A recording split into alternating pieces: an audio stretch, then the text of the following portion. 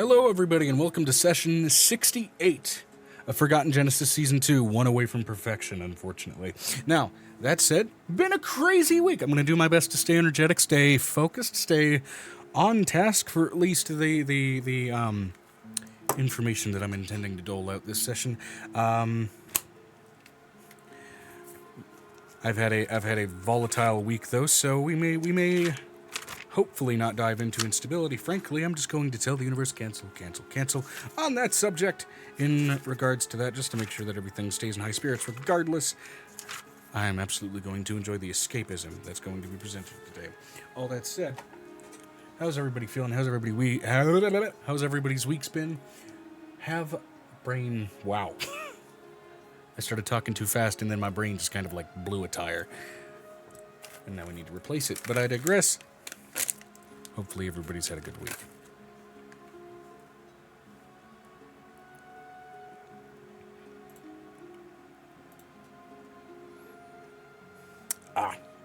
And then Ember's... We'll just say... Oh, sorry. Whoop, sorry. Go ahead. We'll just say it's been a week. I feel you completely. It's okay. It would be better if I wasn't having to rewrite music. Last minute. Ain't that a truth? Mm-hmm.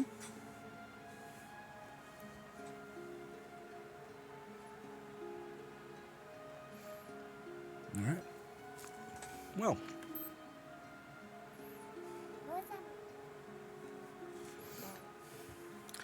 All that said, then let's get into tonight's session of Forgotten Genesis. So, as far as the starting question is concerned, went ahead and already rolled for it. Let me go ahead and pull up that table again and see, just to remind myself where the hell we landed.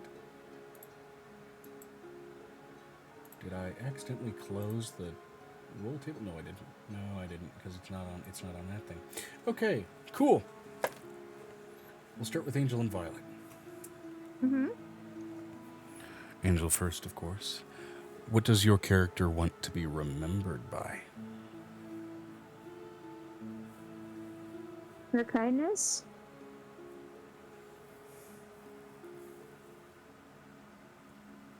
Her kindness, fair enough. Any particular reason that kind of drives that?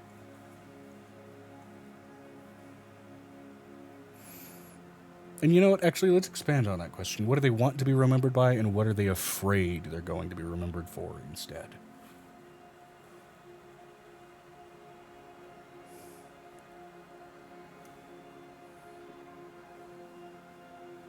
She doesn't think she's going to remember it at all. That's the opposite. Afraid you're going to be forgotten, okay.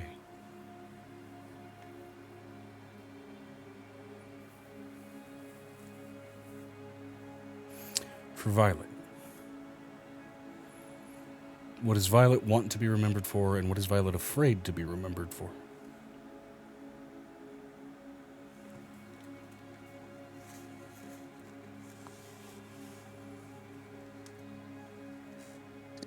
I think Violet's the opposite. Violet doesn't want to be remembered by anybody but her friends. Her kindness and compassion. And her strength. Mm-hmm. As well as her reliability. But for everybody else, she doesn't really need to be remembered. Even though she probably will be.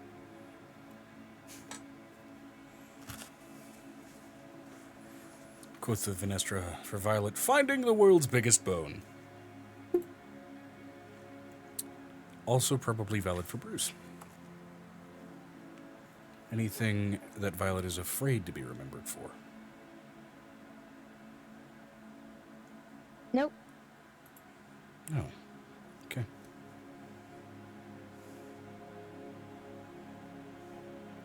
All right. On to Amber then. What is Piper want to be remembered by, or what does Piper want to be remembered for?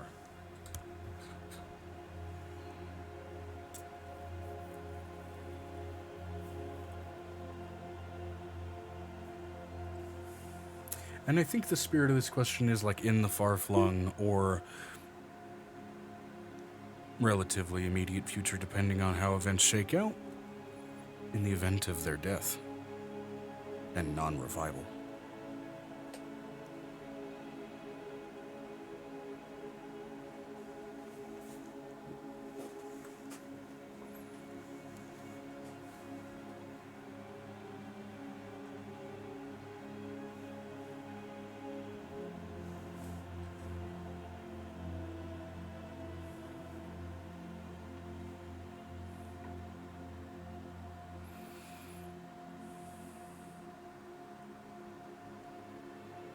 I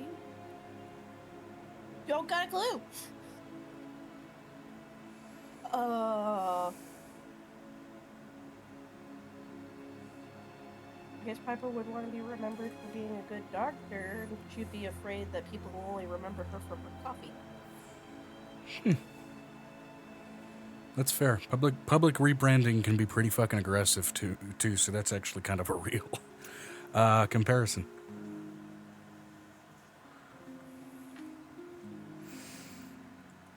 Smash cut to the future tech version of Zaria as a world, and Piper's gotten the Aunt Jemima treatment. So.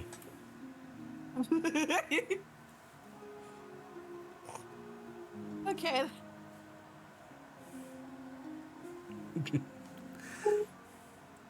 Joke aside, same question for Bruce. How would Bruce want to be remembered in the event of his death and non-revival, and what would he be afraid to be remembered for?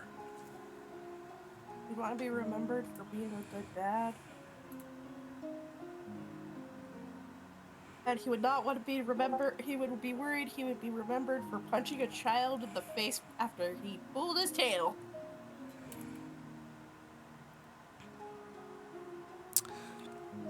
You know, valid, totally immediate, and totally valid. On to Xanon. In the event of Xanon's demise, what would Xanon want to be remembered for, and what would he be afraid of being remembered for?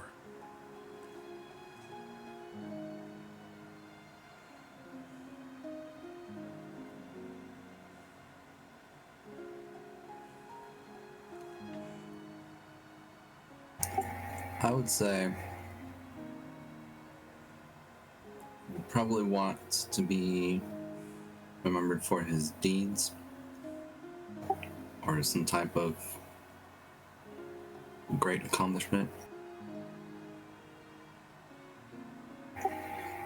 And I think she'd be afraid of not being remembered at all, or remembered for something really insignificant. So the goal being, in some regard, a glorious death. Totally fair. And then, of course, on to Venestra. What would Venestra want to be remembered for in the event of her timely or untimely death? And what would Venestra be afraid of being remembered for?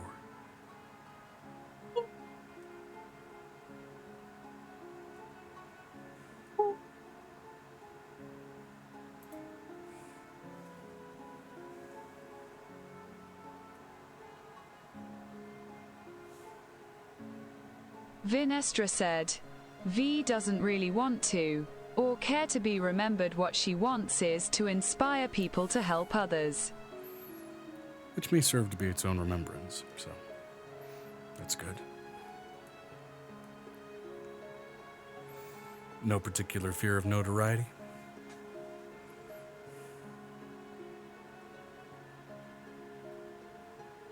Or I should say infamy in death.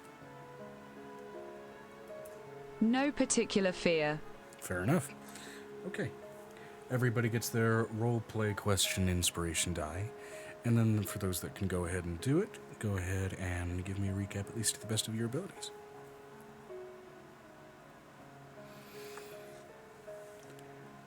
Sorry, what? Inspiration die have been doled out for the roleplay question. Now it's recap time. I can't remember all the things I did last session. It's kind of a two-parter because it was a bit of a midweek session after brain failure.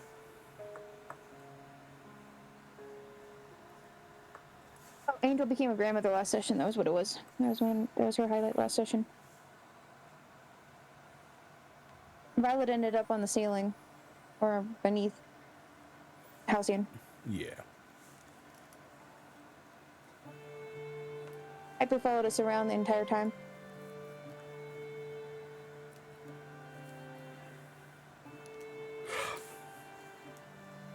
Mm-hmm. I talked to my grandfather about some grandmother lady. Granny something. Granny McAfee. Yeah. This is without me having my notes in front of me.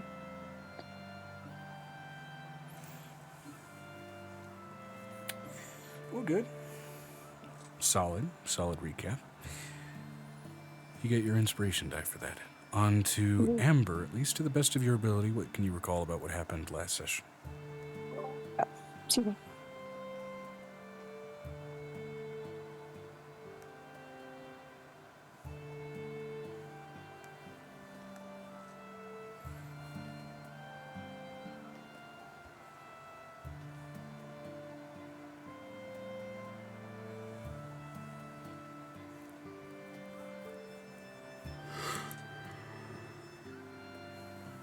I don't remember, honestly.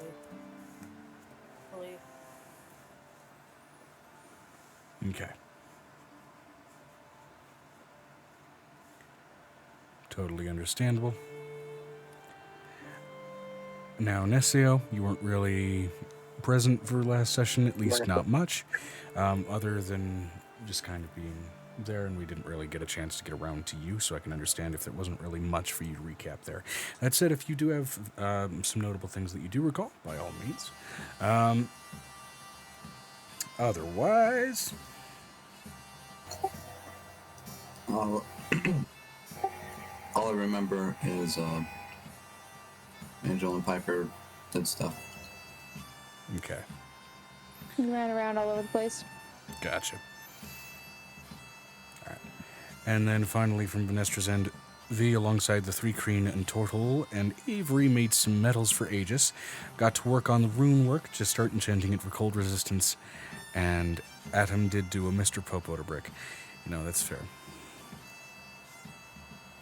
Not even to Avery. Adam just did a Mr. Popoto brick specifically. No, it was Avery, because Avery was being a butt.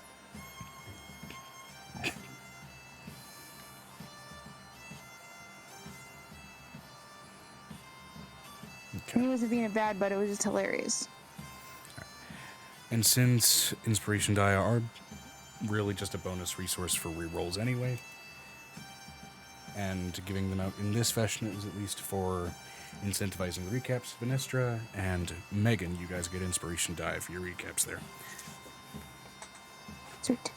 Oh, and by the way, Amber's character, basically, her small person got in trouble, and we had to go send one of my kids to literally straighten her out with quotation marks.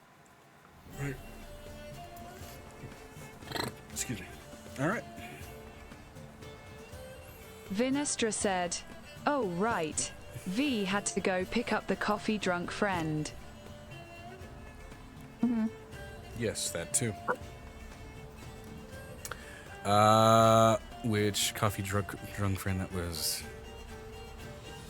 I'm blinking on my own shit. That was... Cause Piper got stuck in the Feywild. Yes! Yeah, because she went to go fix her problem with their idiot.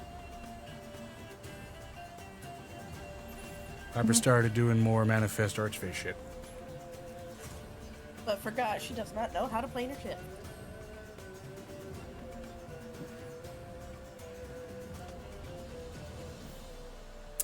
So, with that in mind, and at least all of the recaps, and of course, Dice at least earned for the roleplay questions, as that one's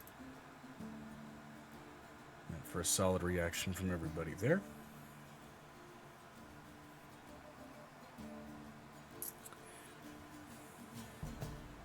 Brain just turned off for a second. Let's get into the session.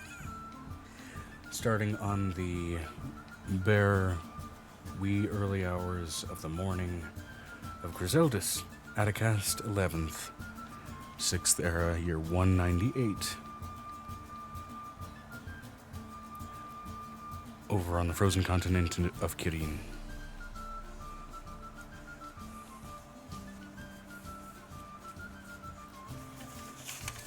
And the town of Arkala, I believe. Unless I fucked up my notes again. I think that's right.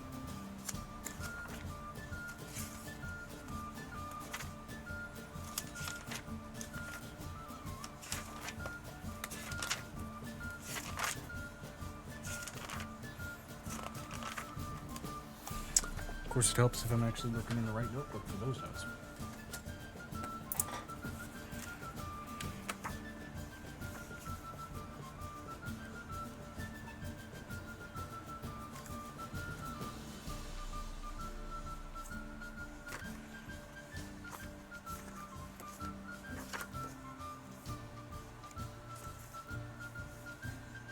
Yiperkala. Okay.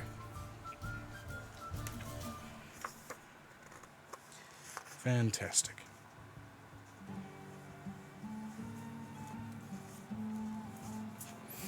So, as that morning begins, and it's that sort of early kind of off indigo, stark early hour of the morning, where 4 has turned to 5 and turned to 6 ever so quickly. The sun still only barely cresting into the horizon and brightening the sky in its tones of deep night blue. And Nick and I are sleeping in the kitchen space. Yeah. We're watching for the front part. Well, we're having a sleepover. Everybody's sleeping over in the front area. Avery, Doing a of course, has that spark of familiarity for a psychic presence approaching the house. And for the moment, is unable to do much about it, as he is unfortunately rendered into a T-pose. But that'll be handled with whatever it needs to. That said, there's also a sort of divine reflection, feeling this approaching presence. While you don't have a psychic connection, Angel, there's enough of a familiarity to the air that this approaching sensation brings. A reverence sort of linked to you and Nick, but in a much older and more archaic sense, as if it existed largely before the pair of you did. So, question here. Would... hold on, let me lighten up my screen real fast. But you know that moment when you're like, you realize that you need to like lighten your screen and the whole thing is like, no bro, I don't want to do that. It's being problematic. Now, that said... It's the new UI that's screwing with me. Yeah. The sensation of the approach started, well in advance of like 3 a.m. Started kind of your early wake-up process for the kids in a routine that usually start around 4. With how slowly it's been approaching, you've clearly been able to tell it's been walking on foot. Okay. And it's right about really 6:30 when the rest of the house is waking up, pushing its way into activity. And for the most part, at least for the tavern, locations and everything else, that breakfast has largely been prepared, especially for some rowdy workhorses of the dwarves that you guys still have present as guests before you trek into the Rusted Peaks. It's about 6:30 that door naturally creaks open, and another figure steps in. Now, 6:30, generally speaking, is for the most part, at least for the early wakers of the party, the time when a lot of you do choose to go down for breakfast. That said, for those of you that choose to sleep in and arrive at 6:30 is late. For some of you. 6:30 is all the kids need to be awake and eating breakfast so they can go to class. For Angel, it's late, sure. For the others, maybe right on time.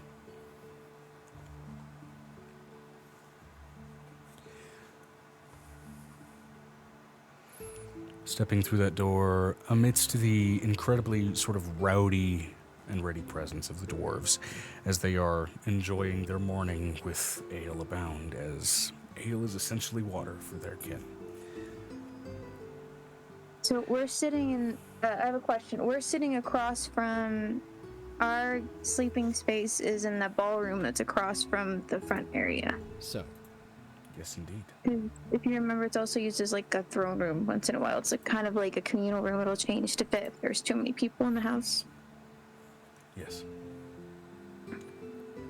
And let me put on the ambiance track just for the dwarves being present in the bar, because it also helps me get into the headspace as well. So,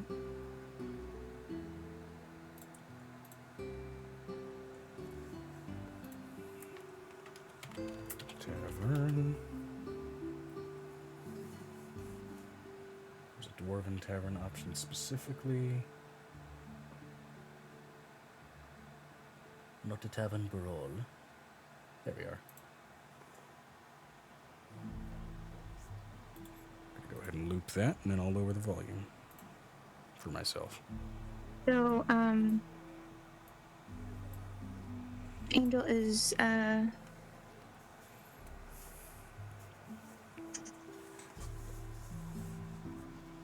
Angel's up by 4:30. Charlotte's awake by 4:30. Babies are course. awake by 4:30. So, As she many of wakes the up kids naturally and- are. I'm letting you know, Angel's surprisingly chipper. Nick is probably more nauseous than she is right now, so he'd probably be the one that'd be first up. Yeah, Nick is notably exhausted.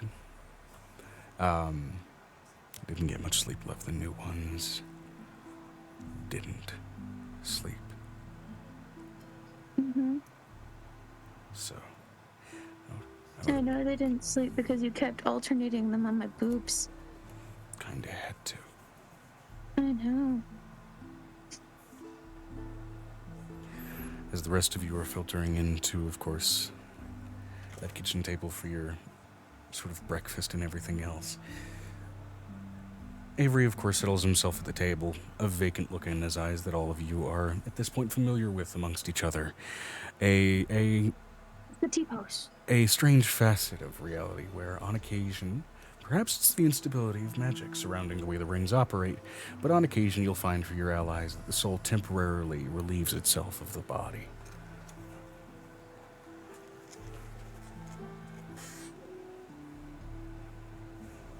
Still autonomously enough, Avery is feeding themselves. Also a possibility, Venestra. Also a possibility. So, she's going to look over at Nicodemus after feeding the two twins who are overwhelmed by everything right now.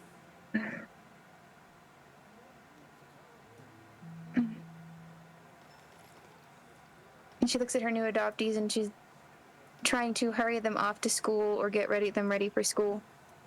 Or do you want to stay for the festival today? Which one do y'all want to do? Y'all have the day off if y'all want for the festival. Right now it's just the 11th. There are no active festivals right now. Okay, I have a question. Is it a test day so they have to leave, or would they be at home for the day?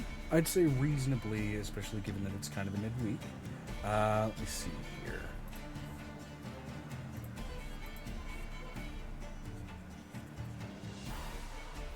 Yeah, since it's very much smack dab in the middle of the week.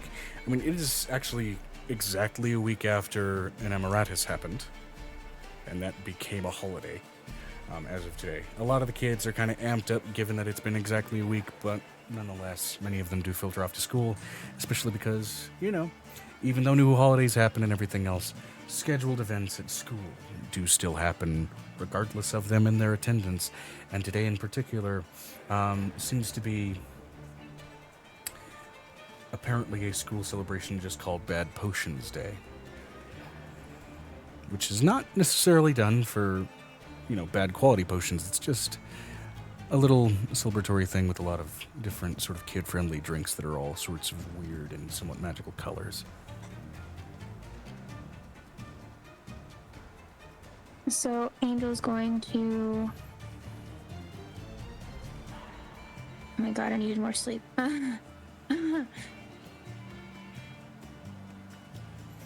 She's going to go and probably handle the new babies. And she's looking over at the new little ones and she's like, I'm gonna have to get you enrolled, so I need you to do me a big favor. I'm going to write out some papers and I'm going to need you to stay here with us for the day so I can go and talk to the facilitators in the morning. They nod and keep a plain acknowledgement of you. Understood. At least for the calmer ones trying to keep quiet, especially for their infantile counterparts.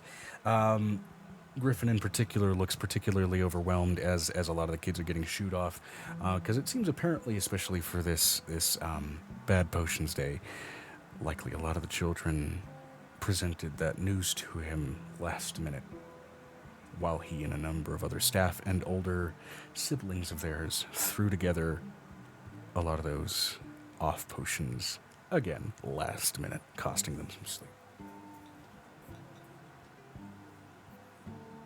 Don't worry, I'll allow you to give us them extra tours when they get back, Griffin. She looks over at Griffin.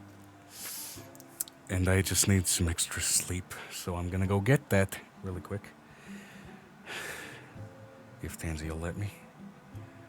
I don't think you're gonna have to worry about Tansy. Tansy seems to be either, if you all are pregnant right now, she'd probably either be dealing with morning sickness or a cycle. Yeah, I'll bring us some breakfast. What do you think? Oatmeal, French toast, just fruit bowl.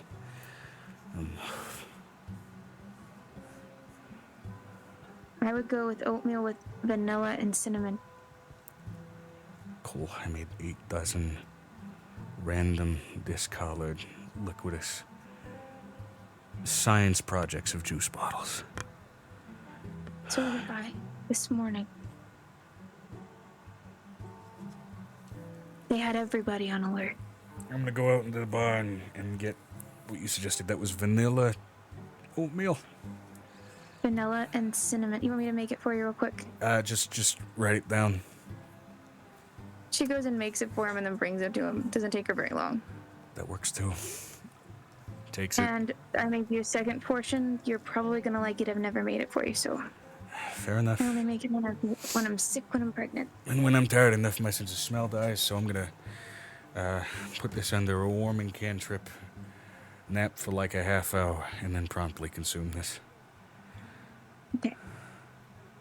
And he just exhaustedly stumbles out of the kitchen back toward the rooms.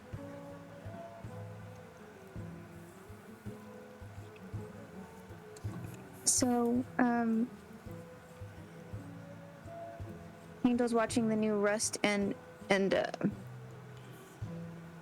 Amora twins at the moment, considering nobody else is watching them. Yeah. Which, of course, are the infantile ones, which you and Nick are paired up, taking care of. And then the adult ones, very much How do are... I turn off power saving mode? Because it keeps turning itself off. Good question.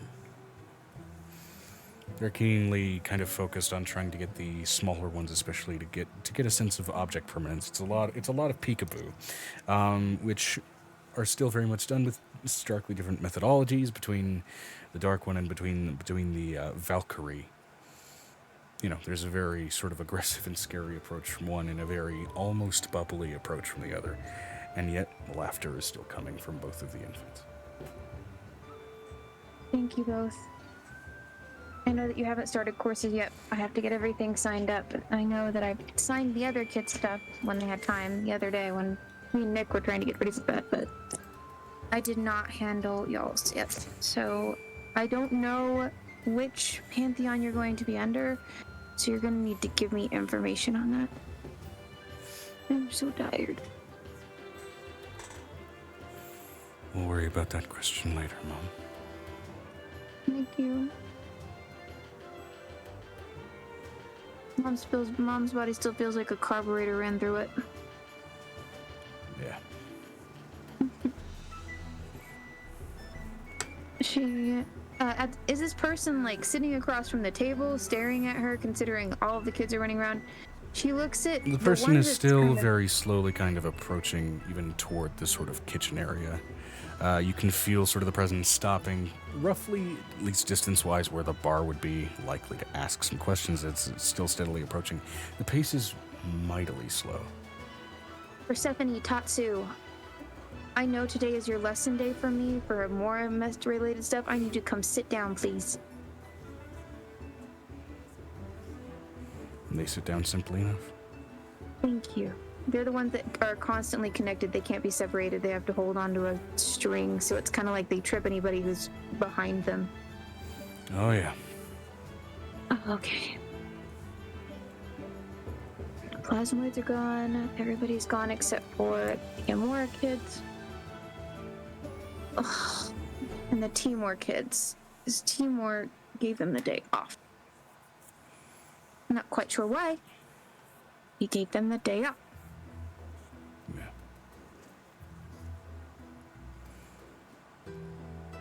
Eventually, again, sort of with a notably slow approach, stepping through the doorway, kind of gently at this point, noticeably actually being guided by Lilin to continue her walk.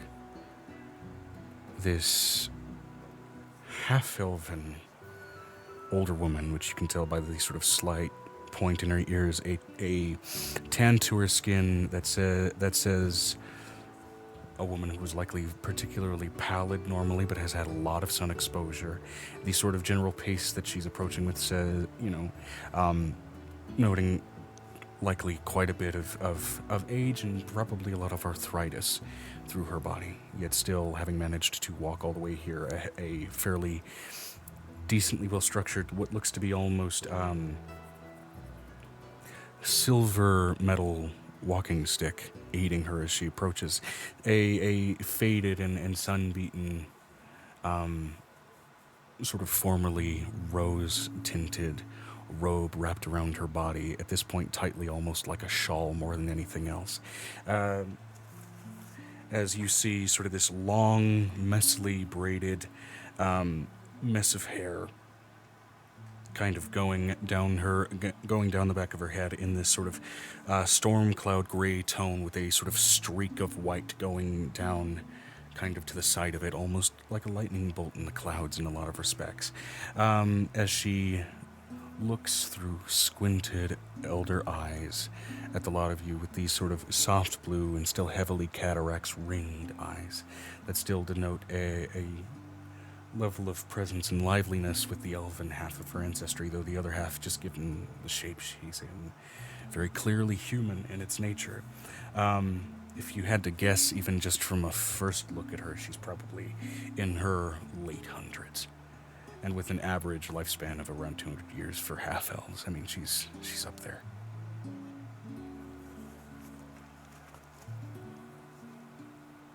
Did she sit down in front of me, or where did she go? Lillian guides her to a cushioned chair close to the table, because again, at least as far as the seats that are laid out, it mostly accounts for your kids and for your immediate party.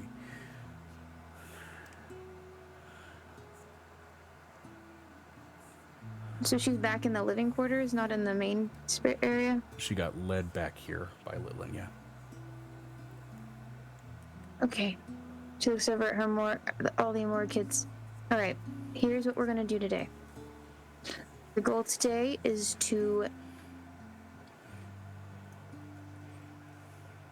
I'm gonna ask you to spend the day people watching. Don't make it noticeable. Make it invert. Even if you're watching somebody's dreams, I don't care. Mm. But I want you to find a couple. And if you have the ability, I want you to help the couple. You do not have the ability yet.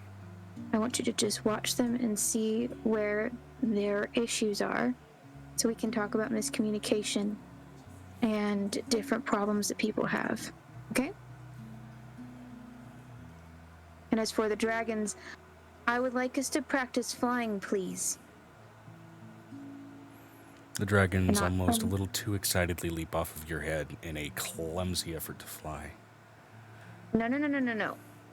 What did we agree to? We're going to follow Archimedes, who's got his baby wings, and we're going to try to jump off 2 stairs at a time. 2. Those last 2 steps at the bottom. We're going to take turns. I don't care. We're going to take turns. And for those that can already fly, please help your siblings. Don't make it a joke. If I find somebody fell, we're going to be in trouble. There's a routine sibling salute that says as much we're going to take this seriously as we're going to have fun with this. It's always somewhere between, after all, they are kids. Your test is going to happen at the end of the day today, so please do not wear yourselves out. Yes, Mom, yes, Mom, yes, Mom, yes, Mom, yes, Mom. And it's just that sort of cacophony of varied tones and notations of age. And for my teamwork kids who've gotten time to stay home, I'm guessing the time distortion stuff that we did is the reason that you're here. So I'm going to give you the entire day to nap, to rest, to read. And they look Do not fucking waste it. wasted, tired. Do not waste it. Go lay down and sleep, please. All I need are colds. They collapse right there, only to be caught by some of their older siblings. somebody take them upstairs, please? And then when they wake up, bath time and soup. Yes, Mom. Thank you. She looks at her. What are the dragons called that are like there's never going to be another dragon? Great worms, which that can only be accomplished if they've killed all of their multiversal counterparts. Yeah, but we already agreed that this was the only universe in which they survived. Yeah. So she looks at the great worms and she's like, work, please. Thank you. Have a nice day. Vinestra said, V is going to glance at Angel, not going to just cure them of their colds. They don't have a cold. They are on the brink of getting a cold. We're trying to prevent a cold, which means snuggling. It means a bath. It means rest. Understandable. If you can avoid the use of magic when necessary, why not take it and treat things normally? The woman speaks up, having been keenly observing the entire situation, despite the cataracts in her eyes and how squinted they are at her stage of aging. Her ears and sight don't seem to have strictly failed.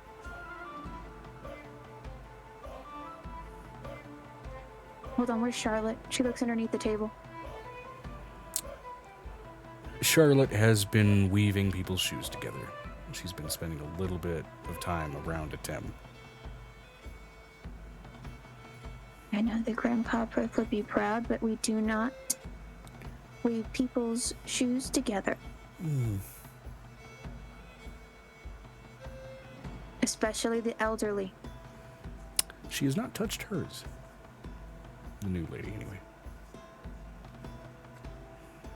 But I'm proud of you anyways. She gives her a kiss on the forehead. She gives a thumbs up with her spider talons before wiping off the kiss in embarrassment, as some kids are wont to do. Do me a favor. Can you find your twin siblings, the children versions, that are the Valkyrie and the Salazari?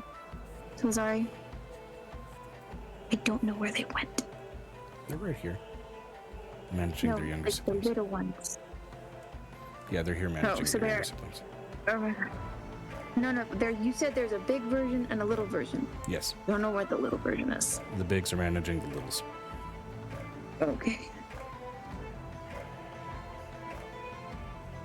Although, oddly, in a very yin-yang moment, they're kind of managing the little counterparts.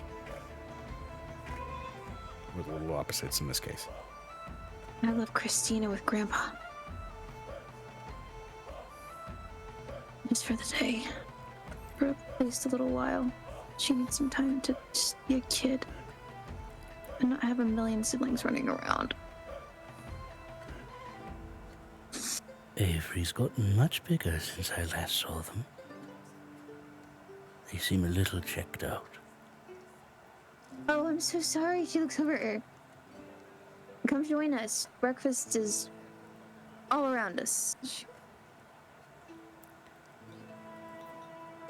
I appreciate it. The dew of the morning has done quite a bit to sate me already. The dew of the morning. I'm just like, what the heck? Go back to sleep.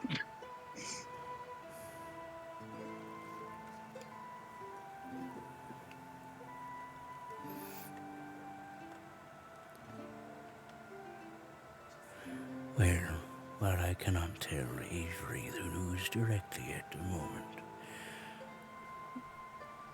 I came here to tell him a few things. The old temple, for one, has started rejuvenating. It's grown more lively. Flowers have been blooming.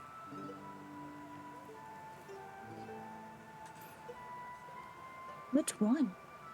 She looks over at Nick. A little temple down in the mountains of Summerhill, ruined and broken and in disrepair in the absence of a Mora. Life has begun to sprout around and within its walls. That's I would expect that. Avery was raised around that temple for a long time.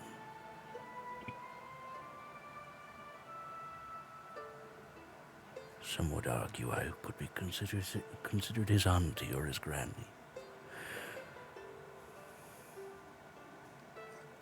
I did also come to let him know that unfortunately old Corvus has passed.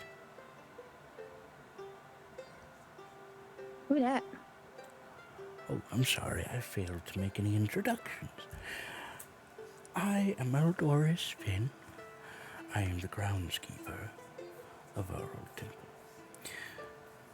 Corvus was the architect, the one who tried to make repairs where he could. As the repairs have recently been sticking, it seems his insistence and rather energetic nature has finally found time to rest.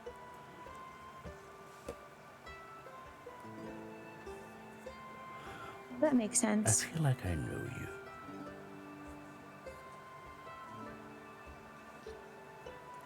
And the strapping man next to you, I feel like I know the pair.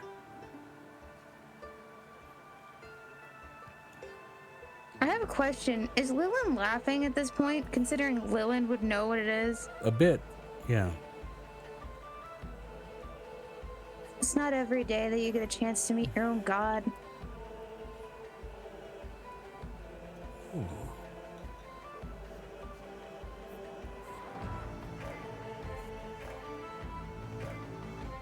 Interesting. Apparently.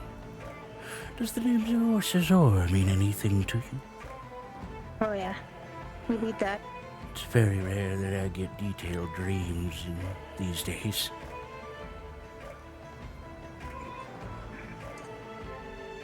I think old people get a lot of detailed dreams. You should talk to my grandparents. They'd been a rarity ever since Amora disbase.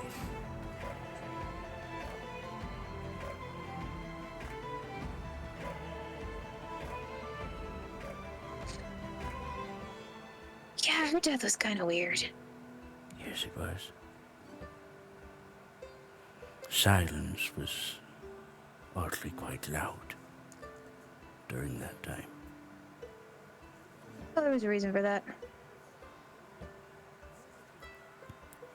Am I to presume, then, that you are Angel? Oh yeah. You are Nick? You, Piper, and Xanon, Minestra, Rus, and Amira.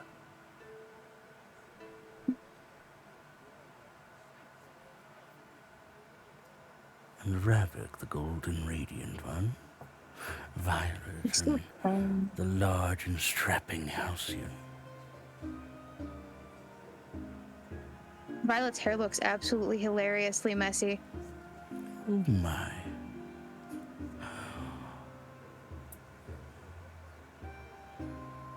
You're never quite too old to be envious. My vow of chastity has grown that envy quite strongly. Would you take a vow of chastity? Amor was very against chastity. Extremely against chastity. An agreement with my husband and I after our first child.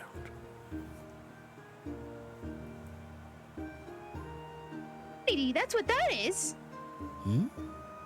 That's insanity, that's what that is. It was necessary for us. It wasn't necessary.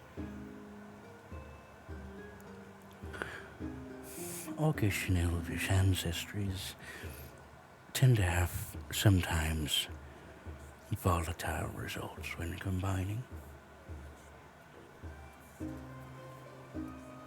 Which one? Orcish and Elvish ancestries. My husband was of the former. She looks over at her grandfather.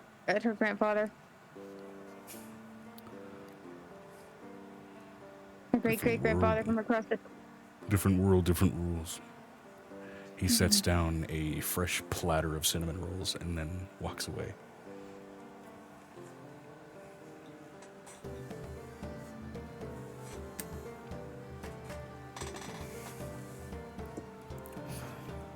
phone. I'm letting you know, she's like, she puts her fake phone on, she's calling, I'm letting you know, she's literally calling Pendra. It's one of those moments of, hey bitch, what's up? You're going to use your interact for the week to talk with Pendra?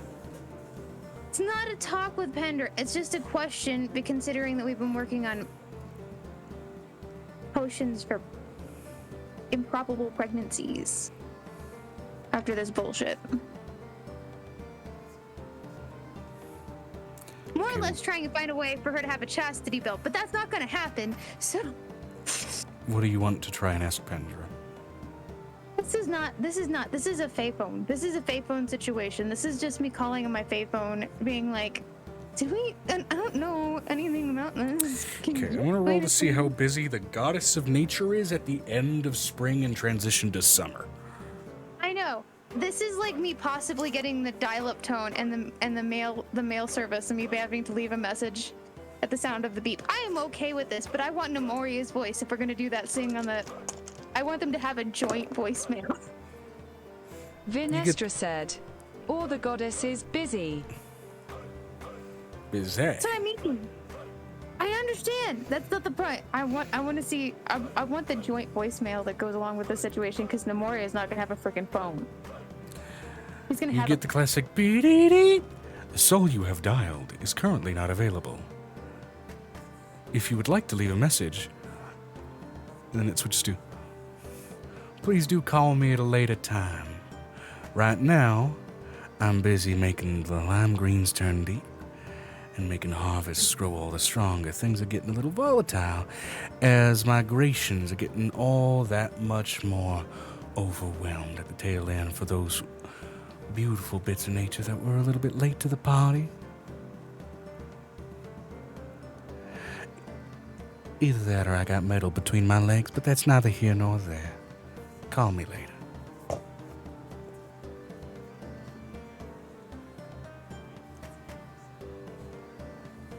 I'm letting you know she puts the Fae phone down. I knew that they were gonna change it from their really cute little cutesy one that they made, but that was more than I needed. She was just like,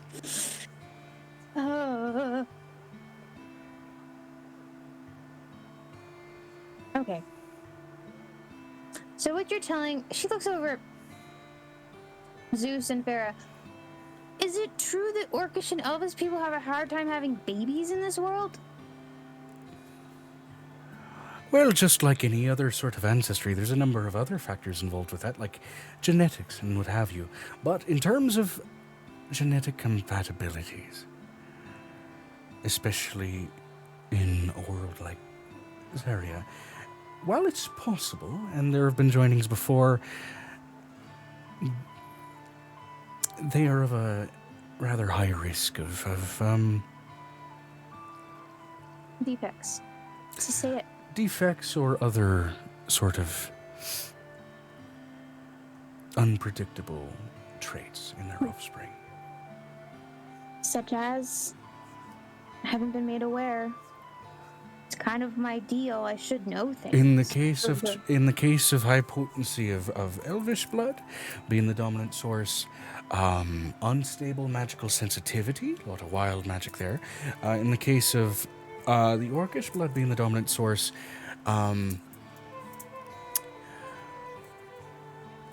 magic blindness, sort of in a sense, where you're not really able to connect at all. Some still have stable births and totally normal people, but if what's being suggested there, you've already got a half-elf likely deal, and so that's three bloodlines get mixed in. It can get complicated.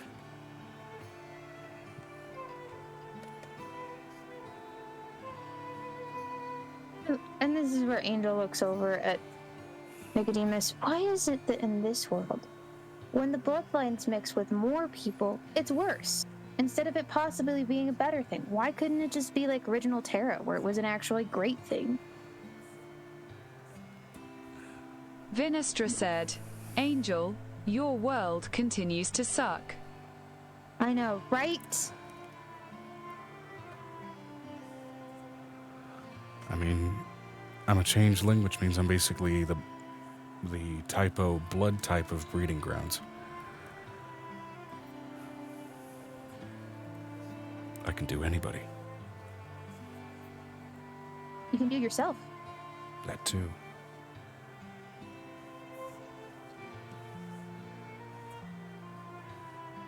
Which also means that would be one of the few cases where it's not our kid and just my kid.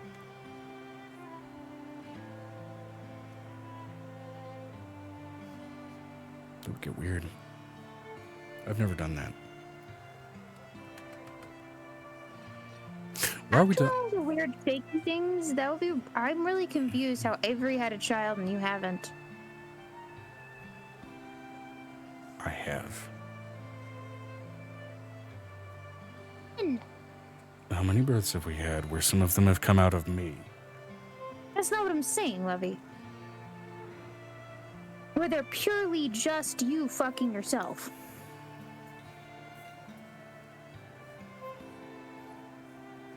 Are you suggesting you want to see that happen, or what's the implication here?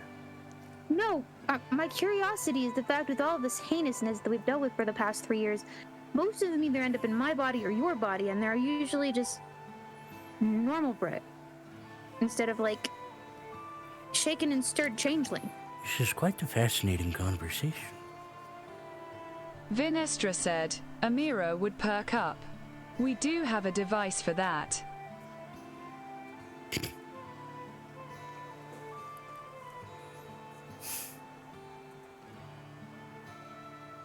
Amora talked against contraceptives in case the parents already had birth defects. Oh, my stars.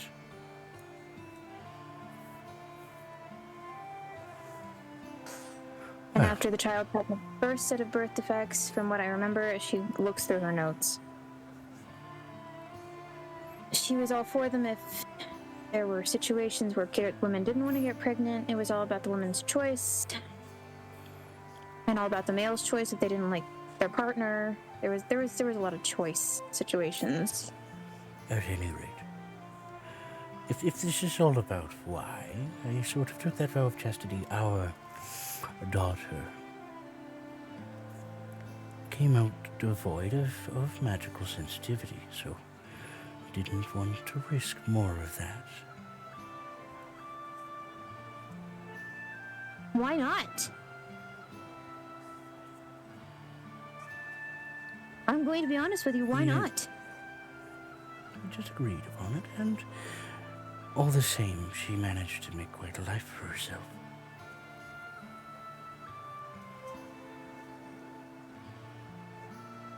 We were quite comfortable with the one.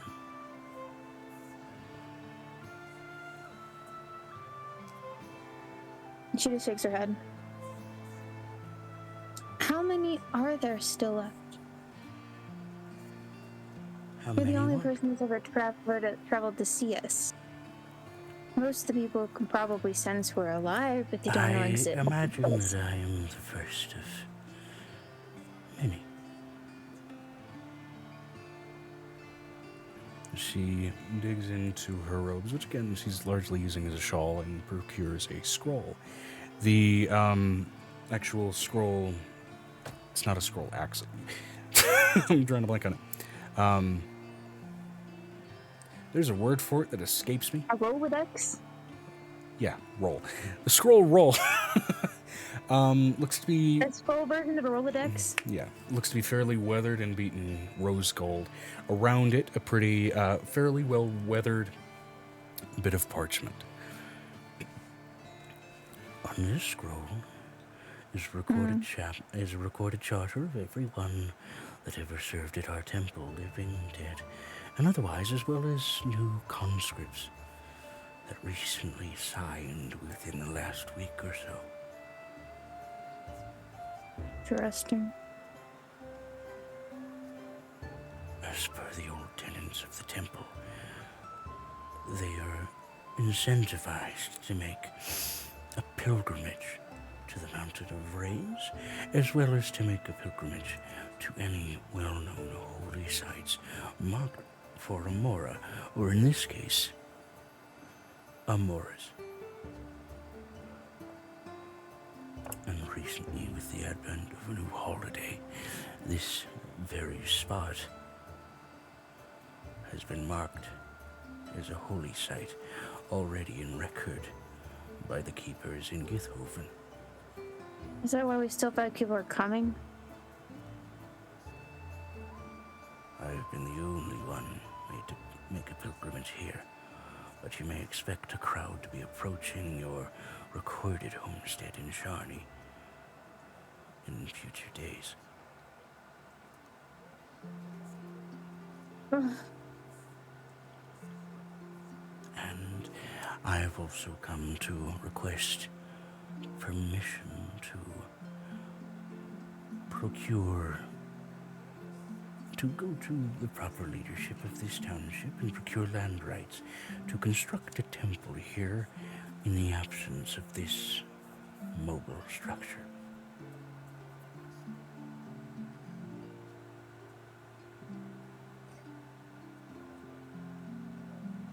Hold on, I have a child.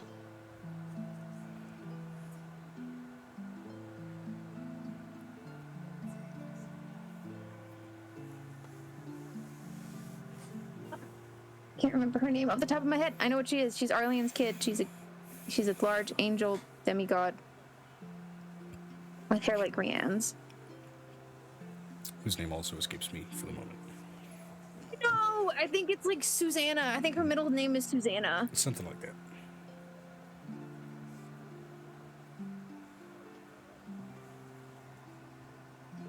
She's gonna call into the necklace because she doesn't have to go to school. She's one of the only ones that's going voluntarily going to college.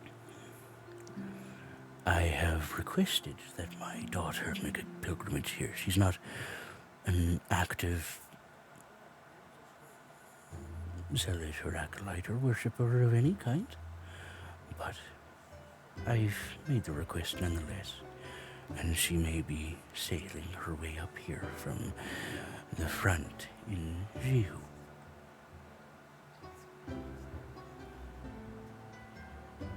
Yeah. She's made a name for herself as a fairly accomplished warrior, and at least there are some advantages to her lacking magical sensitivity in that spells seem to have less impactfulness on her.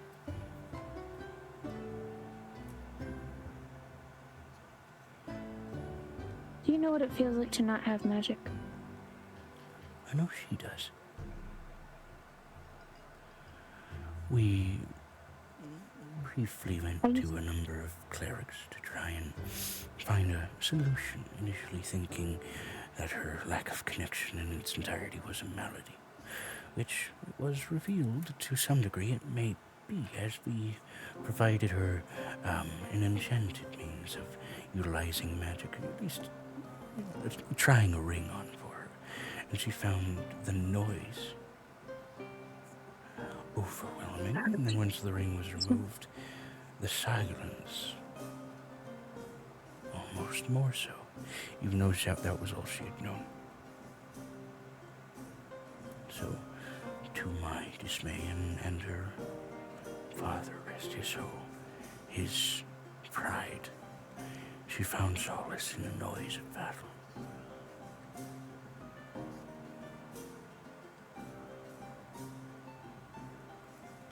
There's another way to find solace.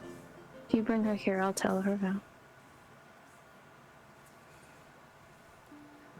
It's an old method. It's a very old method. I'll leave that between you and her. But, a temple wouldn't be a bad idea, considering the influence we've had here. She looks over at Nick. We probably should ask for help from the builder that we saved his wife and brought her back. Because even though there's used to be a temple to Vistras here, a temple to Amora wouldn't be a bad idea. Repurposing old structures is always a solid option, and I'd be more than happy to help with the initial plans. While, at least at the old temple, we're still working on swearing in a new architect in Corvus's rest. hold on just a moment. She whispers into her necklace. Susanna, can you please come here? She floats her way out. Yeah, Mom? She's really tall. She's like 23. 20. He's looking down and still going, yeah, Mom? Hey. So, I know that you don't have anything to study right now because you just finished your classes. For at least another 2 weeks before you go back into classes. Because for some reason you decided to either follow after your father in his footsteps. Architecture is your jam. It has been since you were born. So, this beautiful lady wants to possibly make a temple to Amora on this homestead. This beautiful land of Arkala. Still waiting on... So that's a yes for the permission, then? Oh, yes. Great. I will She looks over at Violet. She's like, yeah, you could put one next to my house. I don't have a problem. I mean, based on where this impressive keep is placed, it would be next to your house. Yes, ma'am. I don't see a problem. And she eats like a stack of food that looks very unappetizing at this point, considering how much of a pile it is. So it's kind of like, it's a little bit like the Casper thing when they would eat and they'd leave behind a little bit of food every single time. It kind of looks like. Although on the subject of more recent conscripts to the temple, especially with the advent of the new holiday and its rowdy activities, some safe and approved implements for celebration would be in order, so I do have this. And she procures a sealed envelope, which she proceeds to just delicately slide across the table toward Venestra and Amira.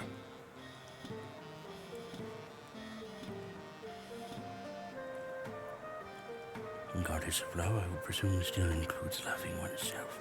So, a lot with younger conscripts had some very choice requests, and we consolidated it down to what would be appropriate.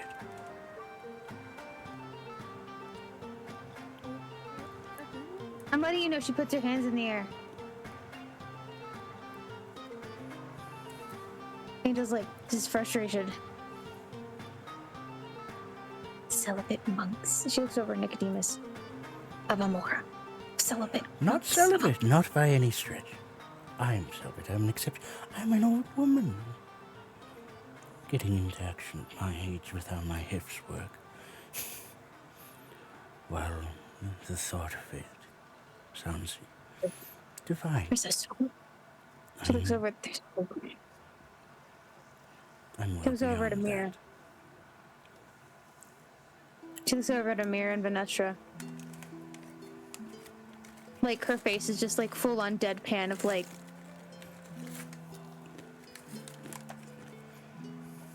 Help me. This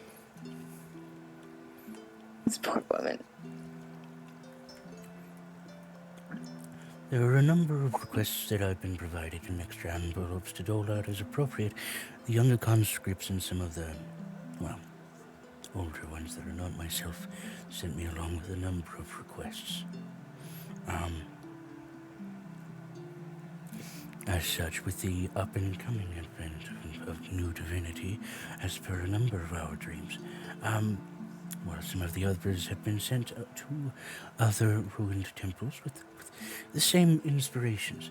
I was told that, I was informed through a rather intense dream that apparently you have access to a tailor, and I would like, one of them to look over our old designs for our ropes and maybe supply it some updates. Because, I mean, these are nice, but they are quite weathered through the passage of time. She slides that over to Urkbok. Orkbox just looking at this entire situation with, for once, a deadpan, silent, and almost nervous smile, like, what the fuck? Vinestra said, Amira would be the one to take it. I'd hardly call what they're asking for a celibate angel. Well, actually, No. in regards to what you're thinking of, this is ever done for more, religiously approved undergarments, I should say. Oh. That's why she slides it over to Urkbog. She's already. That's 3 steps ahead. As such, the Dreamscape has provided rather intensive insight to apparently, one half of the new divinity's tendency to the more,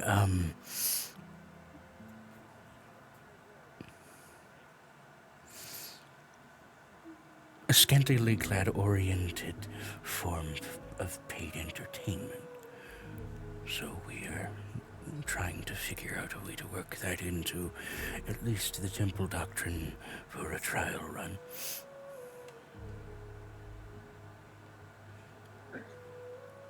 There will be a matter of actually approved tenants, which will involve a lot more soul searching, of course. But right now we're just working with what we have.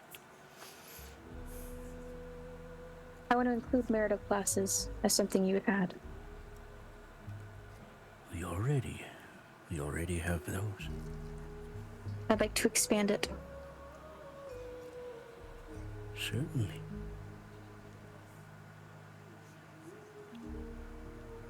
We also I would already... like. She looks over at Nicodemus. I want attached to every single one of our temples a school.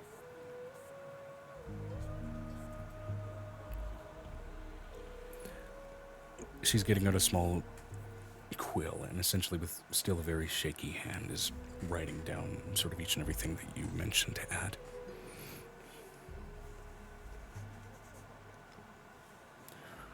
I want there to be in the back a community center kind of for battered women should there be an issue. And battered spouses. Financial help can be taught there in the later hours for adults.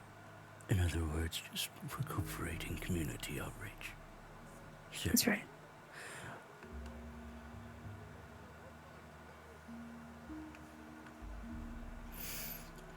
On the subject will- as well, something that I wanted to bring to Avery here. Maybe you can bring it to him when he wakes up.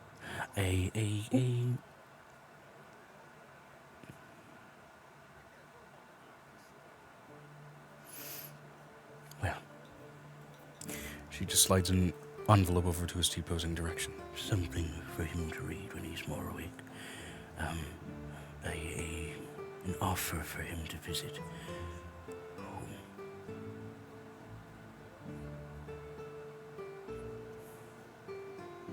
home. For them to visit home, I should say.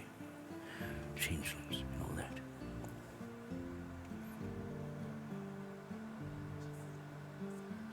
I want to make a changeling or a child outreach program.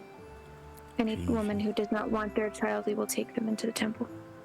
There is apparently already a changeling outreach within one of our less public, secular ruin branches, close to the Jihu border. There should be. I think Paul is running something like that. Oh, that was his name.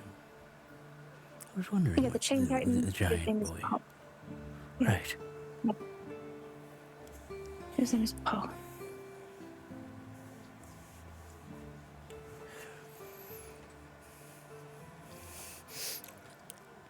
I have Looks over at Nick. number of requests, of course, just from various branches that I'm sure you have staffers for. As such, perhaps if you have architects in your housing, some plannings for some dormitory expansions for the temples. We're trying to recuperate them where we can. He looks over at this woman. By any chance, is there a fountain in each one of these spaces or a basin in each one of these spaces to hold water? Oh, yes. Fountains in the temples, basins in what few chapels have not been totally damaged with the passage of time. How many of them would you say would have a basin of water that they would keep that are usually in the private chambers or in the upper chambers? In terms of still full basins, mostly the temples. As such, they are brought in small amounts from the temples to the chapels. It's a common practice for most faiths here in Zaria for chapels to have water from their local temples. Nick, you remember that conch shell that we kept it and you put it in the bedroom? The basin one? Oh, the basin one, yeah. I think I know what that's for. Can you bring it back down, please? Yeah.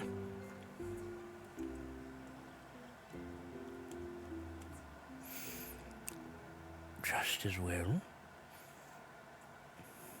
in regards to... Again, that was a bit of something for everyone here. Mrs. Puck. If you could lend me your fey ear. Oh my god, Piper. Sorry, my brain is fighting for the brain. Okay. Hey, I have 2 brain cells and they're both fighting for 3rd place. Today. I'm sorry. Some of us in what remains of our council have discussed trying to expand our branchings into the Feywild. While there's not much in regards to divine worship there, I feel our tenants could be of particular use to some wayward fairy, in regards to those perhaps less inclined toward a chaotic nature. And I know,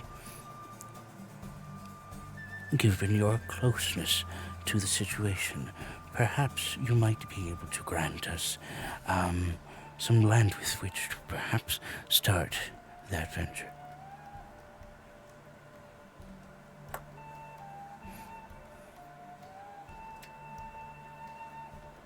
I'd have to think about it.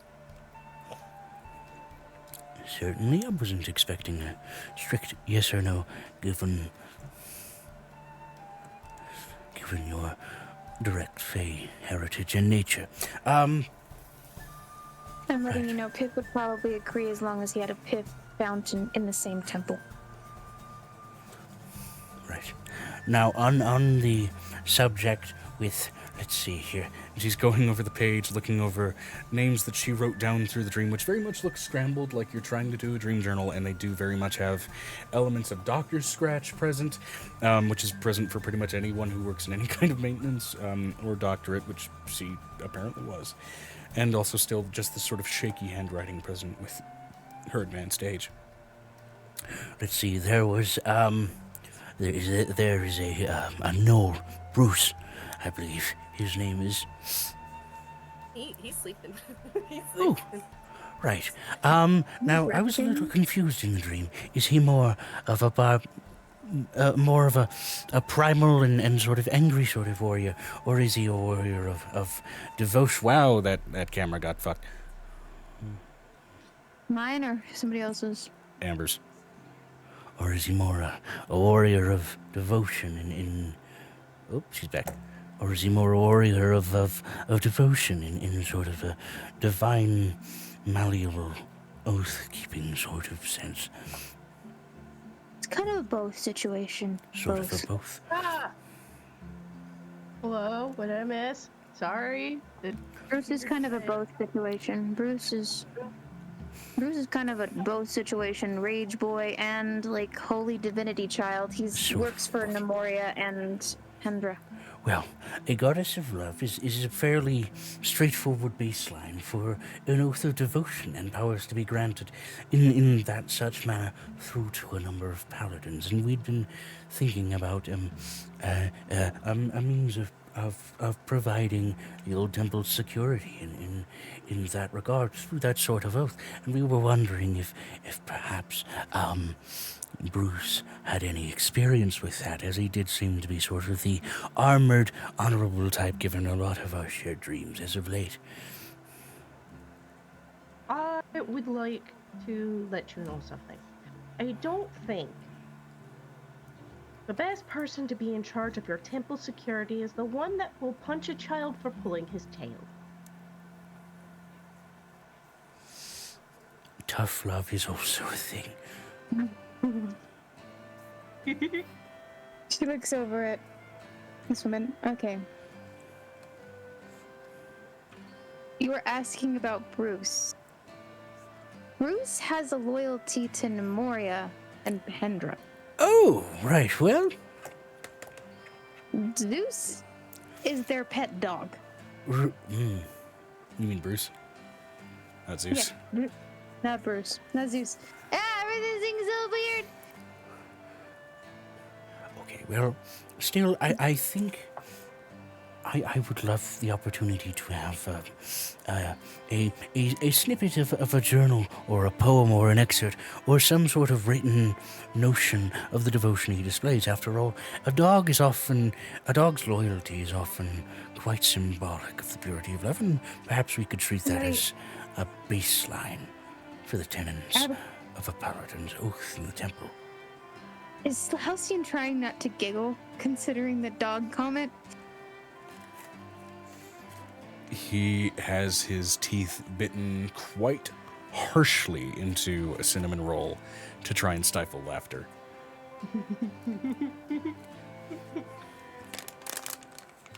Angel literally reaches over. Is Nick back with the basin by now? Mm-hmm. I think I know what this was for.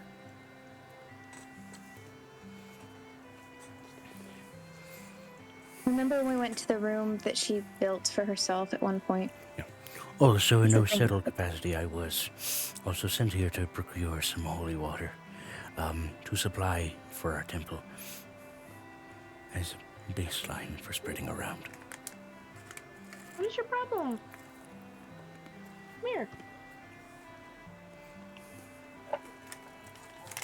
She looks over at her children. The inspiration for Bruce.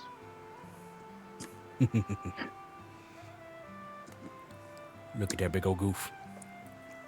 She looks over at Piper. Piper.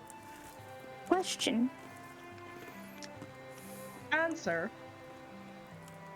Do you know anything about like mass phone line thingies, like devotion things?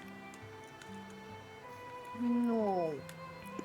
The shell once glowed, and I could see a different room from it.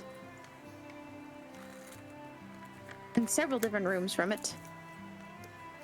It's a big shell. So I'm guessing this is what you used to do council meetings with? She looks over at the woman. No, I don't know what that is.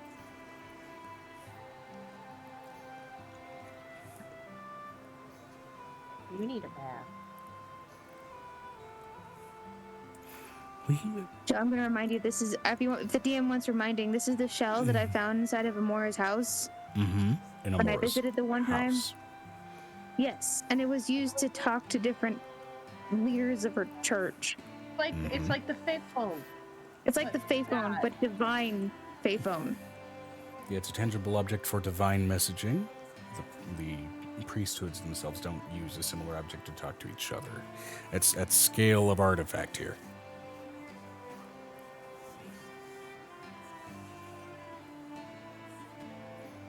Nick, have you ever used it? Considering that you're able to do more of the magic than I have. So she looks up at him and says, just like, do you know how to use it? Because My nightly conversations with Pendra have not gone nowhere, and not all of my dreams as of late have been strictly with Pendra. They have been instinct-driven conversations into a certain shell. Turtle and a half shell. Turtle power. You didn't tell me that. She's like losing her shit. I barely ever remember them. Share a brain cell. Piper literally says turtle and a half shell, turtle power. Whenever he says a turtle shell. Farah raises her head. Huh? Oh my god, Farah is female Bowser. Anyway. A little bit, yeah. I now have a turtle child.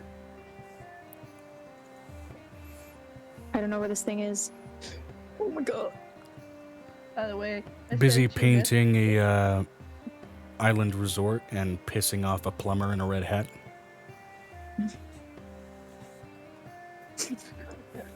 Oh my god, it's baby Bowser! Megan, I sent you a picture or a message. I can't. Hold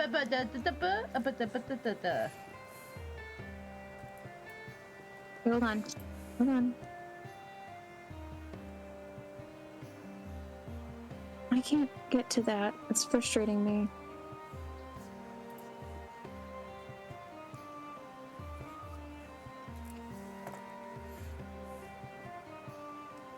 Yeah, I know. I know. I know. I know.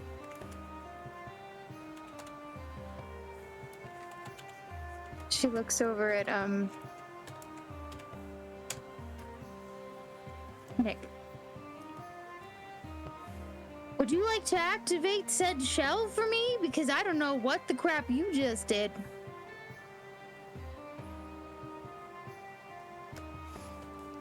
He shrugs and goes testing, 1, 2, 3 into the shell, and you can see this woman, her head immediately kind of slowly. Oh.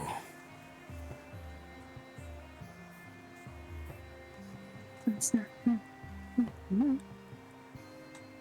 the only way to make that work. It's not a con, it's like a bowl. Mm-hmm. Oh, like an You talking about the shell or the basin? She has both a shell and a basin. The basin would let you directly to talk to multiple people, but the other one is a phone. sort of situation. She looks over at Nick. You've been talking into a shell at night? This is like whispering sweet nothings into a shell? Either a shell or a lotus, depending on the night. Piper just leans down to Angel and goes, hey, pretty mama, let me whisper in your ear. Where did you do that? That's what I imagine when you say whisper sweet nothings. Also, it's free real estate. Oh my god, so wrong. Hey, we want to talk to you about your car's extended warranty. Joining in.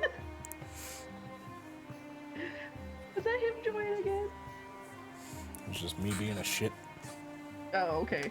So like, well, so that. So, how do you get in touch with your other people? I know that Amora had more defenses than this. In her notebook, there were more defenses than this. With my predecessors, our clerical magics were much stronger, and we were able to communicate through that with each other.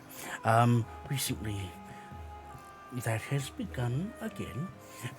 But before that, during the sort of gap of time, during which was the majority of my service to the temple, we did so in a more traditional sense, with ravens and other enchanted means. Animal friendship, for example, or animal messenger, I should say, was a pretty common avenue in terms of lesser utilizations of magic, though usually commissioned from other authorities.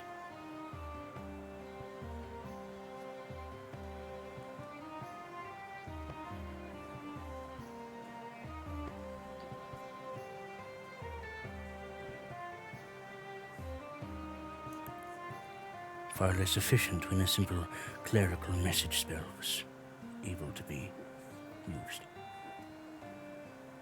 Okay.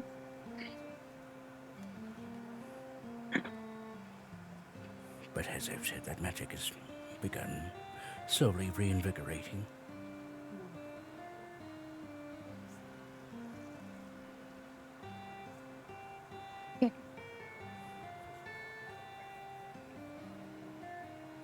She looks over at Nick. Yeah. So, want to build a temple. Is there any tenets you would like to add to this? Other than a self-defense class, because I know that's one you've complained about.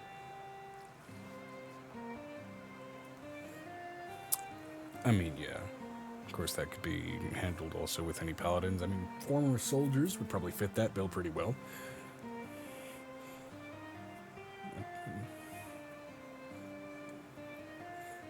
Tenant there with, like, make love and war, or make, you know. I don't know how well he'd talk to me right now. Let's see. Is there any other concerns you have?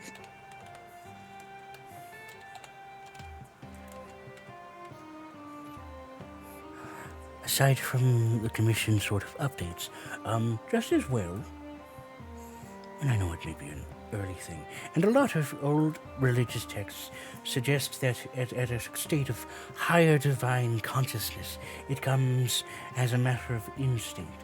But I think, at least as a temporary thing in the interim, perhaps you could supply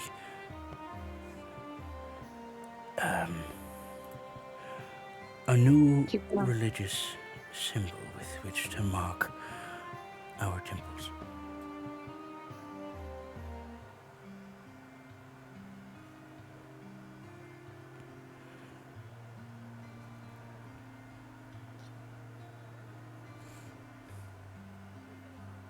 Nick, do you remember what my tattoo looks like? Yeah. Do you want to go draw that out for her, please? Do you mind stepping away with me so I can get a closer look at it? I do mind. You get to see it every night. I know it keeps your dreams.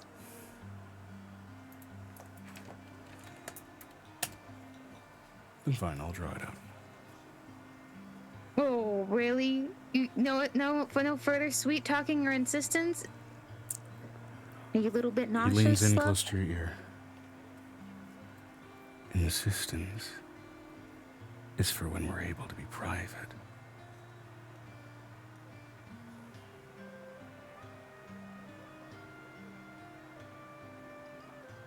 He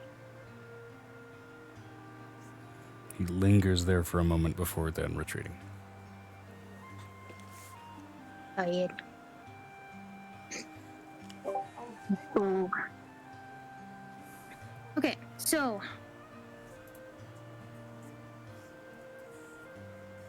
Oh.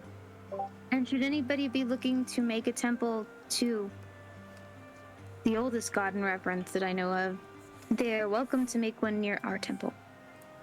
There are still remnants of the faith of the One all around this area. They have smaller worshipping circles and what have you. I know. As such as well, while there is no prudence for this particular task, while our divine exists in tangible, mortal form, we collectively sort of agreed that perhaps it would be best to leave the task of electing a high priest or priestess of Amora to the pair of you while you still draw breath to do it.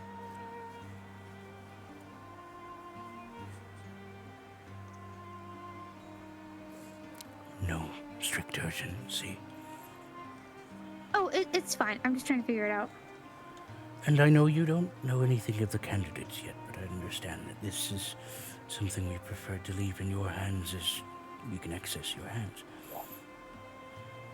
Wait, I can also access something.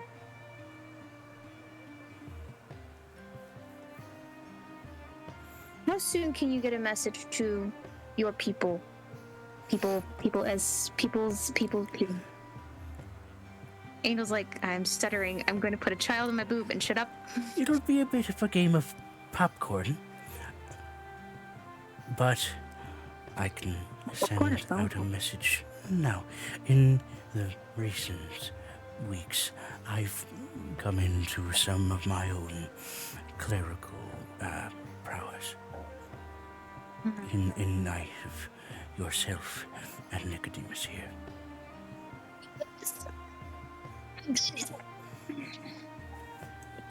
Mm-hmm. What message would you like me to send? You can invite them for the festival here. For the upcoming Festival of Knowledge? Yep. It is a Volkian holiday. Yeah. What better day to get knowledge than from the source? We could do it in his honor. I won't refute the logic. I can't promise a strong attendance, as it is 2 days away, and this is a fairly out of reach continent. But I made it here on foot, so that may count for something. You're walking. She was walking. Sorry, I'm still not gonna get over the fact that she walked here. Something to keep the blood flowing. I have been walking for 4 months.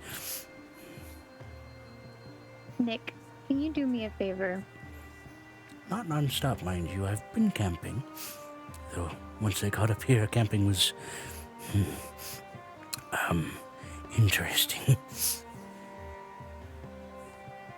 Do you have one of your local, or one of your... Does one of the priests stand out as somebody who can get a hold of someone quickly? I know some... A couple of them will be great. I'm one of the older conscripts in our temple. Most of them would be a little more put together than myself. Mm-hmm. After all, I've been relegated to not but a groundskeeper.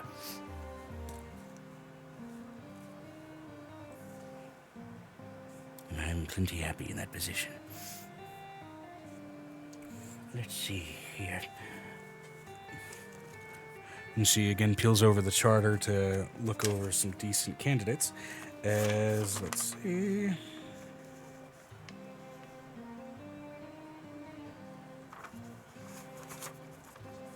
We really need their facial visual. You want me to re-describe her? Not hers. Any of the people that she's trying to talk to, considering that I need to know what they look like to call them on the frickin' shell. Right. And what I remember from the rules. Luckily, one of the recent bits of magic that I've grown, I'd say at least relatively accomplished with, has been at least some minor illusion craft. So, let's see here.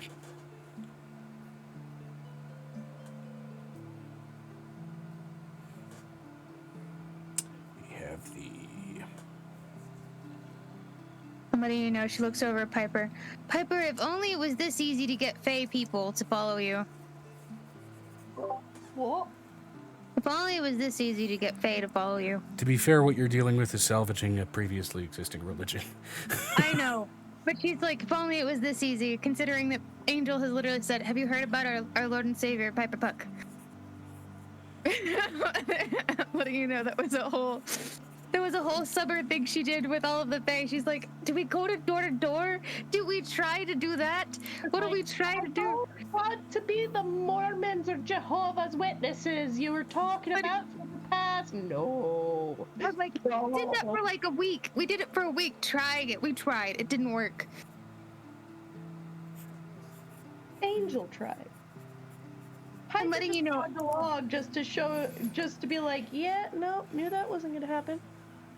Also, I got you three people that planned on following you. 3. They signed a petition. One of the younger but more, Wait, I forgot. tenacious. She like literally goes through her bag. Here's the names. They were gonna wait till you called them, not me. One of the younger but more, emphatic fellows. Currently within the Templehood, at least the one I'm in, currently a Papa Regulus Creth. He's this delightful and strapping lynx tabaxi with these flecks of blue sort of all throughout his fur. Piper hands over that piece of paper. These are the people waiting for you to contact them. They don't live far from your place. So, I feel like an idiot that I forgot to hand you this, considering I spent all day working on it in the hot sun. As she summons forth the illusion, a 3'5" Lynx tabaxi with this sort of like ashen smoke, gray fur on most of his body, where normal highlights you would expect to see on a lynx with sort of like black. Instead, it's just a stark blue. Weirdly enough, with also that sort of same kind of glowing blue in his eyes, and you realize, I mean, this is forge blue. This is somebody who at least has been exposed to at least a sensitive level of ley line magic. While not necessarily a lay born, even just from the first look at him, at the very least, possibly potential to be a geomancer with how much he's got sort of those glowing highlights of blue across his body. Okay, so she's going to What in the yan, dear? reach into the basin and see if she can summon up the image. Easy enough, especially with the amount of just kind of natural magic that's exuding off of this cat. You can see him just kind of snap his head. What is there? Is this thing on, Angel? Oh, who speaks to Regulus?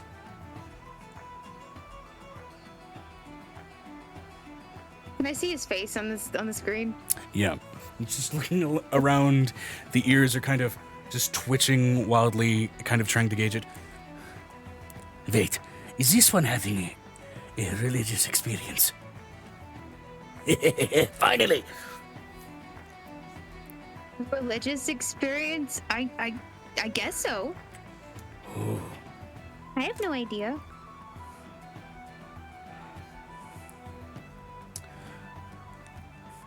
what does the lady voice want with Regulus? Nick, get over here. Get me the only person putting my hand in the bowl. Okay. Walks over. Hey, what's up? Oh, a lady and a man voice. Wait, so Emoras, right? Yes, Emoras. Yeah. There's a reason he's only a pauper. Piper is just trying so hard not to bust out laughing because she's just repeatedly saying pupper. And she thinks of how ironic is a cat is named a pup.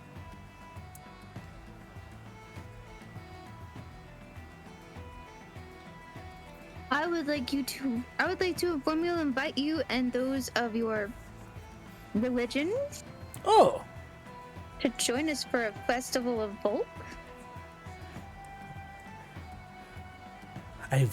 I work with one faith. Sorry. I know. Blah. Address terminology with the language I've chosen here. This one works with one religion, and I'm being invited to a festival for another. This one is intrigued. Well, if How much do you need this message spread? I guess within the local churches. Only local? I don't know, as far as you can get it. I don't know how far you can go. This one can get it quite far.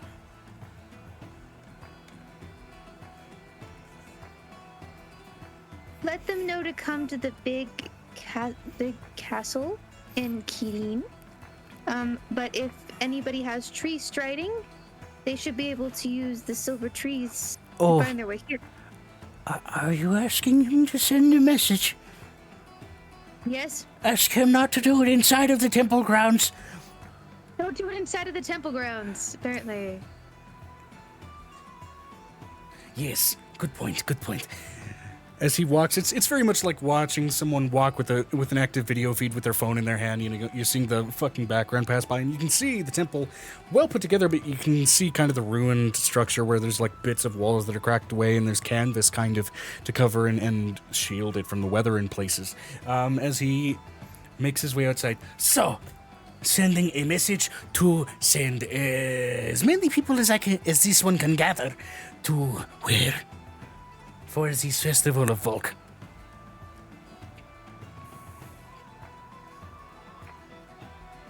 to get to Sharni.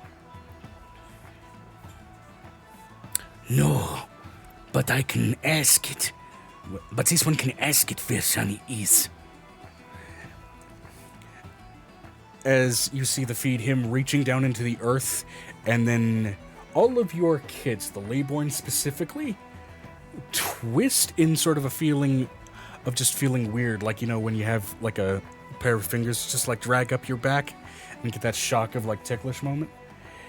And you watch as this little lynx grips like he's gripping a rope that's just been buried like a few inches under the dirt, pull up a ley line. Can we not do that? So, this one is sending message, yes? And he pulls it forth and bites on it as then pink begins to spread out into the ley line and the blue motes on his fur and eyes turn pink. It's a Leyborn. Roll me an Arcana check. Okay. I have a teacher sitting close by, so I have to get up on. You're making me get up, Joe. I'm gonna get up. My body hurts. Ow. I've been working on this all day long. Oh no, you're playing D&D and you have to roll dice? What? My dice are above me, Joe, remember?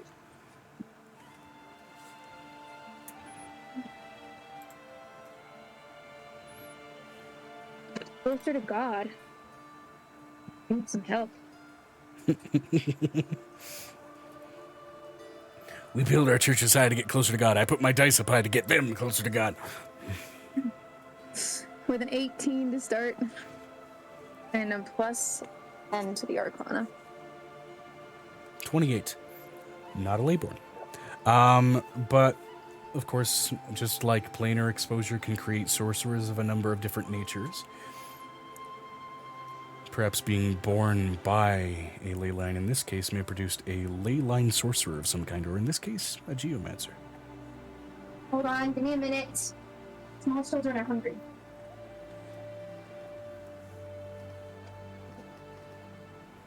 You want water?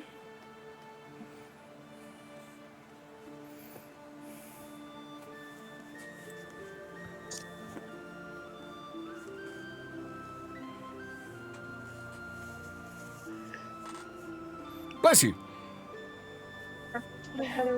Vinistra said, "Hey Joe, sent Yeah. you something." Cool! He looks over at Vanessa and he's like, I don't know how they're gonna get here. But Yep, this is just the starting stuff. hold on.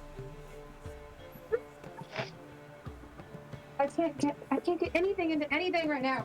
Shark water all over the floor. Alright, awesome.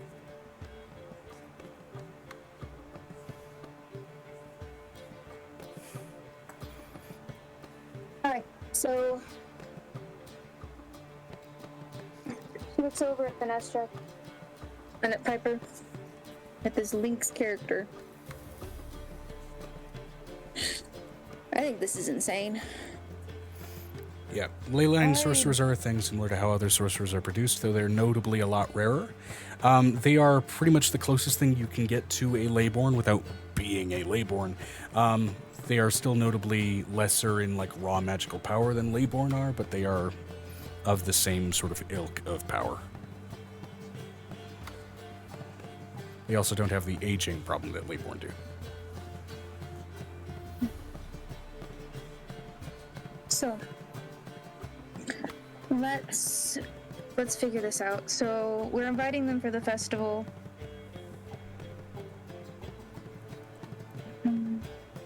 To come and see the ley lines.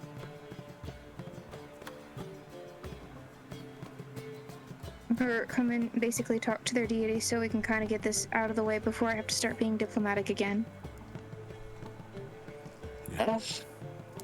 Which notably, as he bites into the ley line, you can hear sort of the message getting sort of whispered across it, and even it gets almost unnervingly and without real choice whispered out of your kids' mouths, at least the ones that are lay-born, repeating the message in a more structured tone than the natural sort of baseline speech pattern that Regulus seems to have. It seems formal, it seems normal, it seems highly professional, and it seems to be extending out. And if it's doing that to your leyline kids, it may also be doing that to any other layborn as well, not just the churches that he's trying to get it to. So, Nicodemus, thoughts on the situation? He looks over at him. Wild. I'll work on the guest Alex is list and gonna the be pissed all accommodations. day. Alex is gonna be pissed at me all day. Oh, I always hope she's at school right now. Yeah. Alright. That aside, one more thing to find. She looks over and, do you have anybody from another branch? I'm sure they've been informed at this point. It's really that small. I mean, the goal of talking with Regulus there was to inform the other branches, right? So, I'm sure they've been made aware. Alright. If you would like a room and to get comfortable, I can have someone show you to a room. I would absolutely love a place to sit and maybe just a small glass of cherry juice, if you happen to have access to it. Cherry juice? Cherry juice. She looks over at Nick. Do we have cherry juice? I'm sure Lillian has something as like a mixer. She looks over at Lillian. Do we have cherry juice in season? Yes, we do. It's not Oh, in wait. season, but we have it. You make sure it hasn't gone. Yes, Okay. Can you get her a glass of that, please? of course. Alright. I would be That's- very thankful for you. Now, secondarily on the agenda as well is the planning for the Rusted Peaks and any additional things you would like to do to get that involved, as well as preparation just generally for the festival for everybody here. Shannon, would you like to go and see if we could get in touch with your family?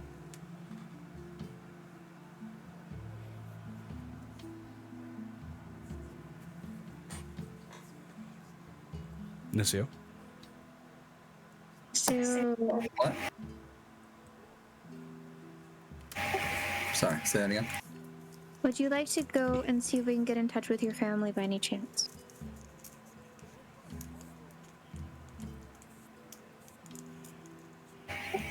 Which ones? I don't know. I don't know who you would like us to get in touch with. I mean, I can find almost anyone. Finding not an issue.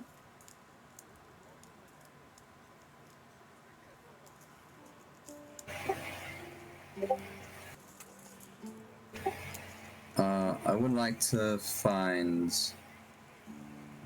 my brother, who's a priest. Priest of what? Who?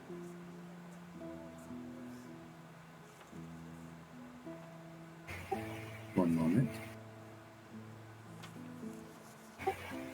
Looking through my notes.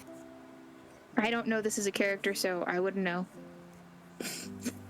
I, as a person, know, but I'm not going to make an assumption.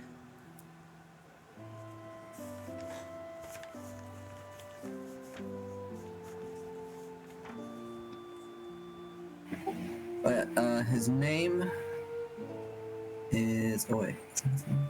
Yeah, his name is Daisuke. Daisuke? Daisuke. Mm-hmm.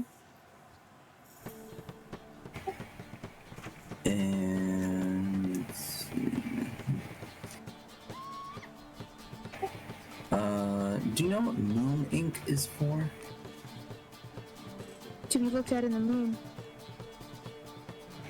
Okay. He should have some moon ink on him. Would that help? Considering that my name means moon.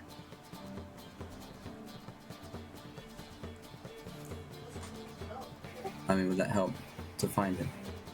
Yes.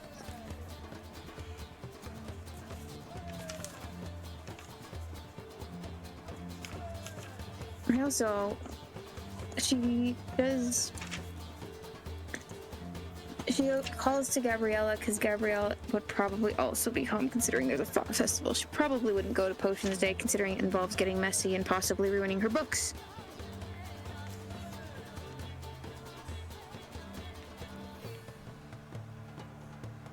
Volks, baby. Oh. Reading. Gabrielle, would you know where Daisuke is? Specifically of your father. By any chance, would you be able to locate him or get a message to him? I can try. Have you never tried before? No. Do you want to try? Yeah. Okay. She's excited about this. You hear Angel get excited. You've never tried? Oh, cool. Is it? Okay. I can see you. Vinestra said, Xanan, if you need a hand scrying or locating someone, we could help. Do you have anything of theirs? More hands on a task lowers the DC. So there is that.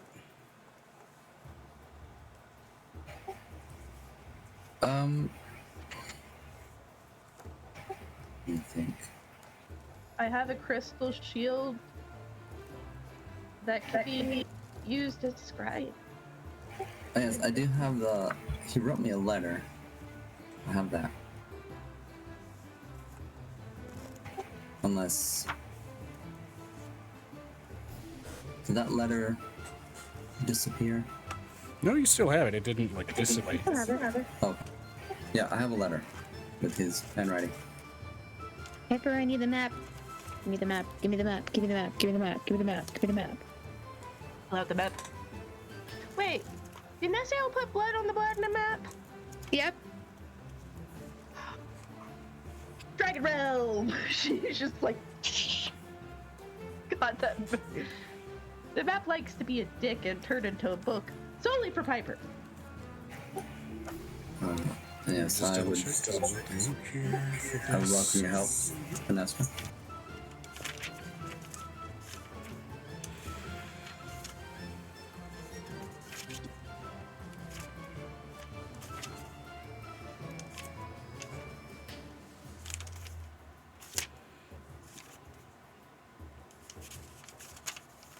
Vinestra said, we would need something of their physical body. Oh. Piper's just scrolling on through the blood map. Or a direct item of theirs? Would the letter count because it was in their possession? I'd say the letter would count, yeah.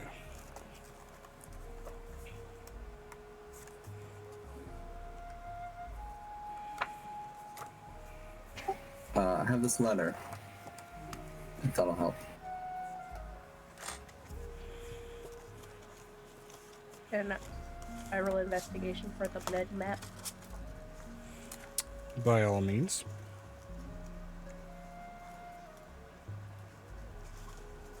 Aye, every bit counts. 18 plus. 1 moment. 18 plus 5. 18 plus 5, fantastic. So browsing the map of Ormer.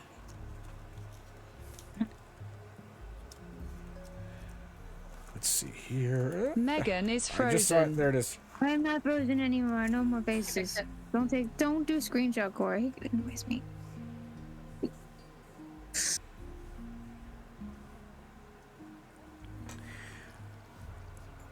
looking over the map of Ormer, you actually find no note of him. Oh, so he's not an Ormer? There are very, very few planes that one can go to leave Ormer without need for the key. However, anywhere else they could go would only be back to Ormer in the process. So I'm gonna investigate through those.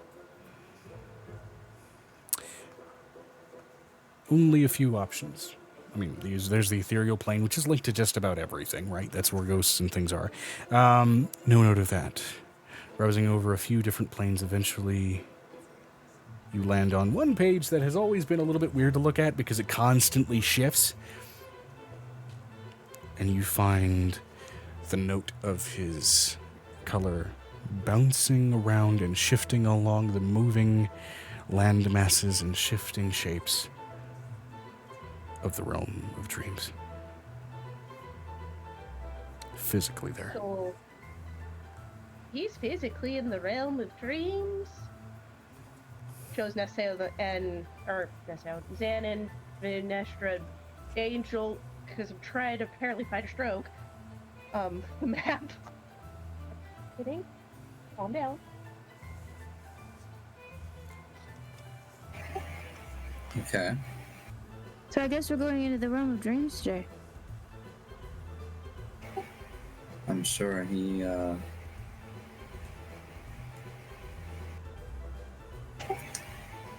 you able to tell if he's in danger? No, just that he's there. Kind of hard to say, and again, locations constantly jump around in the realm of dreams, just as his blood dot is. And isn't it if they're dead, they're like a muted color anyway? Yeah, no, this is bright, vibrant, and lively. Lively. So he's still alive.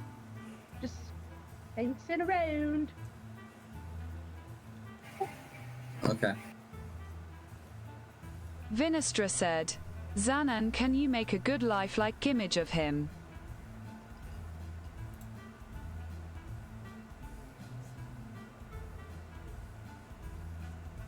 What's more wine in a minute? Can I? See. Sorry.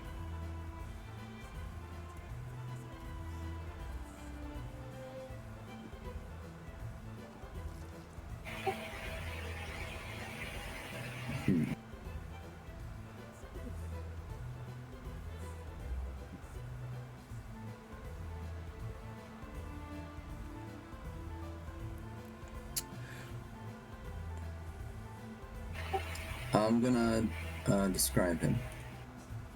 Okay.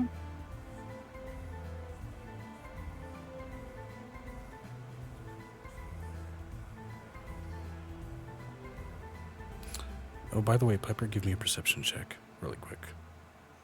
Mm-hmm. 19. Plus 13. 32. You see a second mote on that same page. A second blood dot. Jumping around just as much, though never too far from the first. That's strange. She's gonna say that out loud.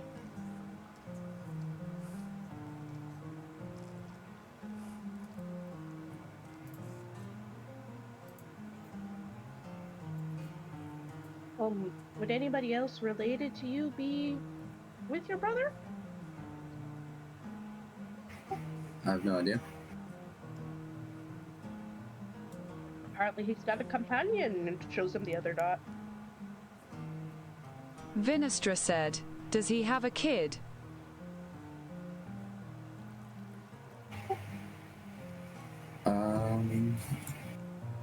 You don't know. Last you knew, he did have a partner at least.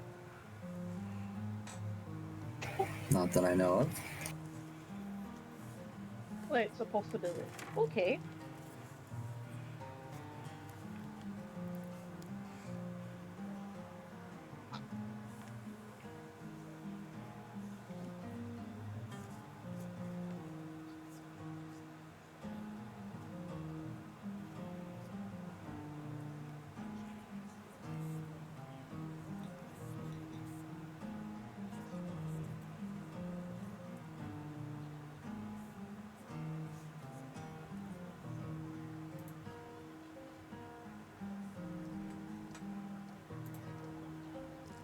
Well, Angel, any idea how we could get to the dream realm? What?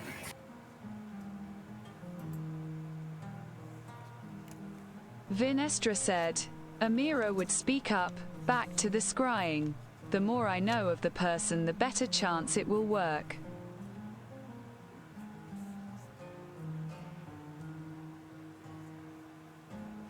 Megan, are you there? Let's see. He is. I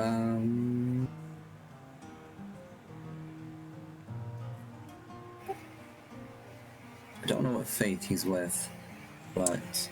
Actually, yes, you would. Based on also the lessons he was trying to give to the dragons, he is a priest of Arlian. He is a high elf with draconic bloodline attachments to him. He is not dragonborn. He is a high elf in armor that has a lot of draconic traits on him. A priest of what? Arlian, the ever-bright dragon god of the sun. How do you spell that? Arlion. Got it.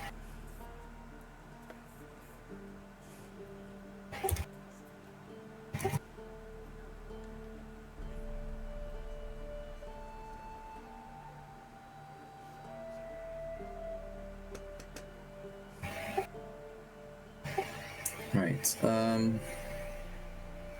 Priest. Let's see. He has a.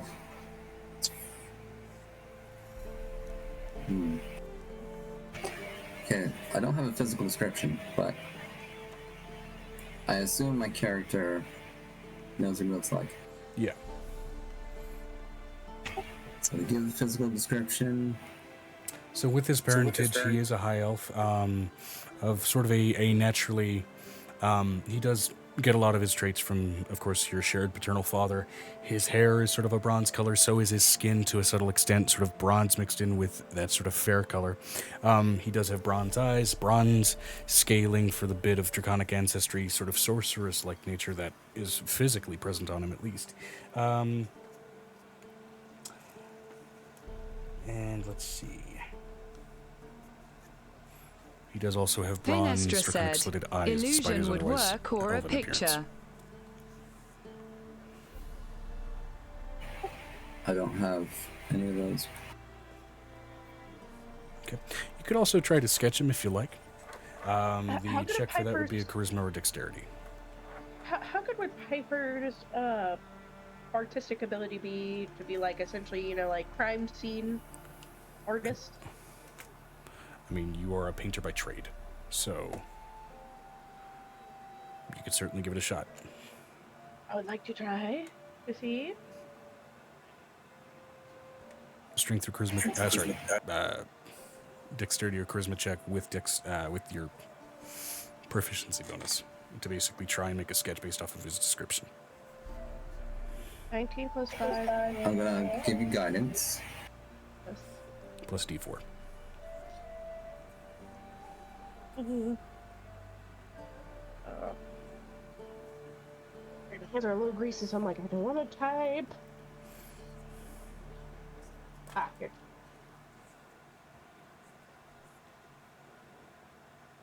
There. Okay, 4. Oh, stop. Ooh. Okay. So it's 4 plus 5 plus 8 plus 19. Or not 19, 16. Good God, dyslexia. Word brain.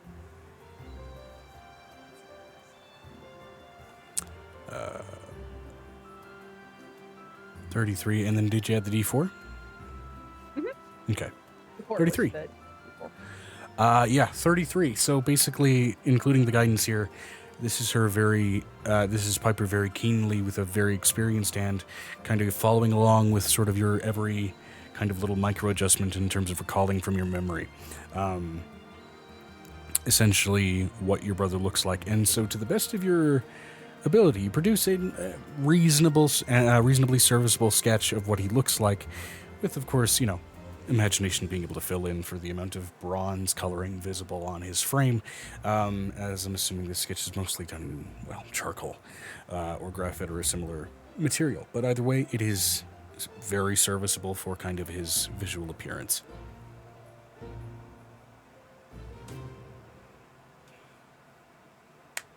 And hands it to Amira. Would that work?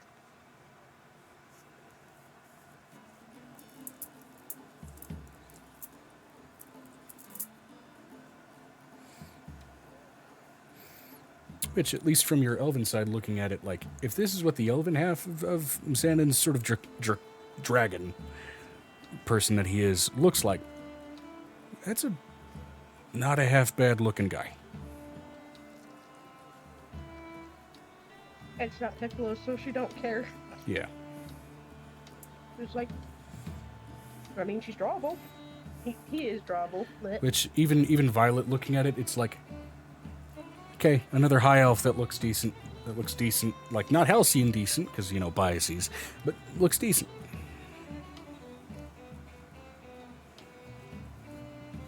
Megan is on a call with her aunt.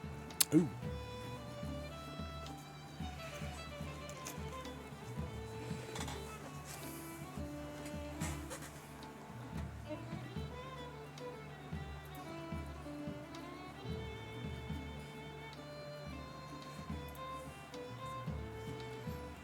And Piper would have, like, oil pastels, so she absolutely got the color too. It's not like black and white, it'll be in living color.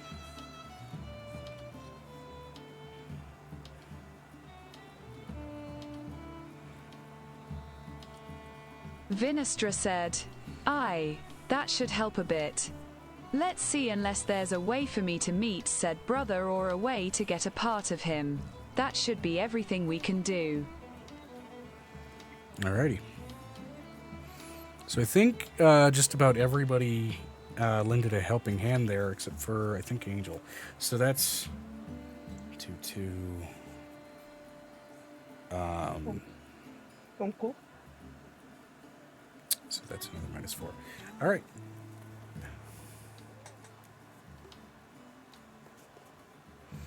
And then really She did quick. help. Yep. She made the suggested. Oh, right. Yeah, okay. And then was also going to actively help with the Scribe with the Divine stuff as well. Yeah. All right. And so in going ahead and pulling up the Scribe with Amira, eventually, I mean, of course, you get sort of the visual shift to armor, which I'd say also part of Angel's assistance here is at least allowing kind of visual passage with her possession of the key into that. Wait, sorry, no, you're not looking into armor. My bad. You're looking into the Dream Realm. It's very weird trying to scry into here, because it's also, in its own right, kind of like plumbing into somebody's dreams, which in its own way is, a very different kind of spellcraft. But still following along those similar lines, as much as even the visuals kind of twist and turn and rotate and spin out of control and out of mess, like any dream in its weirdest sense kind of naturally evolves in the slightest off thought. Eventually you start to see a shape take form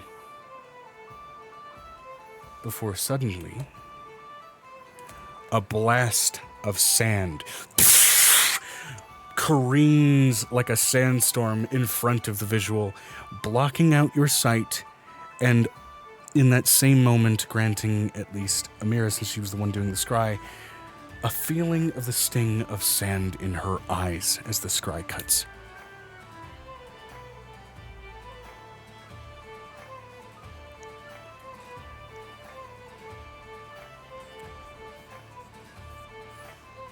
One thing, however, that you were visually able to glean, even away from the shape, however, was the environment that the shape was walking in before it was able to come into detail. A region of the dream realm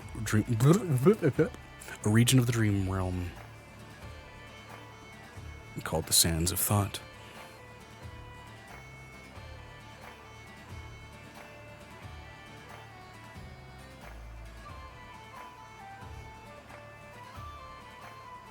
And that is where we're going to take a break.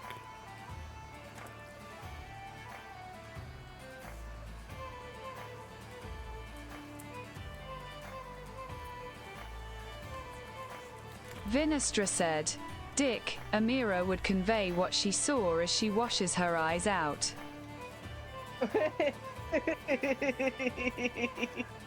He said no. Thankfully, as she washes her eyes out, she finds nothing physically there to wash out, but the eyes feel scratchy as shit. Like a bad allergy attack.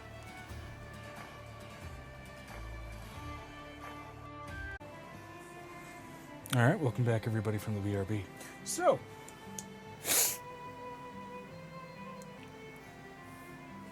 I'm still here, Joe. You can still get vibe and get all the energy off me, but I'm currently like super vibing on this right now. Gotcha. But anyway, Amira just got that sandy blowback from trying to get a beat on Dice Game and see where the hell he is. You got to beat at least on the region, despite the sheer bounciness of the blood mote on the page. You got to beat on at least the region that he's in the dream realm, as well as likely the other target, whosoever that happens to be. Are they another family member? Yeah. We just don't know who. Can I pull them through the map like I did that one time? No. You sure? Vinestra's walkability was blocked, the scry was blocked by the sand. There's no continued visual at the moment. Vinestra said, and Amira conveyed what she saw. While still trying to wash out her eyes. But that gets done quickly enough.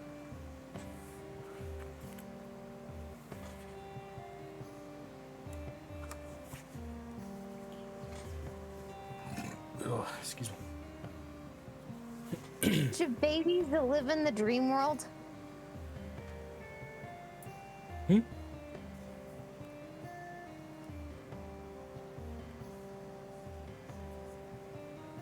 Say that Pardon again? me for pointing this out, but didn't Amber just have like 3,000 to 4,000 babies? They're now populating the dream world. Trying to.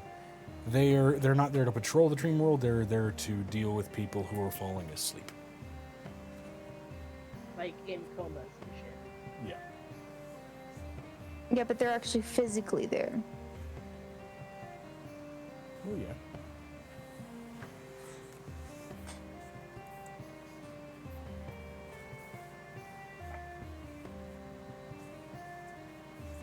Does Piper see the gears are turning in Angel's head? Yeah. Pepper looks over at Piper. She looks over at Pepper.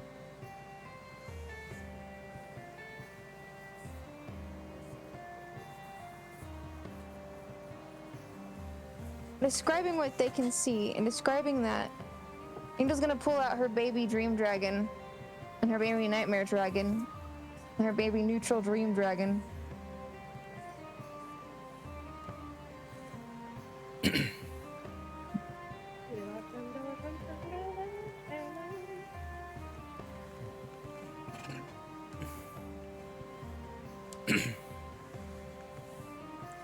Okay, little ones. We're gonna do some work. We're gonna see if this makes you grow just a little bit. And he's fucking tired.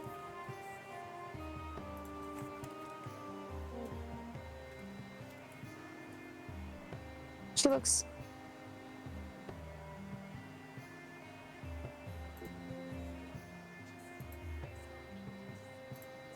She looks at what?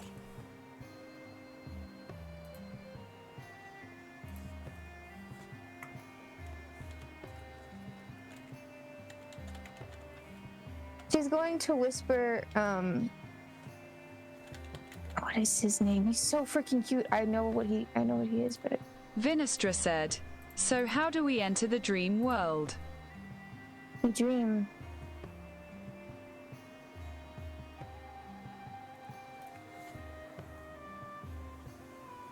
You gotta be specifically good at it, like me and Piper. Well, been a lot of years of practice. Lots and lots of years. She's just like, and eyes going off into the distance. I'm letting you know she literally... Angel's like, Piper, I'm gonna need your help because you're gonna need to facilitate pulling me out should we go too far.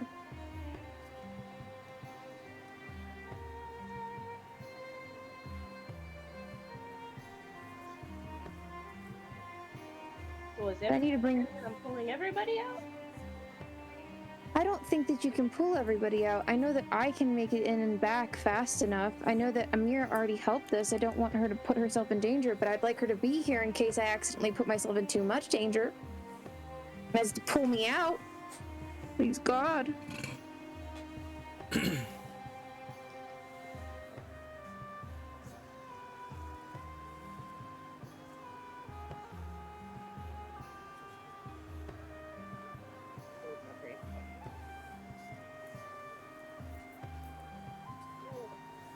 Nick.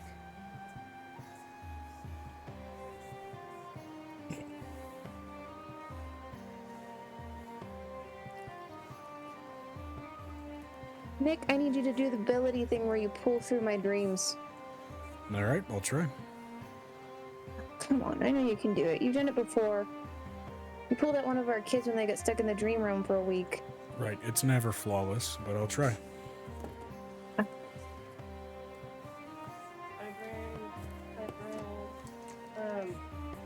Why'd my camera go away? What? Hi. I don't know what that was about. Hello. We used sleeping on the map last time to do this.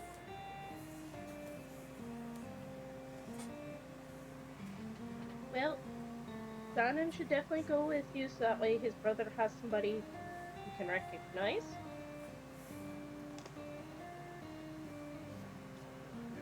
This one. Charlotte's dream visual look like? What? What does Charlotte as a dream visual look like?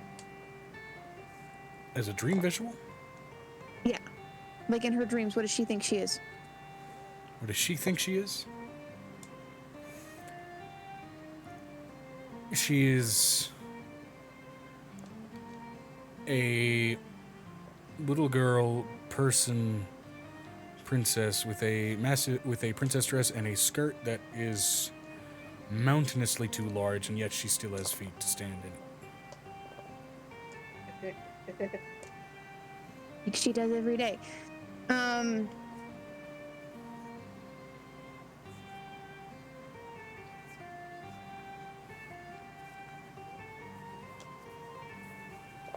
Yes, so Xanon, you're gonna come nap with us.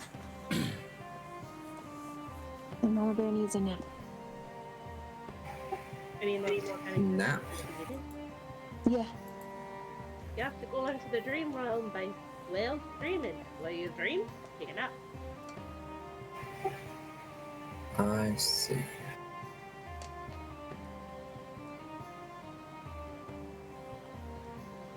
I demand a cozy pillow. She looks over at Nicodemus. He lays himself down.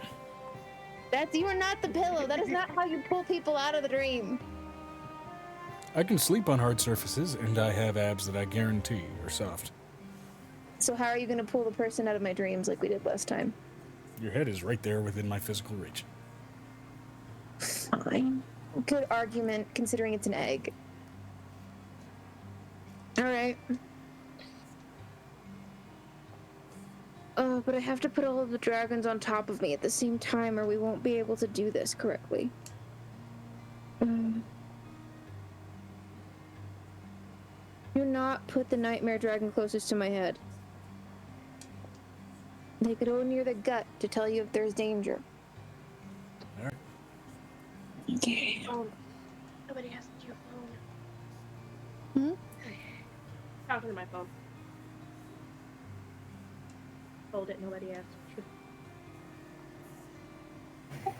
So Piper, what are you gonna put us under and do the dreamy thing? I think they know that. Quick question. Mm. Can we use magic there? Yes? That's why I'm taking the dragons with me. Oh, the rabbit could go too. Rabbit could go with us. You won't have me there with you not our lonely plot. I need to be able to pull us out. I'd rather Ravik stay here. What? I'm sorry. You want to plunge in there alone without me? I need you to guard my body. I'll be right here. Your If body's you gonna die be in there, I fine. feel it too. Our minds are connected. I feel what I feel. It's not gonna help. The dreams get weird. I am a tiny being, even in my dream. But can't he, like, shake me out of it? I can, but if you like get in a watery dream, then that means I'm gonna feel wet and I'm gonna be be awake and it's gonna be weird. She looks over at Ravik and she's like, shush. You shush. I'm making a point here. You're making a great point. She looks over at Xanon. This is a dreams druid. She looks over at Piper. Quit ignoring her existence. She will save us from the problem. But if you decide to ignore her, She she's exists. going to leave you in there as the evil archfey. Vinestra said, Amira's going to glance at Ravok. So you two feel that too? Yeah. Part of our whole thing, and the fact that I'm not a big, mighty, independent dragon, is because we are soul bonded. We were since we were kids. Matter of fact, technically speaking, I've been aging faster than dragons normally do because of our connection. That explains my children. Really But yes, doesn't. I It's not the same thing. figured that bleh. Angela, you and Rabbit can go, and Venestra, Amira, and me can stay here. Leave out.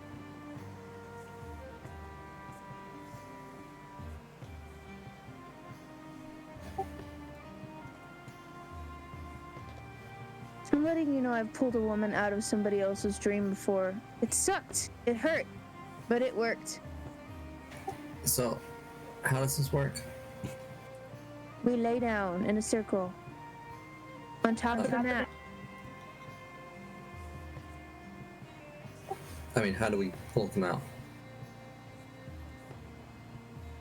We trust Nicodemus to do it through my brain.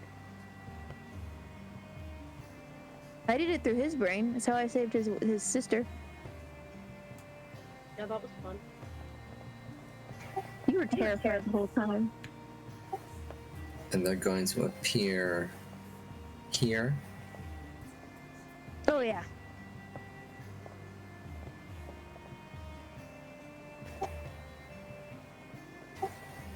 Well, I mean, aren't they Vinestra said, dreaming? why are we staying outside? And why are we taking someone's dream form from the realm of dreams? They're not in dream form. They're in physical form. Those I two can dots take indicate them- that they are physically there. That's what I'm getting. Angel's like, she looks over at Venestra. She's like, Physically Venestra, they're physically there. I If you can go to pull sleep them and physically dream in the through dream my body. realm, do you still go to the dream realm?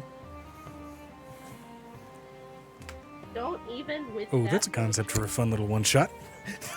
Don't do that. Jojo, please, my inception brain can't take anymore. And my head is hurting so bad. Can you send him a message instead to see if, like, I don't know if I'd be interrupting something. I mean, If we're interrupting something and they're siblings, there's a problem. There's all kinds of interpretations for the phrase interrupting something, Lovey. Our kind of interrupting something is not the baseline interrupting something. Speak for yourself. I mean, y'all will appear before him, and you can talk to him too. Nothing's stopping that. I'm sure he'd have Probably has a good reason for being there. Probably not, considering that's what happens in the Dragon Realm. You end up somewhere else and you're not supposed to be. We ended up, where did we end up in? We ended up not in the ethereal plane, we ended up in the astral plane for 3 days? 3 days? That was fun. Totally. That was horrible. With my lobotomized mother. So, while we're dreaming, we can still use magic. Yes, it's a dream. If you're smart enough to think, you're smart enough to use magic. I see. Have you never dreamed before? Sometimes I dream I'm 10 feet tall. To be fair, dreaming normally and traveling through the dream realm deliberately are two different beasts entirely. I've done both. Vinestra said, "Not everyone dreams, Angel." I'm mostly daydream. I mean, Fantasia does exist.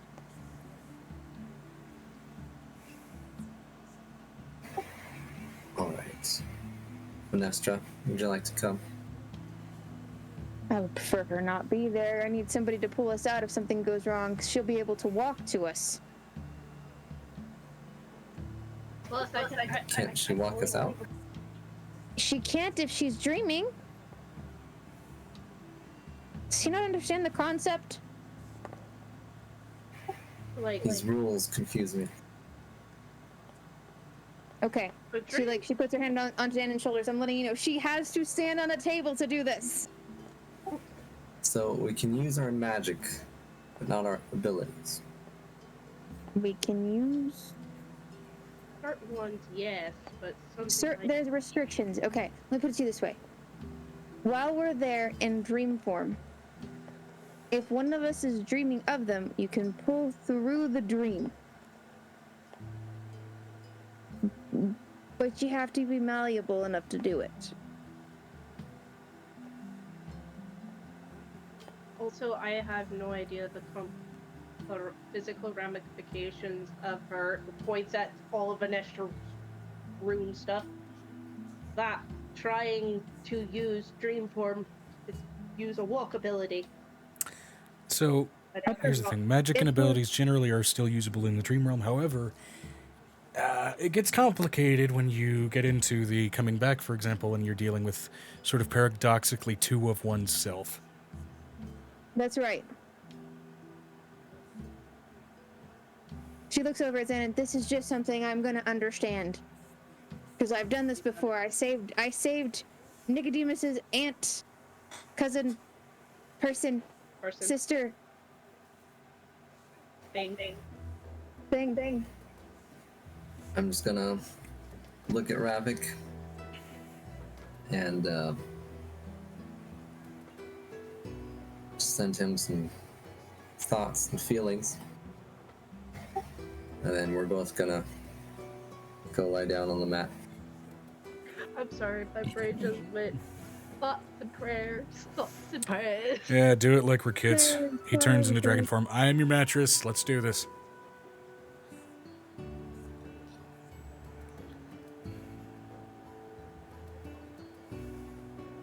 She looks over at Nick. Hey, Nick, pull out Navarre. I feel much more comfortable with Navarre underneath me right now. Prude. Vinestra said, "We don't need to know you wish to be Angel's personal seat."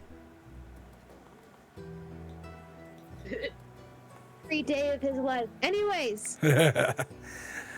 Yeah, whether she sits in the cushions or on the stool is they're two separate conversations. Oh my god, shut up, and starts putting him in the dream state, like, shut the fuck up! Are you sure? Because I got 10 more in this. She puts the love dragon on her forehead, and this is the last piece of this. Nick has to stay awake. Nick has to stay awake. Navarre does not. Oh shit. Nick wants to. Well then I put Navarre to sleep. Whoever was being meh. Nick was. Oh well then But shit. Nick has to stay awake. Can't put him to sleep. However, Navarre goes in. Okay. Whee! Now the dragons will feel more comfortable because Novara is here. But anyway. Nice. Well, So what happens, DM? We've done this before. So, he's got to change the mood. as well, brain. As Piper plunges you in, first of all, you both enter into that same neutral entrance to your dreamscapes. Elements of your surrounding homes in disjointed fashion beginning to form around you as you were both suddenly dropped out of consciousness and getting Mine's a big flower used to that sense of sort of lucidity and being able to traverse like this. For you, Angel, and honestly, Piper, and most previous members of the party, y'all have been pretty well practiced at this.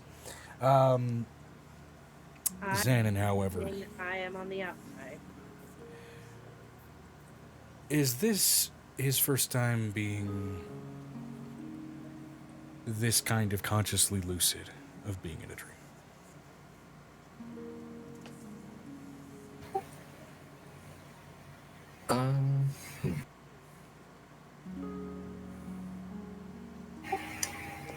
I don't know.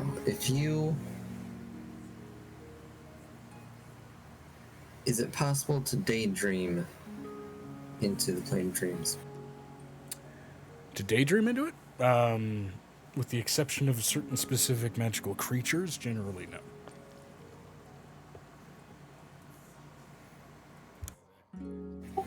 Okay.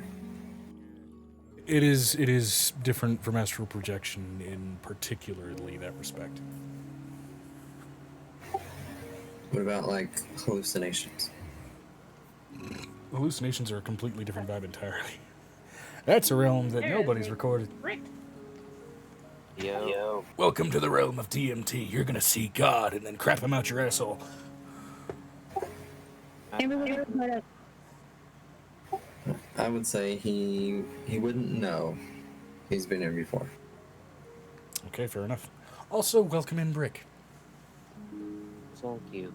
I am coming to you live from my dad's trailer, 3 hours from home. Wunderbar! From his trailer. Hey, Joe, Yeah, I'm he's gonna in a motorhome. Oh.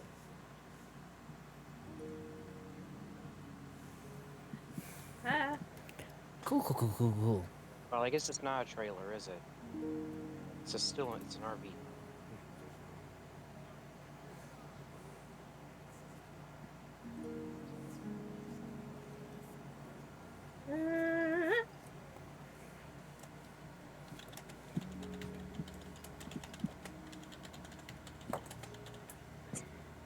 Change gears.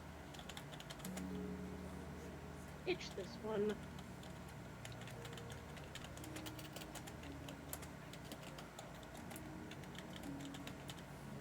Nobody died while I was gone, did they?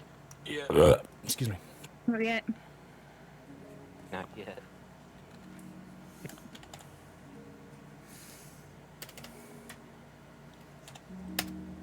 Okay. We're going to actually briefly BRB this just so you guys can recap Brick on kind of what he's missed so far. Joe, Amber, can you recap him on a typing, please? Finestra did in general. Oh, Okay. okay. Oh, Never mind. I see. I do not have the full screen Discord with my phones. Here, hold on. Okay, so Angel's going. Are we back, Joe, or no? Yeah, I never hit BRB because of that brief mention. Okay. Okay. All right. We just figured. Oh, that's right. We left on a Sleeping. cliffhanger last time. Yep. Yeah, so I had to Sorry. quickly write around a way to for that particular character to interact with you suddenly T-posing. It is what it is. No. Vinestra said, Avery was drained from nightly activities. So you're sleeping in, dude, while we are taking naps. Cool. Because they're dream diving, because apparently Xanon's brother is physically present in the dream room. So we are currently going to the dream room. So now what? We've entered the dream realm. We were about to go into that before. Okay, so you guys again have entered again your neutral phases. Now it is you, it is it is Angel, it is Xanon, it is obviously Piper. Nope. Nope. I'm outside. You're outside. I'm outside. Okay, so no dreamboat. In. Gotcha. Yeah, I already said that. I was like, oh, you can't have the dreamboat. Sorry. Okay. I need to pull you. Pulling you out is a little bit important. Yep. Okay, cool. All right, so navigating properly for the first time, generally free of Piper's guidance in this sense. I'm going to need the both of you to go ahead and roll me vibe checks to go ahead and see if you can kind of essentially force yourselves to manifest near the sands of thought. This will be at disadvantage due to certain barriers present there.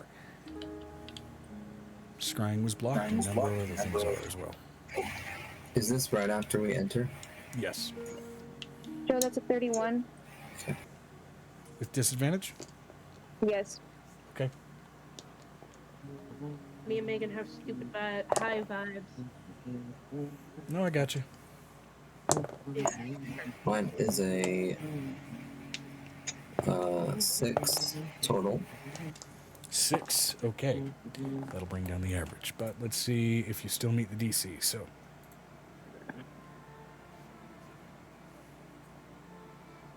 Ah, there you go. Okay. My bad. Avery this morning. Okay.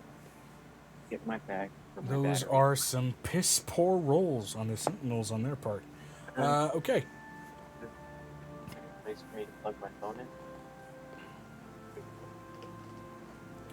You both fall through this sort of neutral dreamscape entryway. Sometimes it's been like falling through an infinite wind tunnel. Sometimes it's been like falling into water. In this case, it's like a sand pit falling out from underneath you. As suddenly, you are met with constant howling sounds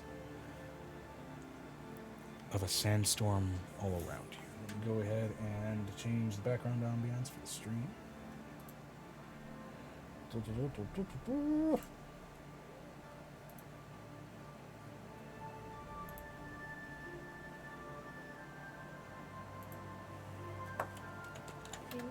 are gonna be the death of me.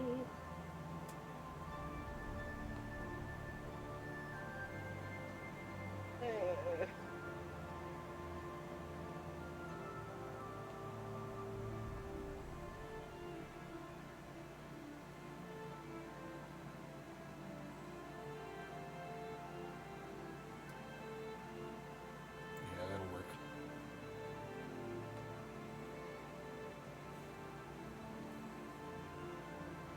Just straight up sandstorm. Vinestra said, Were the sentinels asleep on the job?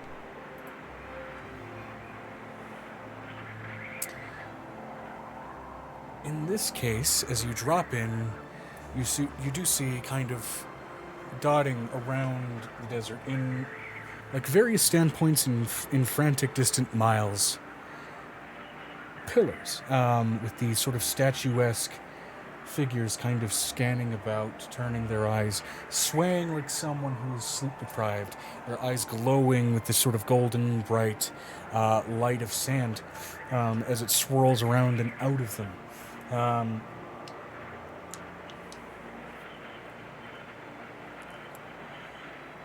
As well as some of these folk, some of these similar creatures that are not held stationary by the pillars, walking around like sentries around the field. But even still, with that average roll, even though it got lowered down to rounded up a 19, the DC is 18. You land and you can actually see your brother, Daisuke, about 10 yards off, stumbling through the sands, his cloak up, shielding himself as he's walking with clear and plain determination.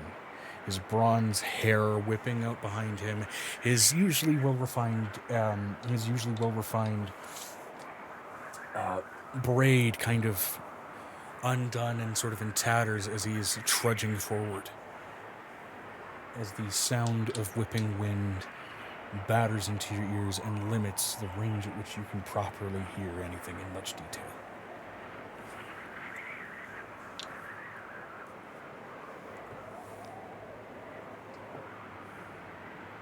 It's a wild thing, too, seeing each dune as they kind of shift and reshape themselves with each sort of glance and look. Like every dreamed attempt to properly manifest a sand dune, and it's seeming more like the dunes themselves are swirling like snakes under the sand.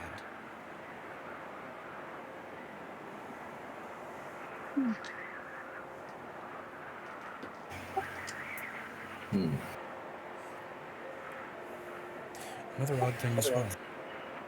Notably, amongst the winds whipping around in the sandstorm, you can hear each sort of wisp and batter against your ear, carrying with it whispers, thoughts, shower thoughts, daydreams, stoner thoughts, errant, random, small moments of inspiration, daydreams, dark thoughts, bright thoughts, crazy thoughts, and demented thoughts.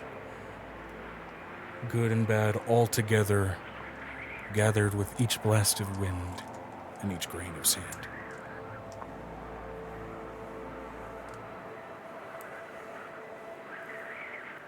The sands of thought.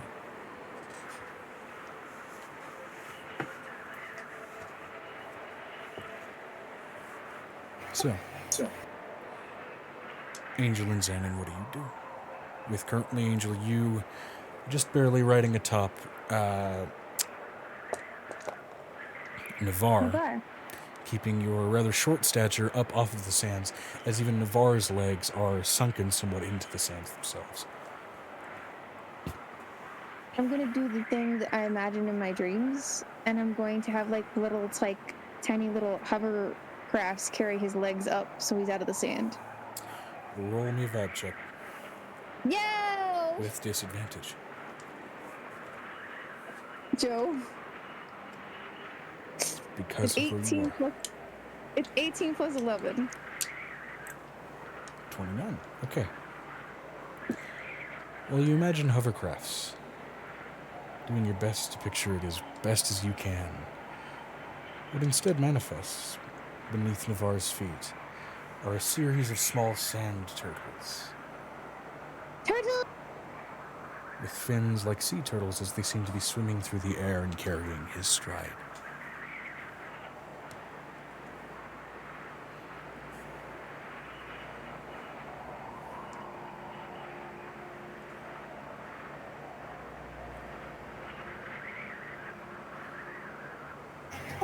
Since we're in the plane of dreams, I'm gonna try to think of a rock in my hand. Just like So a you could stone, just or are we talking a rock, big ass bird rock? Just a stone that fits my hand. I just want to see if I can do Yeah. that. Only if I've checked disadvantage. Can you toss a rock at him?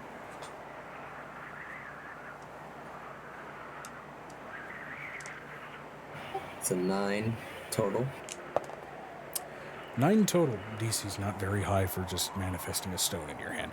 As it forms up, and it very, very vaguely has the rough, broken and chiseled up shape of a certain human figure whom, on just raw impulse, you feel a desire to call Dwayne. Rock Johnson. Huh. Okay. I'm gonna try throwing it at Daisuke. Go ahead and roll me an athletics check. Or actually, I'd say strength or dexterity, depending on kind of how you're trying to wing the rock at him. I just want to get his attention. Yep. I'll still require that roll because of how I'm the gonna do acrobatics.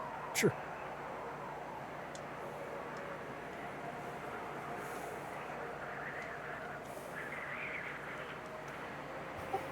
17 total. 17 total. Okay. As you wing it out,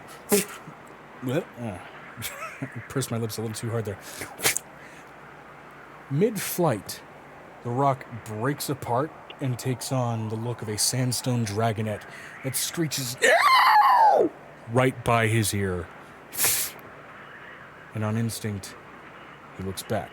Covered in most of his sort of regal priesthood cloth, a lot of it heavily beaten by sand at this point, kind of peering his eyes through the sandstorm as hard as he can. I'm going to go ahead and roll a perception check for him to see if he can properly see. Will I see him turning back? You see, at the very least, his silhouette move. I'm gonna outstretch my wings as well, if that helps. Okay, outstretching your wings. That will absolutely help lower his DC just for recognizability. Okay. Thank God he's a cleric and wisdom is one of his stronger stats because that's a kind of a shit roll. Okay. Are we within 30 feet? Yeah, I will. So 30 yards, so 90 feet, I would say actually. Okay.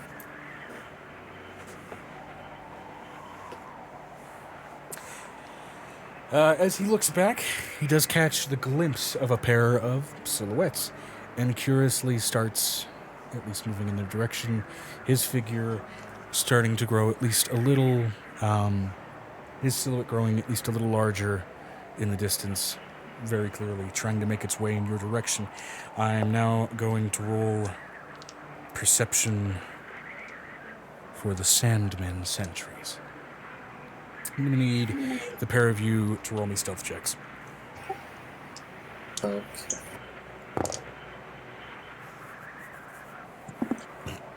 Natural 20 for this stealth check. One moment. Can I cast a spell? Sure.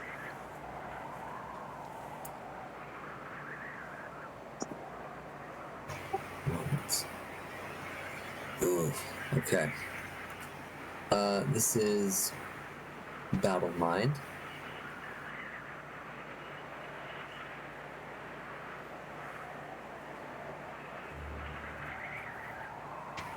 Oh, doesn't. Okay, hold on. It's all good. Take your time. All right. I mean, I clicked it, but it didn't post the description. So it says you gain a preternatural, sense of the surrounding area, allowing you insights you can share with comrades to provide them with an edge in combat. You gain advantage on wisdom perception checks made when determining surprise beginning with a combat encounter. If you are not surprised, then neither are your allies. When you are engaged in combat while a spell is active, you can use a bonus action on your turn to produce one of the following effects. They have to see or hear me to get the benefit. But we're not in combat. But it's concentration up to 10 minutes. I just want to have it active. Sure. Yeah, absolutely. And since this is essentially the first time you're casting the spell, how does it look when you summon forth this magic?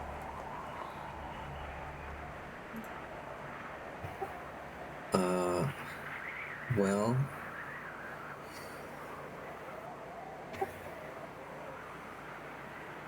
I guess you would see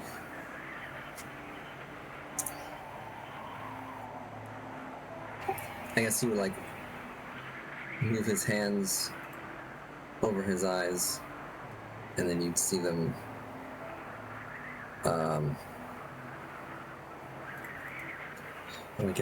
the slits would be more open, I guess. Sure, yeah. As basically the slits of your draconic eyes suddenly dilate.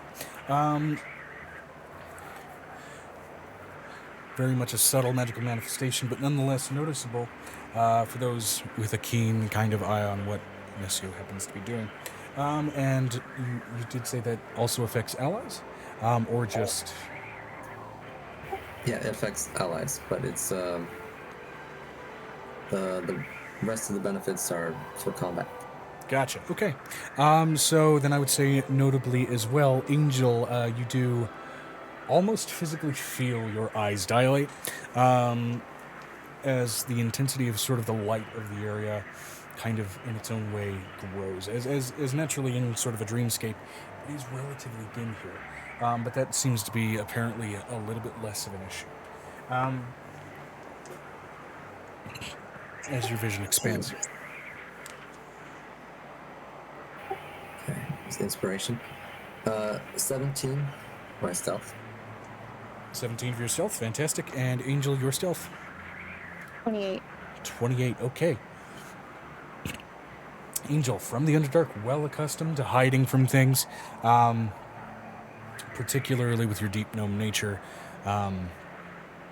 just from early childhood and relying on that. Xanon, well-practiced soldier, well-practiced scout, you know how to stay out of sight even when you're kind of plainly a point in the environment.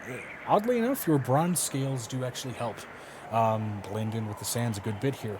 Whereas Angel, you and Navarre both are just really good at hunkering down to the point where, honestly, at a second glance, for a moment, even you, Xanon, lose sight of them for a moment before your eyes refocus on, oh, there they are. Shit.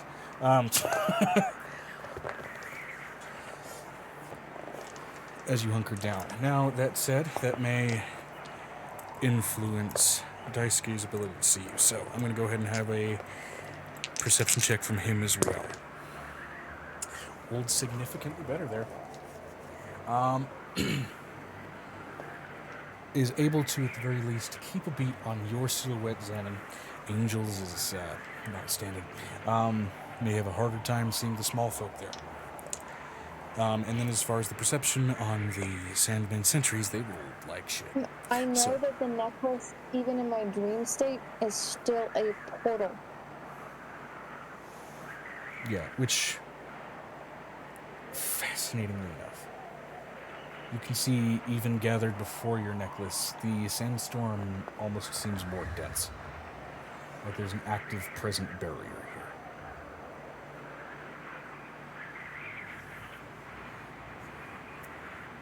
She's gonna think to Xanon, I need you to move back as far as you can move back. I need you to tell your sibling that I will get them out of here, but you need to move back. How do I tell them if I'm moving back? Don't you have a mind link to your siblings? No. Telepathy isn't a default for a lot of folk. Am I within range, PM?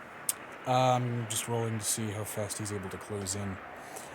He does pick up his pace. That does risk discovery a little more strongly for him. Let's see. He still rolled like shit. He eventually gets... He closes from 90 feet to 60 feet, and then eventually steadily to 30 feet. The silhouette growing larger and eventually a little more detailed. You're beginning to see now your brother's visage from this distance as he's got his hand mostly in front of his face. You can see even across the bronze skin that he's wearing, there's even a bronze, scruffy, fairly unkempt beard that has grown while he's been approaching. And we roll to see if at this distance he's able to fully recognize you. Yeah. And then I'm going to roll to see if... I mean, he's a cleric and wise. That doesn't necessarily mean he's smart. I'm going to roll an intelligence check for him to see whether or not he calls out to you.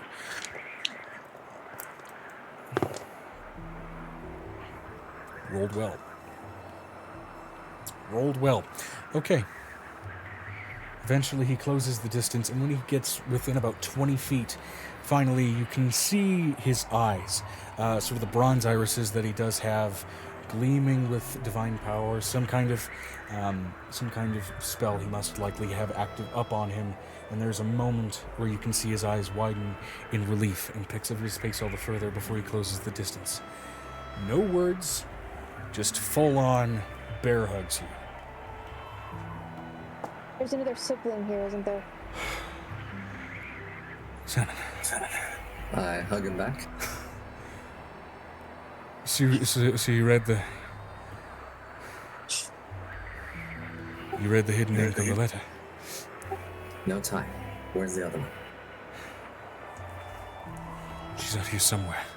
I've been following her tracks, but they disappear under the sand as quickly as they form. I don't know why she's here. Can I reach through his mind? I've done this before.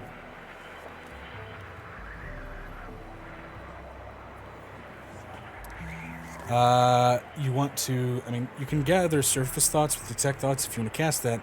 Plunging deeper will require a saving throw from him if he wants to resist it, which in this case, he does not know you. He may very well do that.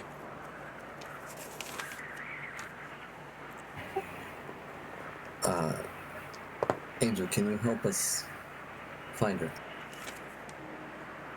Yes, I can get her. What am I looking for?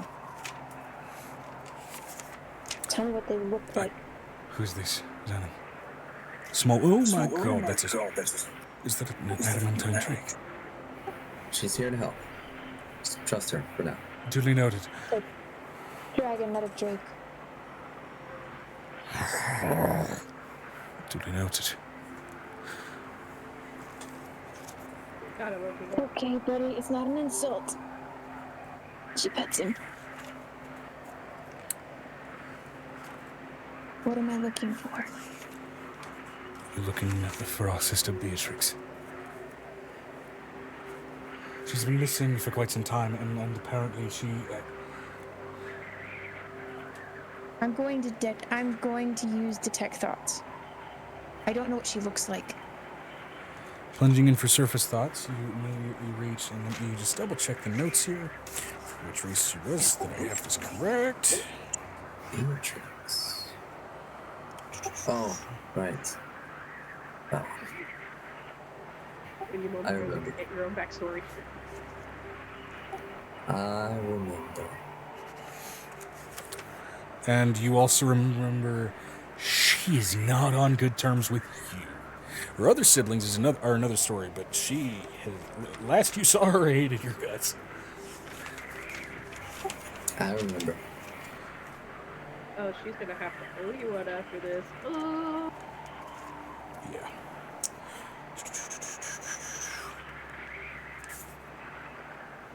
Still checking. Oh yeah, no, she's also Elven. Okay, yeah, that's right. She's high. She looks a lot like me. A lot. It's just take my amazing features, and he's saying this while most of his hair is getting plastered to his face by the beating and blasting sandy winds, and imagine it with slightly more feminine traits. You know, mildly worse than me in that respect. Less dragon as well. Yes, she's got a much stronger likeness to our mother. Get out of the sandstorm. Imagine your dream space. Take him to your dream space and meet me there. Is that you Wherever calling out to your that dreams- side? No, it's me telling him. It's me telling Simon. This isn't a dream. I'm here. You're in the She's dream world, but here. I need you to take him to your dream space and meet me back there. I remember where it is. Okay. With I'm going respect, to. I'm not leaving this damned place until I find her. You're going to shut up and listen to a goddess who's helping you out of this.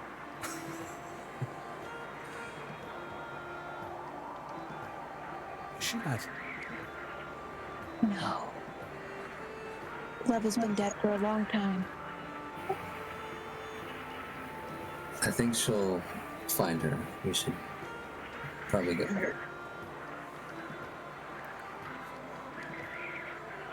Make a persuasion check. Starting with Zan in there and Angel for starting with Angel with Xanon for assistance, so with advantage. With advantage. One something. Would I have double advantage if I have advantage from another source? So that just makes an additional +2 to your roll. Any additional assistance adds an additional +2. So, like, say you're getting helped by 5 of your friends on top of whatever advantage you have, that's like +10. So.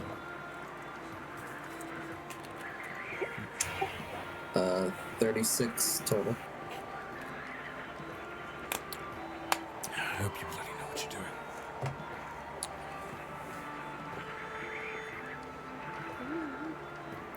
Fine. You don't have to trust her.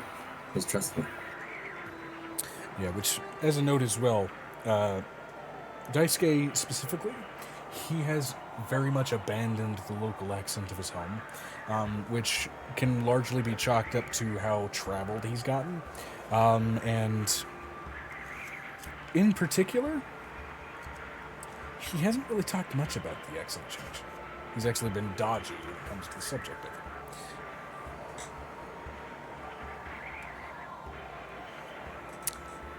All right, back to your dreamscape, wherever your baseline is. Tell me you know how to do this. I'm going to bear hug him and think of where my body is. Click your feet together and say there's no place like home? Okay, go ahead and give me a vibe check. You imagine, you're supposed to imagine where your dreams start out. Every time we have a dream, we start out in the same place. Give me a vibe check since you are going back and returning. DC is low. That said, it is still a disadvantage given where you are. Disadvantage, okay. That is 11 total. 11 total. I spent 2 Bruce Inspo dice for that. Okay. Roll Can I it. guidance myself? You can. Guidance can be cast on yourself. And also a couple of inspiration have been spent to allow you to reroll all of those. Thank you. Is it Roll another still one with disadvantage? inspiration. Yes, it is. Okay, hold on.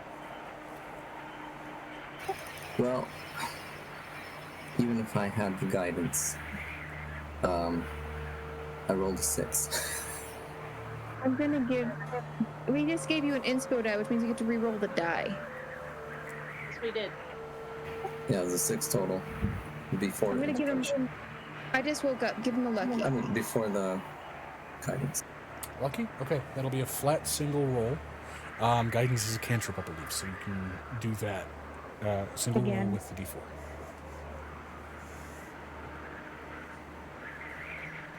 Alright, so I'm not rolling with disadvantage. Yeah, since you've been given a lucky specifically, that is a single roll. So that cancels out the disadvantage because of what it is. Normally, lucky would give you advantage. Since it's taken against disadvantage, it's just flat roll. Okay, hold on. And the d4. Alright, so 17 total. 17 total. With a flash of emptying sands, suddenly you re-enter your baseline dreamscape. That sort of white space, now that it's no longer being shared with Angel. What would be Xanon's place of childhood comfort?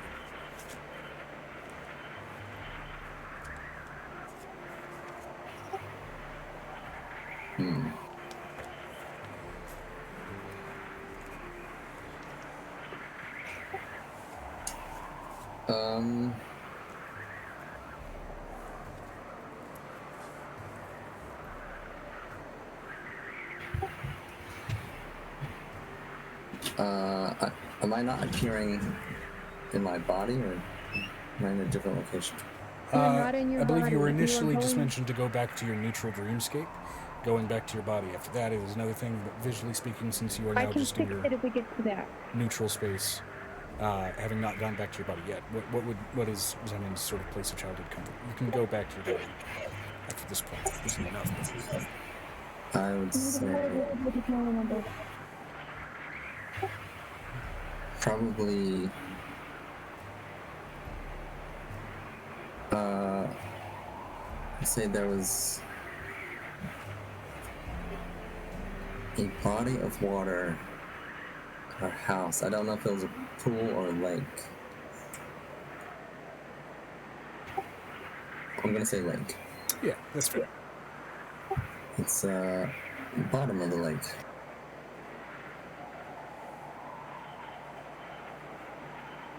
Okay. So kind of chilling out a little bit under the water. And this very much in the conscious world goes back to Ravik's chief complaint of, if you get wet in your dream, I'm gonna feel it. Ravik's there. Ravik went in? I don't think he did. He stayed out.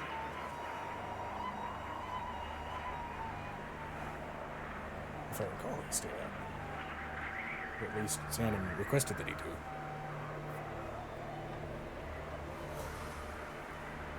All right. Where are we at, Joe? Teacher. So, briefly switching the scene back up to the sands. Angel, you are now alone with Navar among the sands of thought.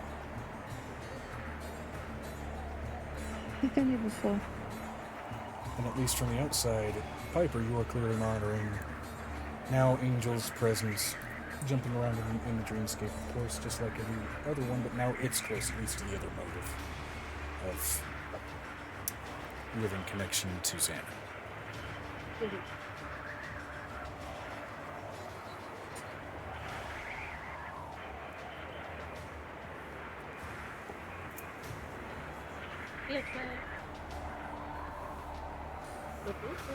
I do know that I can stop the sands of time if I have a heavy enough thought, right? You can certainly try. I mean, a lot of malleability is accomplishable in the dream realm. That said, given how deeply this place is monitored, it may draw attention.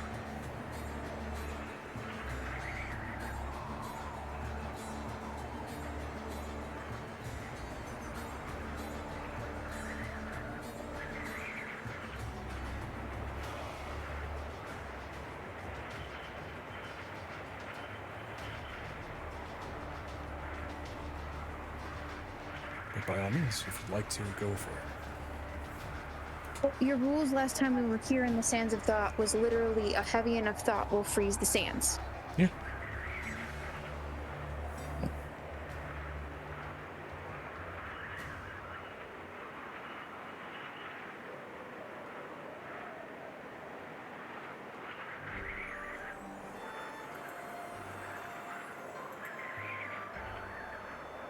The thought she's going to use is time is merely a construct. Interweaving upon itself, an interfractional space can be stopped. It can be bred. It can be left alone. And time is malleable and flexible. Roll me a vibe check.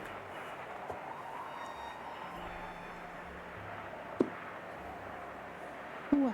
Okay. 19 plus 19 plus 19 plus 12. 19 plus 12 is 20 is 32, 31, 31. Okay. I can't math. So The storm I'm musicking, can't math. momentarily ceases. And in doing so, a series of tan golden gazes now suddenly fix on the position where the storm has stopped. However, you do now plainly see a figure trudging ahead of you, no longer obstructed by the sands. Still a good distance away, but with enough speed you can catch up to it.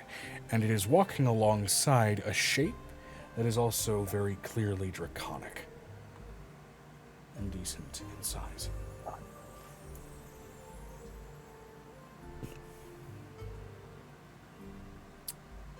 Can I dimension door me to them and then dimension door us out of the sands? Based on that distance, actually... Yeah, you can absolutely do that as all of the Sandmen start to charge. Go ahead and cast Dimension Door for me. Okay. It doesn't roll to hit, dude. It's not a roll to hit, it's just a do. Right. As you jump forward, grab onto these figures. Now, you can take them back with you if they're willing. They don't know who the fuck you are. So, they're going to roll against your spell save DC to resist it. You were just some tiny girl riding on the back of a small adamantine dragon who was pulling the shit.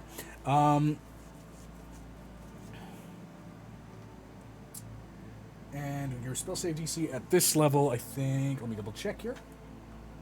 It's over 21, I think. Let's see here. It is... Spell save DC at level 25. It should be actually right around 26, I think. Wait, nope, yeah. 25. Sorry. It matches the level you're at. To that. Add 5 to that. 30. Okay, yeah. No, they both fail. As you dimension door back, you now find Beatrix, very much looking like Daisuke, feminine, confused, a little pissed off, and apparently the other thing that you dragged with you is a full adult, what the fuck kind of dragon is that? And why is it sticky? As it looks like a pattern of red and white, but it's glossy, and it smells sweet and like peppermint. What are you gonna do? You're beautiful. What the fuck have you done? Says the dragon angrily enough. What are you doing, Angel? Didn't you dimension door back? You should be saying thank you, you ungrateful You've just dragon. dimension door back to your spot. You can't dimension door through layers of the dream. So, are you going to then carry them through a layer of the dream? That's going to be another roll. I am carrying them back to my space, as I can. Okay, roll me a vibe check. They're going to roll a counter vibe check to resist it, because, again, they're confused as shit. 19 plus 12. I swear to God, the dragon has a really good vibe bonus. But they both rolled nat ones. God damn it. All right, as they both get... dragged back down into the neutral dreamscape as suddenly your place of childhood memory and water dissipates in, and back for that neutral white space, and you see Beatrix, and you see this big ass... Weren't candy dragons only in children's stories? As you are looking at with utter confusion, and Beatrix... It's a dream dragon. Looking around, only barely manages to get a gauge for you first, actually, even before she gets a gauge on Daisuke. And with a natural one for composure, she walks over and cold cocks you in the jaw, or at least tries to. Does a... Whoop. Fuck. Does a...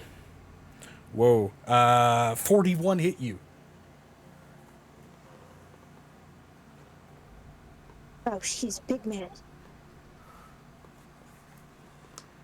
As you just barely have the time to glean now her hand and wrist wraps that she has wrapped around her hands, and the very clear draconic iconography of monk robes wrapped around her body, before you feel the white hot pain of her fist bashing itself against your jaw.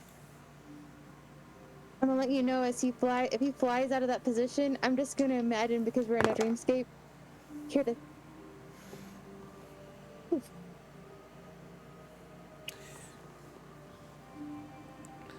That deals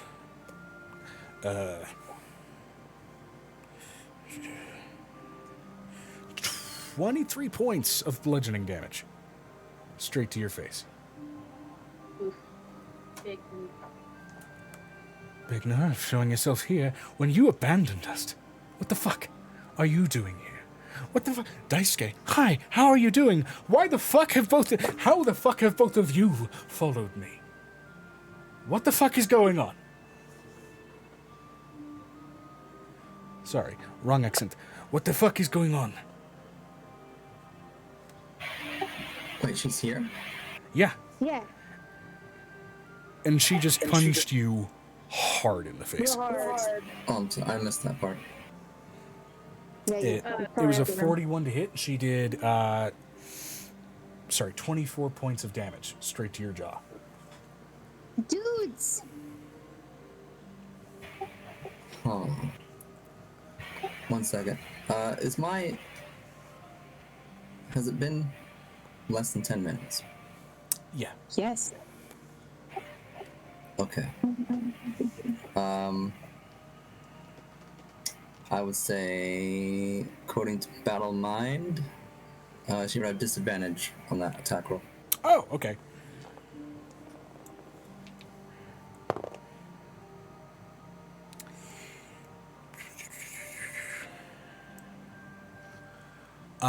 Does a 33 hit you?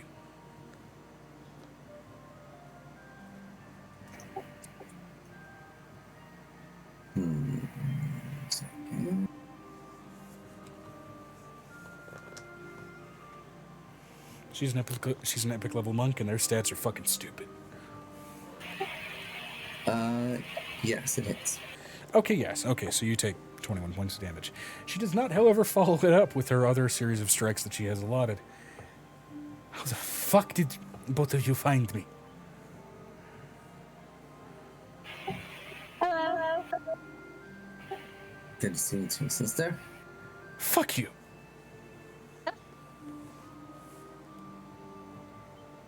It's possible. Brother was searching for it. Oh, Daisuke, what the fuck? You have been gone for years. What the fuck is with that accent? You still don't talk about it, and I'm not bloody going to. I want Don't to punch worry, you I'll now. do I want to that punch with you you so bad right now. Navarre? I just wish I had popcorn. With the dreamscape, you can have popcorn. Oh, right. I'm going to roll a vibe check from Navarre. Oh, we're in a dream. Would it be popcorn? Still, yeah, you haven't woken up yet. He manifests a series waiting of for Nick to tiny pull you through. hunted bunnies about the size of popcorn kernels.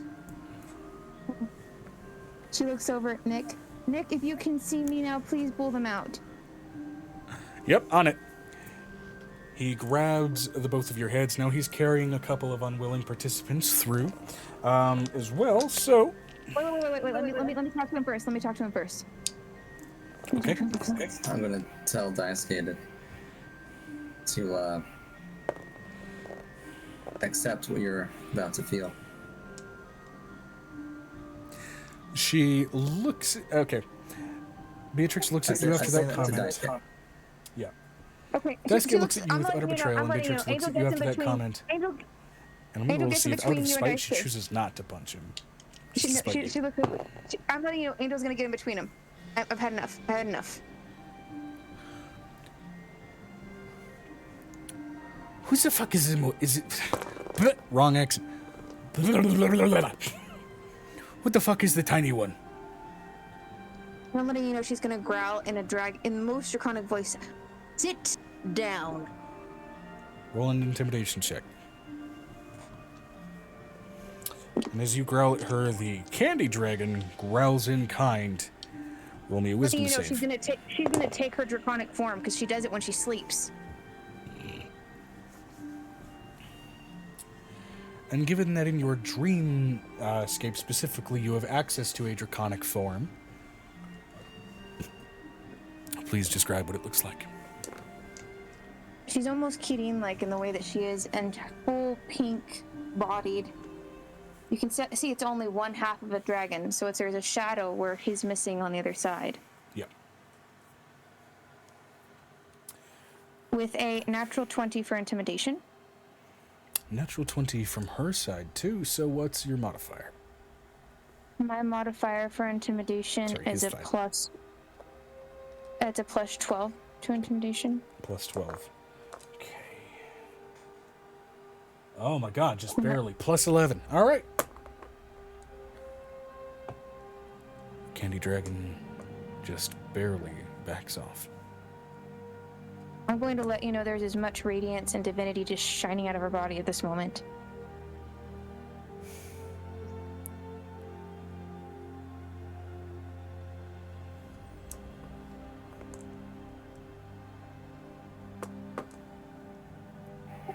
My sister is fierce. She means well. I don't know what you did yet. And because this is like a sibling with 2 children, I trust you, Xanon. But this is not your moment to talk.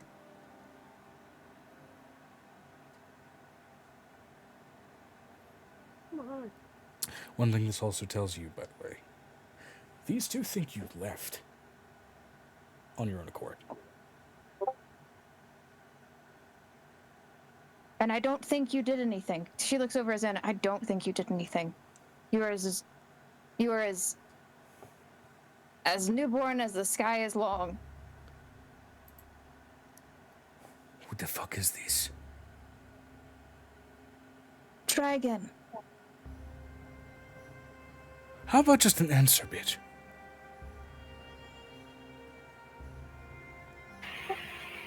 Can we discuss this in the real world? If we're in the real world, Navarro might eat her, and I prefer not to do that.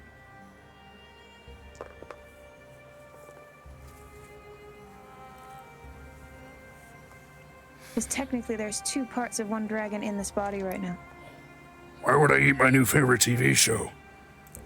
Good boy. Okay. Oh, I'm gonna get in trouble for that later. Shouldn't have said that. Alright.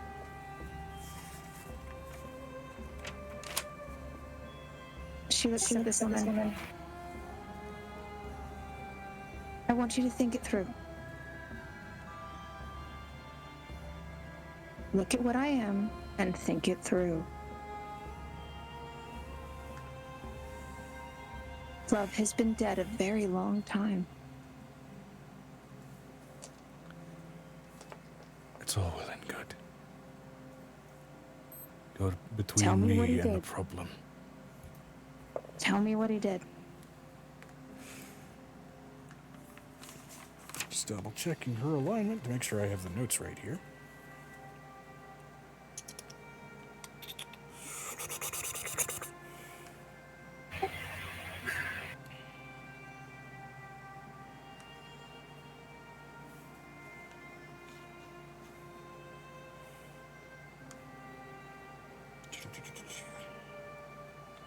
I feel like Angel is about to lecture Beatrix as to your grudge is a stupid one. Oh, that's right.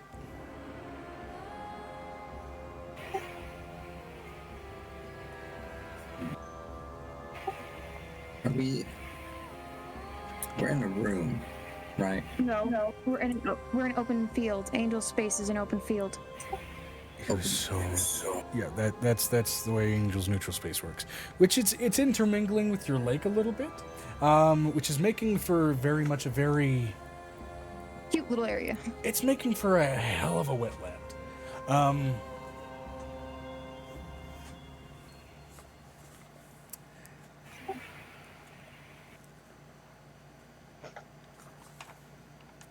So beautiful, baby boy.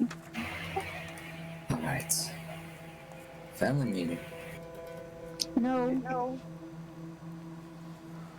This rancid She did. bastard was so focused on his tungsten brotherhood, knighthood. He didn't even know when Mother got sick. or how fucking sick she got. Dice gave us just a priest. Then he turned cleric to try and fix her. That didn't work. So, I'm going into German. She's not fucking German accent. So what's the reason for the accent change? That's the joke fucking up. Ah, right there. No, she looks over at the cleric. Not talking about that right now. This isn't about me. Want to make it about you? This isn't 'Cause about me. I know something about diseases. I know why someone may have gotten sick. The clerical work didn't work. Come What to did you find make a out, deal with? It was damage and poison of the mind. So I went wandering and exploring as I do. Which just got interrupted, by the way. Yes. Then mother is sick. Very sick. I might be able to fix that. That's not the problem. She looks down at them. Right now, you're my problem.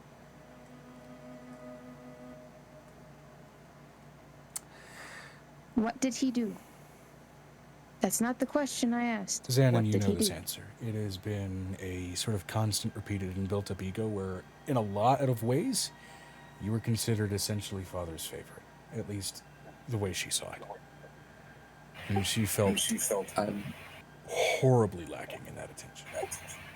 And so, I pretty much was his favorite. yeah. She felt horribly lacking in that attention, so over the years and decades of siblinghood that has been, it has resulted very much in her marking you essentially as personal enemy number one. Okay. If I healed your mother, can we have a discussion? I would prefer that I fill them in on some things in private. She got out the window when she hit you across the face. So, because I prefer not to my favorite dragon friend, considering they don't even know that the bond that you have between you and your dragon is halfway fraying.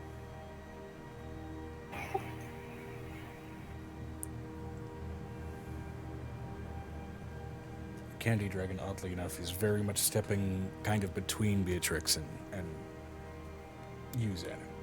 As if the dragon also is, in its own way, whether male or female, trying to break this up. He will kill you. I would like to speak to my siblings about family matters.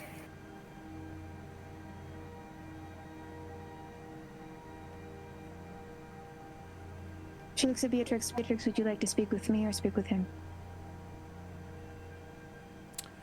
I don't even know you. I'm going to repeat this again. And I think you're a very smart woman. I know what you are. I don't know who you are, so I don't know you. I've been with your brother for about half a year, have a couple weeks maybe now. They saved the abyss from going into the Feywild. And you couldn't make a home visit? I offered. I did offer. More than once. So my question is, do you want to speak with him or speak with me? Because you sound like you have something I can fix. She cracks her neck. I'd rather speak with him. I don't think either me or your dragon wants you to speak with him. There will be no violence between the two. It's fine. I won't allow it. Is that Ravik or is that guy? That is Daisuke. I don't think the Sun Father will allow it either. He reaches this far. I'm sturdier than I look. I'll be fine. Wait a I minute. don't doubt that of either of you. And I think he's kind of busy with Grianne about this time of day. But the first time either of you have seen each other in years, and the first thing you're going to do is come to blows. I have a question. Can I read the insight between the animosity between them? Because I have siblings. And I have children. I mean, sure. Roll an insight check. Xanon, if you were trying to hide your intentions, roll a deception check. If you are trying to make plainly readable, roll a persuasion check. No, I'm watching her body language. I need to know what her beef with him is, and I should be able to read it because I have so many children at this point. Okay, sure. Roll an insight on Beatrix. Can I say something? I would say from our interaction, you could probably get that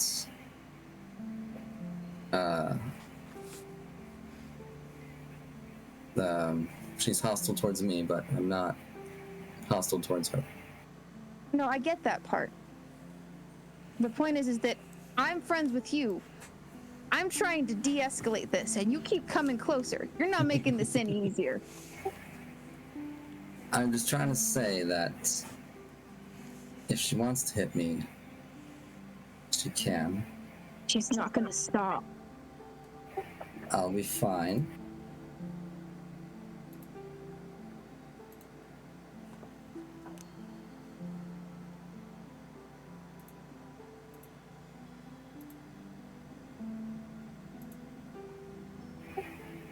All right. Firstly, here's a question.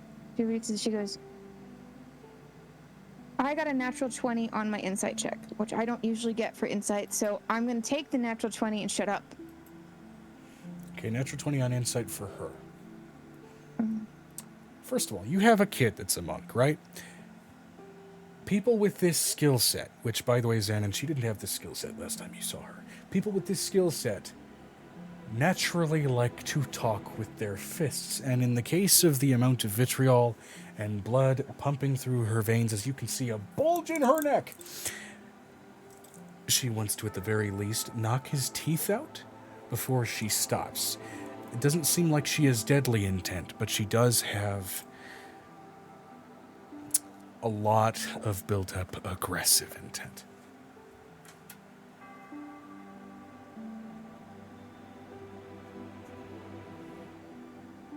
I'm going to use something that I don't get to use very often. I'm going to use my haunted ability to try to get her to let me help her.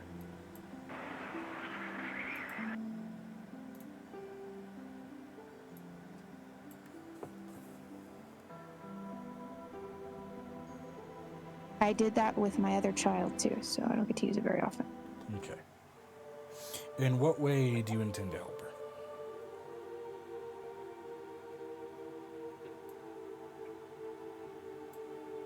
Because haunted usually means someone is inclined to help you because of how fucked your life has been.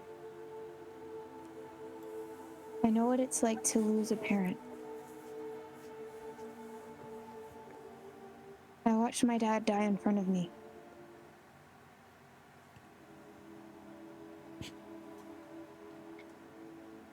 So I'm asking you to let me help you.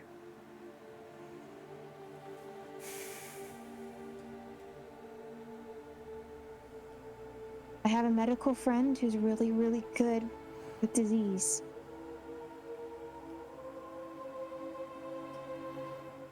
And my dad and my grandfather is a natural born healer.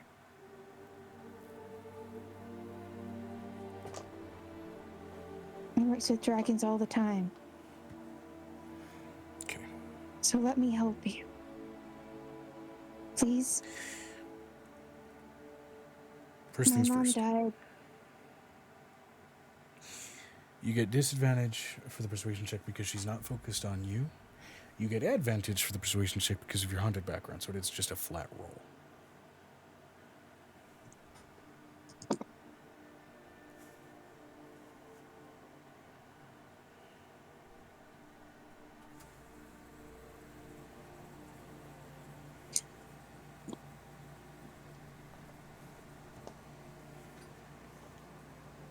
$17 Plus plus 22. Yeah. 22. No, it'd be 24. 41.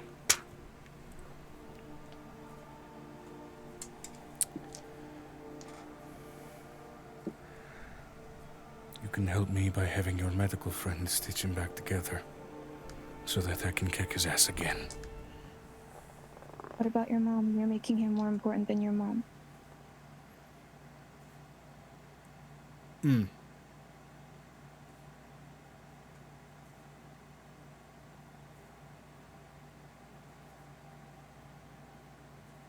means you don't care for your mom as much as you thought you did.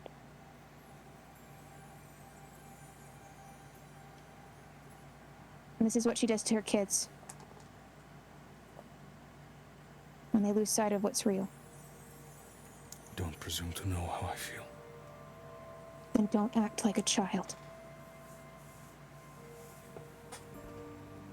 I have many.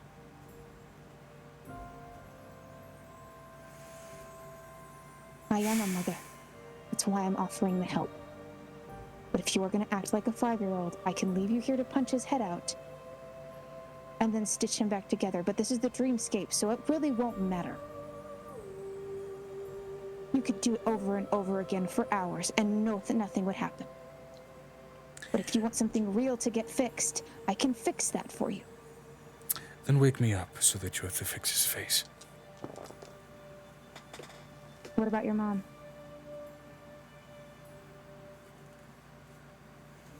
I'm going to We can repeat have this. an adult conversation about that after.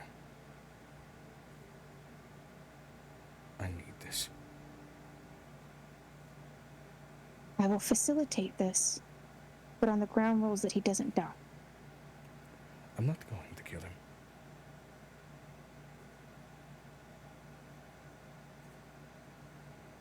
He's still my blood. You know, I've had people tell me that and then kill their siblings. We're He's gonna have still to my check. blood. We are still of it, Raven. Father wouldn't smile at me ending his life. And Mother wouldn't either.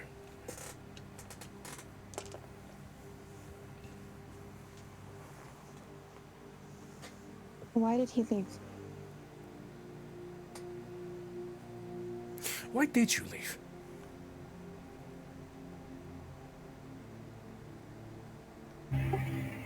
Can we talk in private now?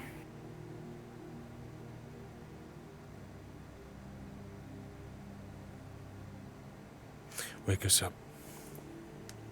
Yeah, I'm gonna let you hit him now. He's secretive about everything and it screws us over. One swing in this stupid-ass dreamscape, and then wake us up. Okay. Nick, did you hear the woman? What? Does a Quit 36 touching hit my you? boobs. Yes. Okay. Quit touching my boobs and pay attention to the woman. As a fist that's suddenly spraying acid out of its scales clashes against your face for another 18 damage.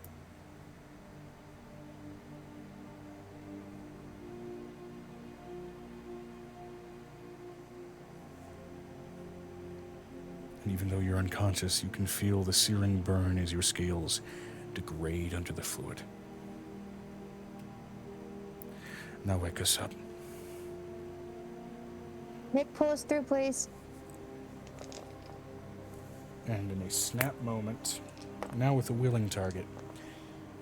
Ravik, you come awake. Angel, you come awake. I have to stay asleep till they come out. Beatrix steps through a tear in reality into the conscious world. As does Daisuke. And the dragon. The dragon, however, momentarily taking on a more human form. So pretty. Like Angel's like, I want to ask it so many questions. Of a somewhat androgynous looking elven man. With a sort of white and red streaked sort of peppermint hair, continuously almost fuming off that aroma. And otherwise his outfit would, I'm going to be honest, it would not be out of place on Johnny Depp's Willy Wonka. With the exception of the fact that it, instead of the just jacket, it is more a full-on leather cloak, and it is still just sort of that repeated scheme of white and red. Please be careful. My grandmother is a dragon. While you're moving through this castle, you might disturb her. Be nice. Thank you.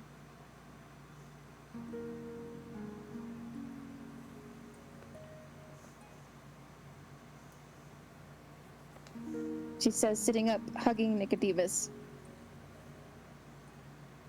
Oh, it's so freaking intense. Actually, no, we're in a castle, love. Hey, this is my grandma in a castle. It's better than saying we're in your grandma. No, that's my grandpa. Every day of the week.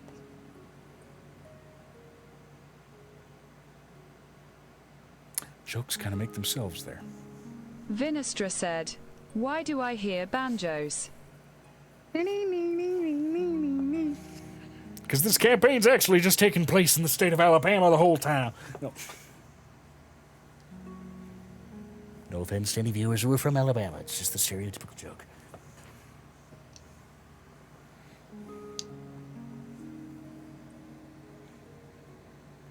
I mean,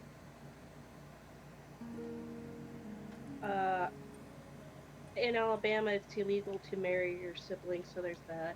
True. But not in New Jersey. The fuck? Trust me, a lot of weird shit is legal in Jersey. Anyway. So, me and Vanessa would probably have been discussing, like, medical shit. Oh, good. Thanks, guys. Thank you for watching the feed and actually knowing what's going on. Do I need to preside over this conversation, or do you truly need it to be one-on-one, you two? He keeps insisting on things in private, and then we end up almost getting killed by a djinn. Or something that comes out of a djinn. Or the djinn protect us from something that was super evil. I can't remember. You can tell What Angel's got the like a fuck are you talking about? He got like possessed by some type of devil thing. And then he just like, oh, I can't talk to you about things. And then he's like, all of a sudden he's like, I wasn't able to talk because of the evil thing that was attached to me. And then Angel's like, Vinestra cuddling up in said, the the Ifrit was possessing him. Yeah, the Ifrit. Okay, so it seems like we all need to catch up on things. Lots of things happened while you guys were gone into dream world. All right. Family meeting.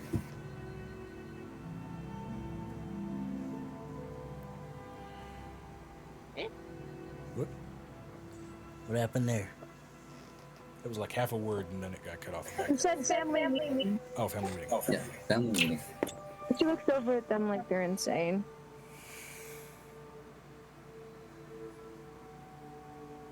Piper's just be like, so Angel and Vanessa have come up with some ideas for medical equipment and just... Full-on dragons have heated debates by exchanging breath weapons at each other in the sky. Sounds like fun to me. I'm gonna lead them and Ravik to someplace isolated. Oh, Ravik's still kicking. That's good. Yeah. The fuck is that supposed to mean? Didn't mean anything by it. It's been a while. And while we're alone, I will be tell them everything that happened since the last time we met. Which is, conservatively, about 90 minutes straight of storytelling. Where oddly both of your siblings are patient enough to let you finish it out.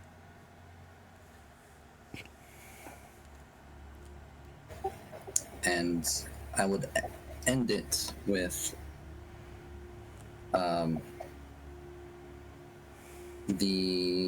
what's it called? With my oath to Gacier. And I would tell them I now have the power to heal Mother.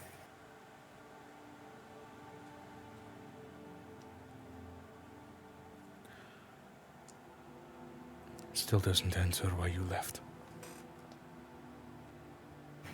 That was part of the story. You don't want to say it out loud? I don't remember exactly, because I think it was one thing, but then you changed it. If I recall correctly, you were banished. From your home, at least. I thought it was. Or was it? I thought I was. Or wait, no, not banishment. It was the magical flux thing that happened that pushed you out. Yeah. Then by extension, you were gone for so long because time dilation in Ormer is a bitch. Although I guess magically speaking, technically, you were banished. Per the mechanics of the spell.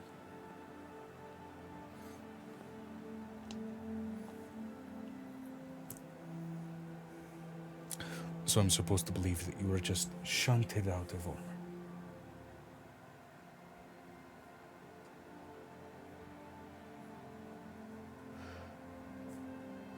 I believe him.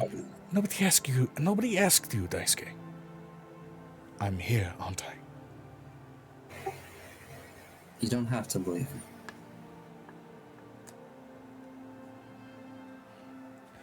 You were gone for years, which for you is just days.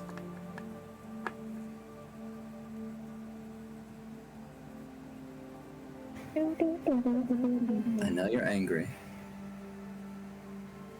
but I'm here now.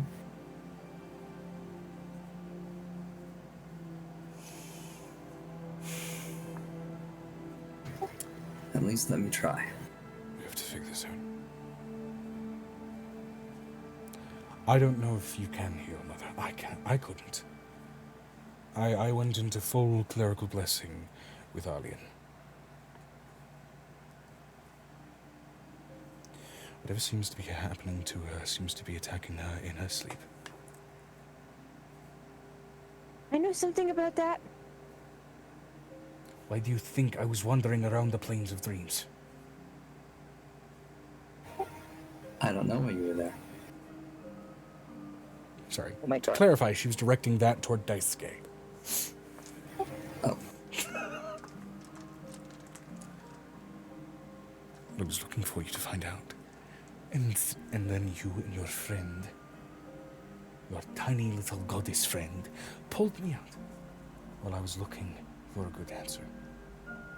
Because Daisuke's divine magics didn't work.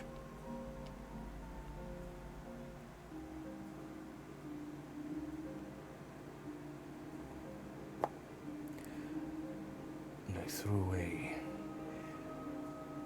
the way of mercy for the way of dragon's breath, because I knew that wouldn't fucking work. What's this about? Things attacking in dreams? Oh, wait, we're not here. Sorry. Shit. Angel might be there, but she'll be in the walls. I'm not asking for forgiveness. You haven't even started to earn it. Can we at least try to work together? I'm down to try. I have one favor to ask.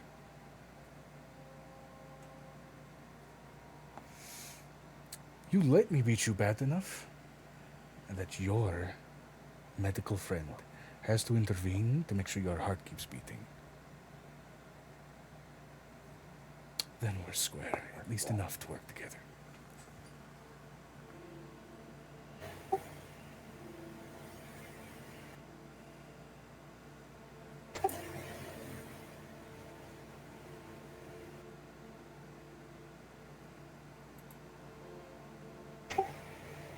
I'm going to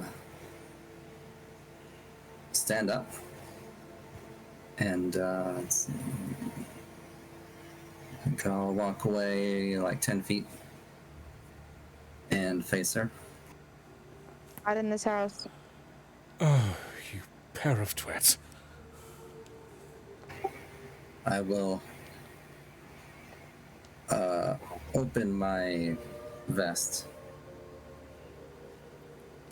I'll tell Daisuke, don't interfere. Please tell me that she carries him at least to the training yard. The house does physically move you guys. The floor essentially becomes a fucking conveyor belt as you are all shunted outside to where you've seen Angel and Nick spar on occasion.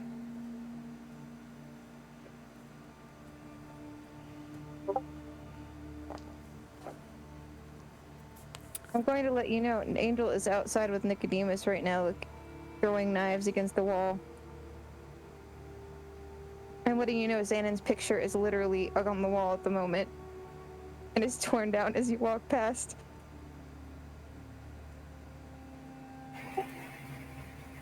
I'm gonna cast, or not cast. It's my bonus action for to activate Dragon Shell. Okay. And make myself resistant to acid. Fair enough. Meanwhile, Beatrix's companion just holds half of his face in his hand like, you're really going to do this? First time hearing him speak, by the way. You're really going to do this right here, right now? Right now? You know I have to. You don't! You really don't! This is stupid. You want to stroke your ego this bad? I want to crack his.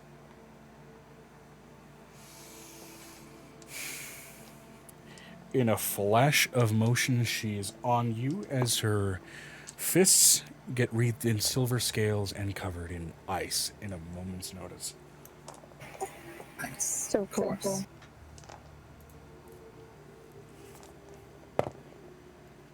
Does a 34 hit you? Yes. Wait, since she hit me in the dream place, did I lose any HP? In your dream, no. You gain it back, yeah. Okay.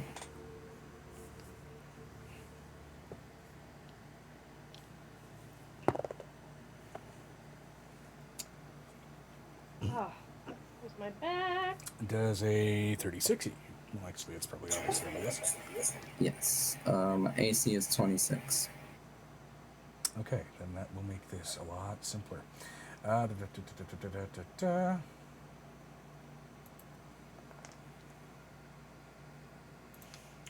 Quick. Of this doing certain things, so scrap.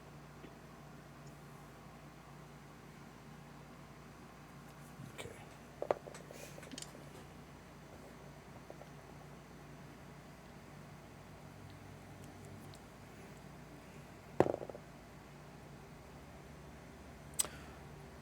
That hits.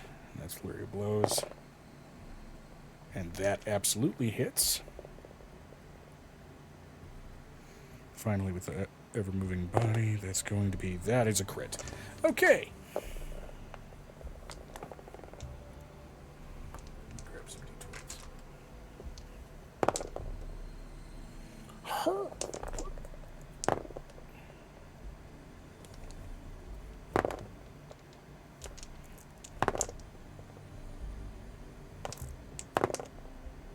Okay, let's turn that back down, shall we?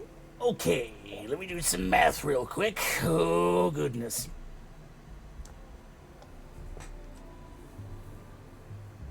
Monk math is insane. Monk math gets ridiculous fast. We love it. We love hearing about it. We loved watching Glenn kick ass. Here. 3d10.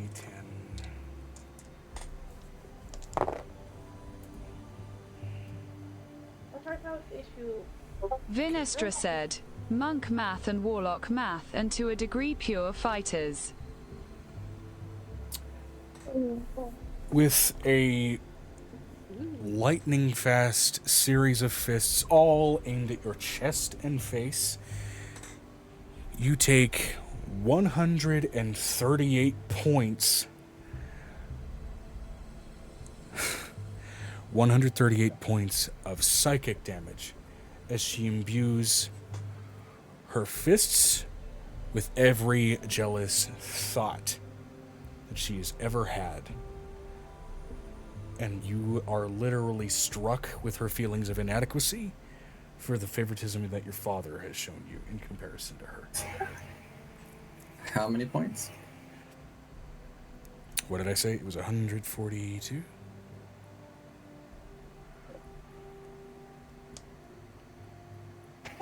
$142.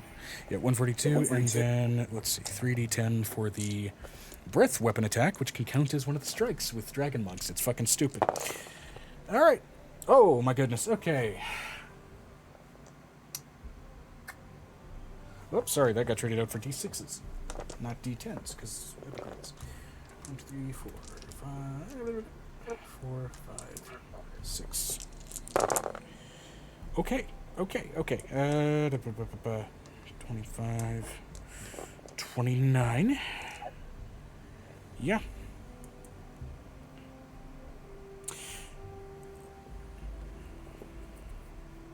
$29 points of poison damage. As if, at the very least, something within her even acknowledges that her words are poison. I'm immune to poison, but I'm gonna act like that hurt. Even if you are immune to poison, I think there's, more than anything, it's the poignant symbolism there. How much health you got left, by the way? Plenty. Fair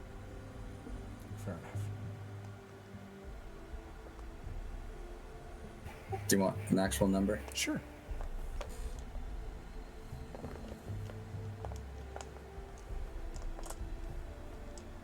Vinestra said, he has the most in the party.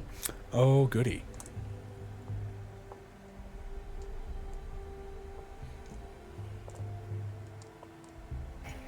Sent it to you.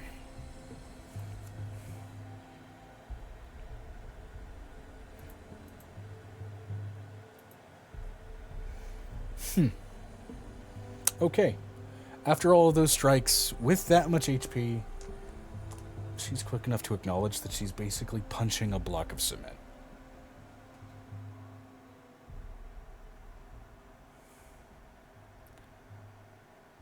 I still did that for me. She relents.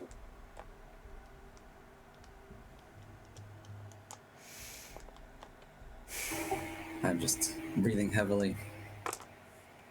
And I say, Don't play it up for me, you prick. good to see you too, sister. Fuck you. No.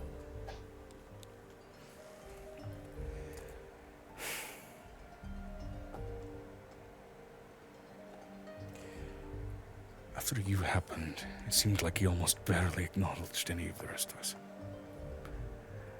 Which you know for a lot of your other siblings, not necessarily true. But she got that chip off her shoulder. She got that chip on her shoulder, and she let it fester. This is as much her fault as it is anything else. The first thing I did when I came back to Ormer, so I went to see Hikaru, and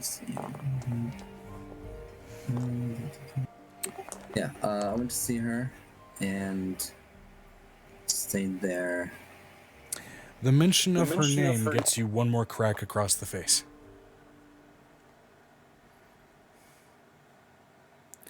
No damage dealt, just you can see her fighting not to let tears well up at the mention of her name.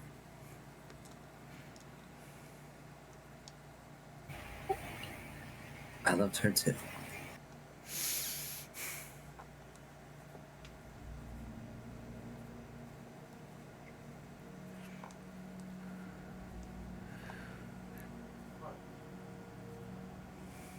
She held us together, you know. Even while she was gone.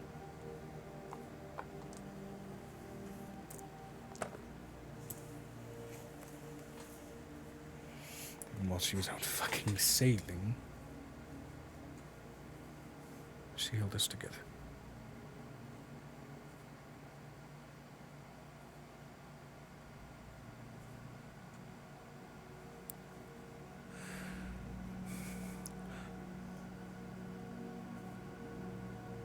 I know I shouldn't hate you.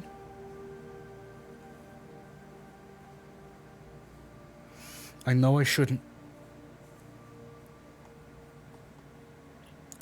I don't know how to stop.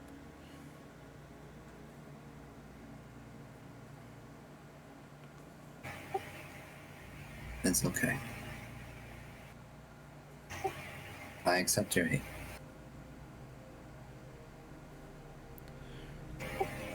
But I still love you. You shouldn't. It's like a rod on the heart.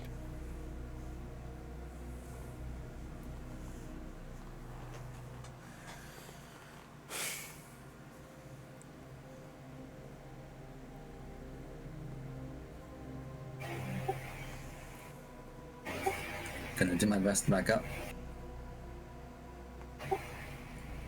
Alright. Let's go back. Before we go anywhere, Daisuke, what the fuck is up with your voice?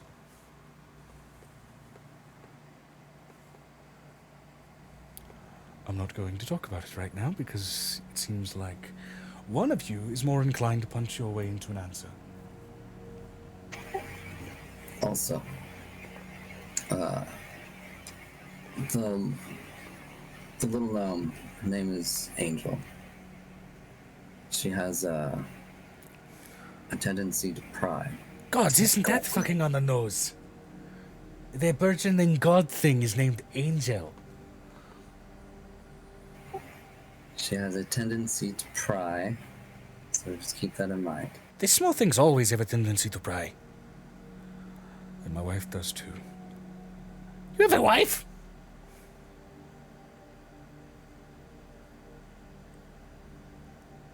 Yes. Do you all not remember my... Oh, wait, no, right. She was a girlfriend last time you were here. Last time both of you were here, actually. As he regales you with the story of the little brass kobold that he was dating. Yes. Whom, if my notes are correct, was named... I don't have a name. I think she was named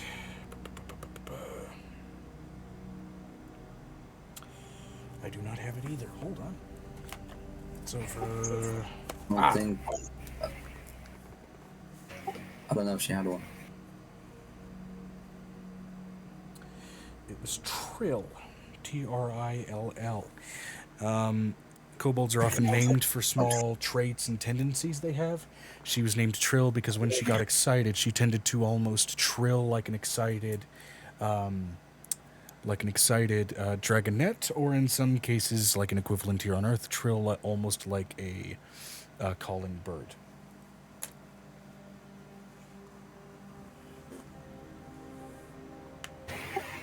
All right, got it. I got married to her. You also know that Trill was not from your area. She was from more desert-oriented regions, and she definitely had this timbre to her speech. It seems just your sister has not realized that kobold rubbed off on him that hard. Congratulations. Thank you. Vinestra said, phrasing. No, I'm leaving it as it is. Question: does her grandmother shut them out?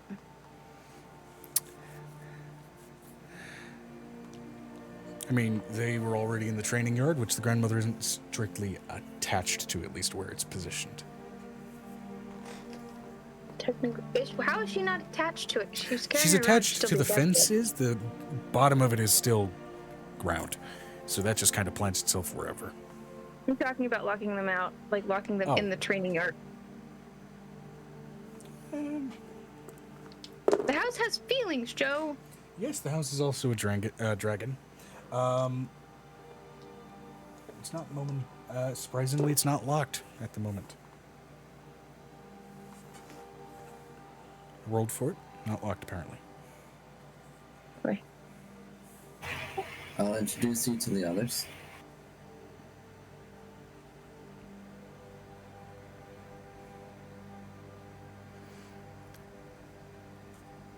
On the other side, who the hell is that? Pointing at the astonishingly dressed humanoid form of the candy dragon. Oh, sorry, I'm Pepper. You're shitting me. Pepper. For Pepper. Okay, speaking of things being on the nose. I'm from the Dream Realm.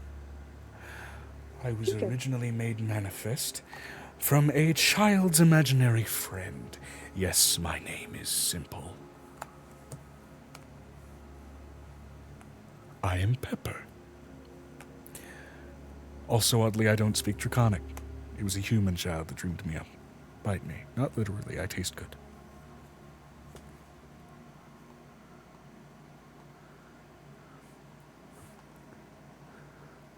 Is that why your breath smells so good, Beatrix? Oh, shut the fuck up.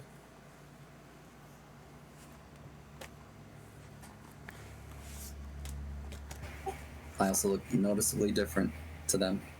Yeah. What is the deal with all of that?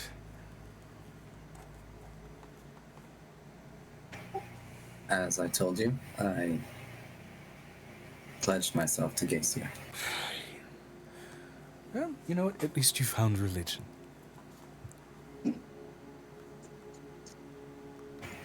For the moment. I dare you to stick to it. No balls. It's not literally. Some people pledge unicy.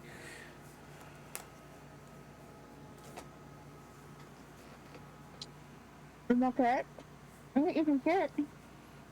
Okay. Awesome. Alright, I'd say we meet up with the rest of the group, if they're still together. They wander in. Beatrix's vibe, decidedly far less hostile. Still not really making eye contact with you, although at least now there's a trace more of shame than anything else on her face for it. You see some cuts and bruises on me. Angel's in the middle of a meeting with a bunch of war people. I think Piper and Vanessa are still bouncing back and forth for ideas for medical. Angel's too angry. She's talking about her war people. Gotta check on Jesus. Okay. So Angel is busy wargaming. You know what? Give me a... What would be a good roll for strategy check? Give me an intelligence roll. Vinistra said, V will give a head nod to Xanon. I have an extra.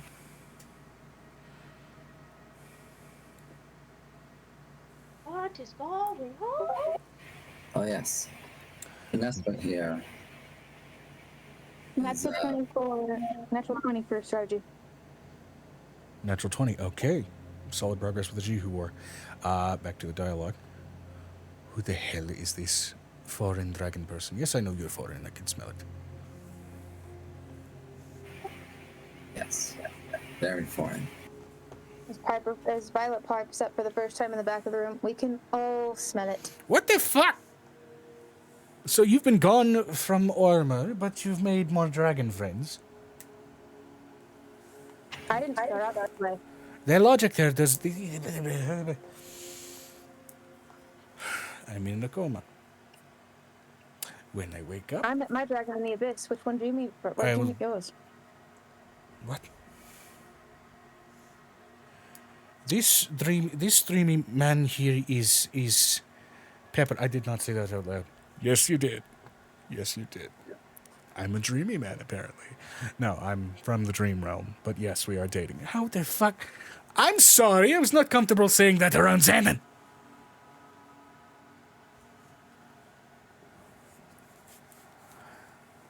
Tough. I guess I'm the sweet one. You've got to have one tough one and one sweet one. That's how it works.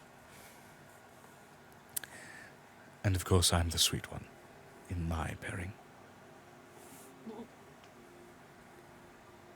You look like you need a shave. Yes, I do, desperately. You need shaved. He goes digging through his robes, which are tattered at this point. Xanon, do you have a knife? What? I'm letting you know that Violet pulls out a knife.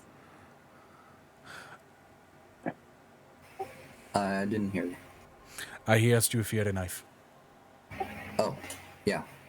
I pull out my survival knife. Fantastic. Is that sharp enough to shave? Well, you don't have hair, so I don't know. It can do a lot of things. Have you used this to kill anything disgusting recently? Not recently. Have you cleaned it since you last killed something disgusting? Always. Okay. Still, I don't feel strongly confident. Excuse me, purple madam. Have you... I'm sorry, did you just say madam? Fucking gross. Regardless, have you used that knife to kill anything disgusting No, it's one of Angel's butter knives. Well, shaving with a butter knife. As his normal accent slips out just in the nervousness. Shaving with a butter knife. No, I think I'm... Xanon, I'll take you off. I'm letting you know she takes a piece of her own hair and cuts it with the knife. Okay, right. I'm going to go ahead and roll an evens or odds to see whether he goes for Xanon's knife. I'm gonna just press the knife to his chest. Stop being a baby.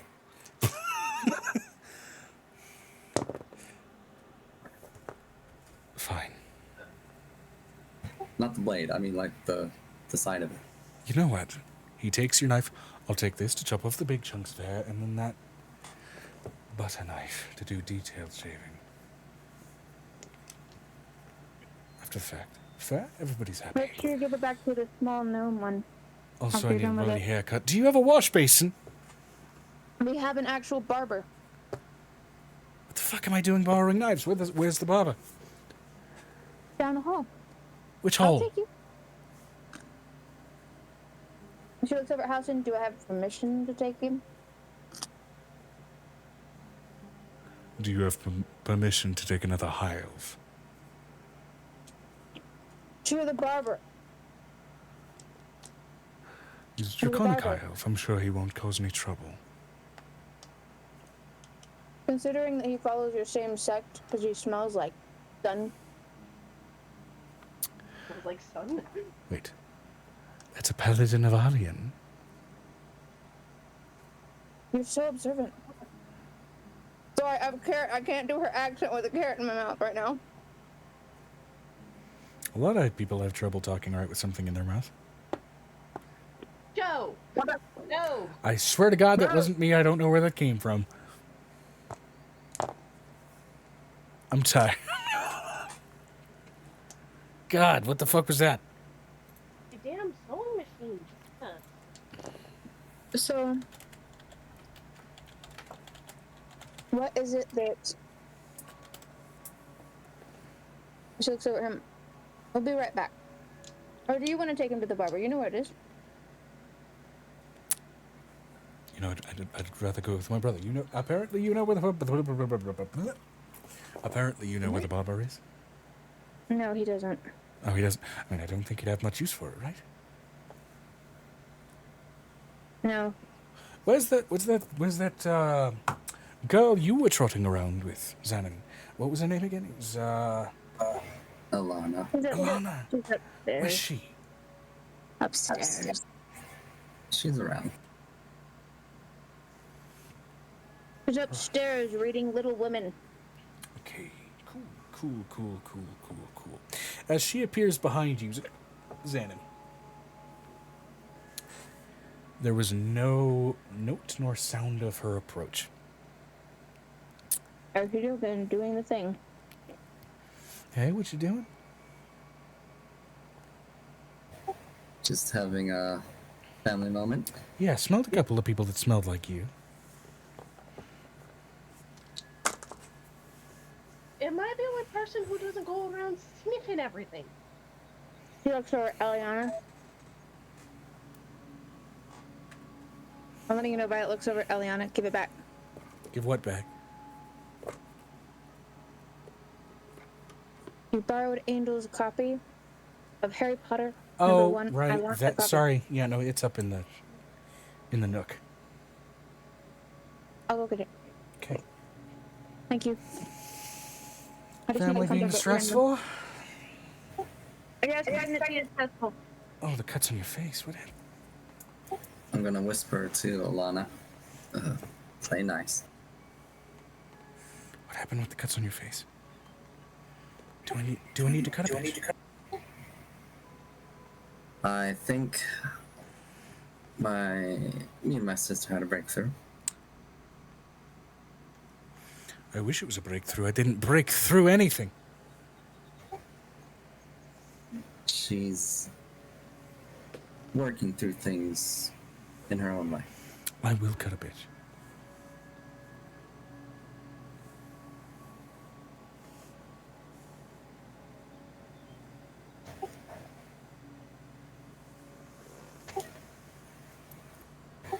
I appreciate the thought, but sometimes you have to let it out. Fine. It's just like siblings do. Sometimes they just need to fight it out. As we go ahead and we rotate scenes over to Angel, Violet, Piper, Fenestra. That sort of chunk.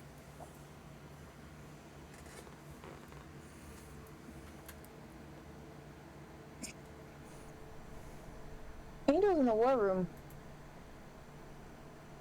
So I just see Piper, Violet. Angel got annoyed with Denim being rude and decided to go to the war room. Rude. Rude. Vinestra said, "So yes, Piper. Those would be my recommendations."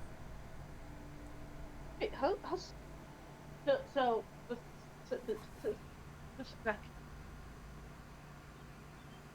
give me a second. I have to get my brain to chill for a minute.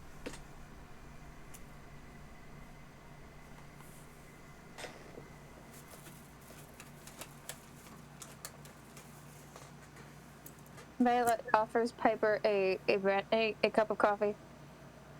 Did she fall asleep? The issue, not the character. I know, but even in character, you hadn't had coffee. You just did the whole thing, and she hands her a cup of coffee. Coffee? Yes. I almost turned into Bruce there for a second. Yes, thank you. So,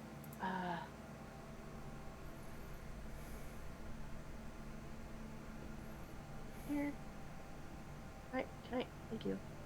So, 3 of the things we came up with is like true sight glasses. That way, like lenses of true sight, so Piper can actually see if people are disguising certain body parts to like hide what's wrong because they are ashamed for whatever reason. So nobody dies because of a freaking facial infection again. I have. Violet goes. I have goggles of true sight. Yeah, the Do you other need one them? is X-ray device of some sort that doesn't use radiation, like a magical sort. Yeah. We don't have one yet. That's what we were working on. Remember during the time period off. We still haven't discovered one. I know. What I'm saying is that's what we. While you guys were doing the. Oh no, Violet's in there with you. Violet's in there with you. Oh yeah. Violet's sitting there against the wall like a little tiny sheep, just being like, I'm in trouble. I'm just gonna try to like make conversation over here. While y'all were still asleep. Okay, hold on.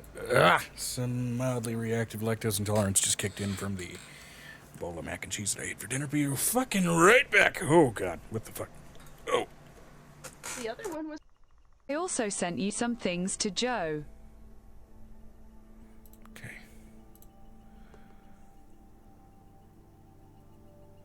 So Violet just walked out of the room trying to lead this guy to the barber. I guess. I don't know who led. I'm guessing somebody led somebody out.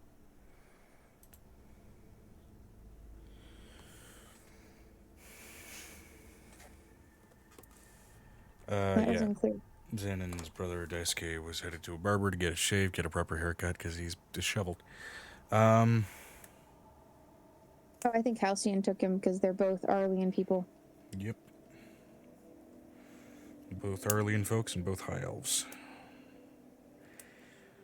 Not even really the same kind of form of high elf, even remotely, but both high elves.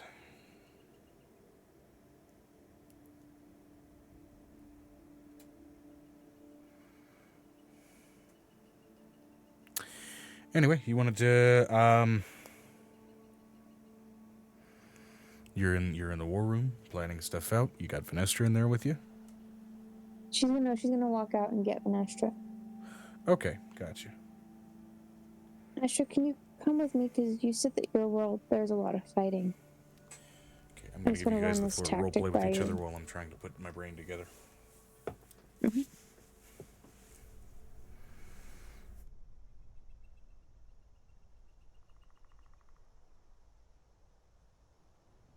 I just want to run a tactic by you, see what you think. I've never really fought anyone like this, so I don't really know what I'm doing. Vinestra said, Vi would get up and go with Angel. I didn't say there was a lot of fighting, just we had a massive war recently. And sure, what's the tactic? Well, she takes her and she shows her the border of Jihu. We have refugees on this corner here. We have fighters on this side over here. We do have some underground tactics that are going in and fighting. But here at the capital, she shows where the capital is. There's been multiple attacks from airborne ranges, from the ground. And believe it or not, there were some druid factors at one point.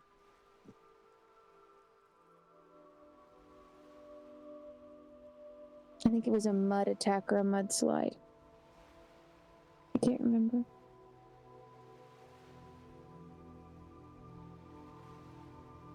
There's a massive map on like the wall of the whole entire Rome.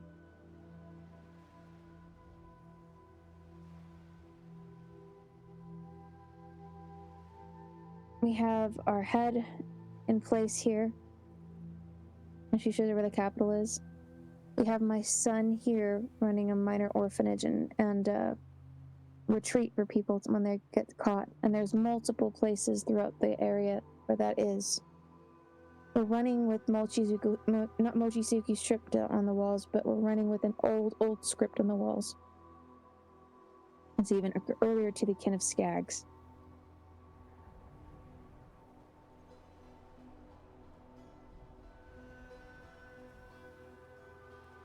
Is there anything that you think I could do, considering we have UNT coming in here? But we have, the problem is that they're using slaves to fight their war for them. And it's hard. It's hard to watch these people go up against them.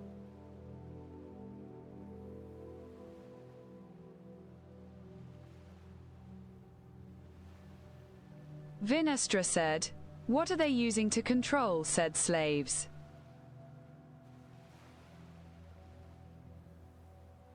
When Corbin was in control, he used an enchantment underneath the skin to torture his victims. A lot of the changelings or UNT that we've had we found scars similar to that.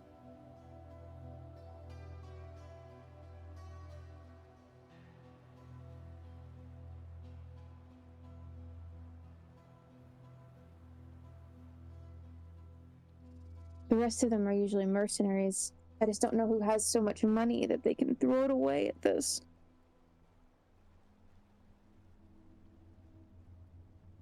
Is there any way to prevent such control? Money control or the other control? The slave control? I think we could possibly do a mass... I think that's what happened when they attacked my home. They killed Nyx. Nyx is a beholder. I've been friends with this beholder for a very long time. He lives under my city. Well, for 2 straight years we've been friends. And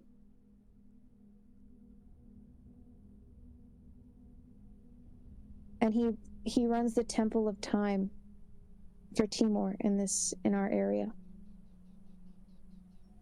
But I don't know how to fix this. I'm not sure. I don't know how to make the enchantment go. Maybe we could get some beholder skin or something, maybe make an anti-magic field or something like that under their skin. I don't know. Maybe we can breed a mosquito or something. I don't know. Just gotta figure something out.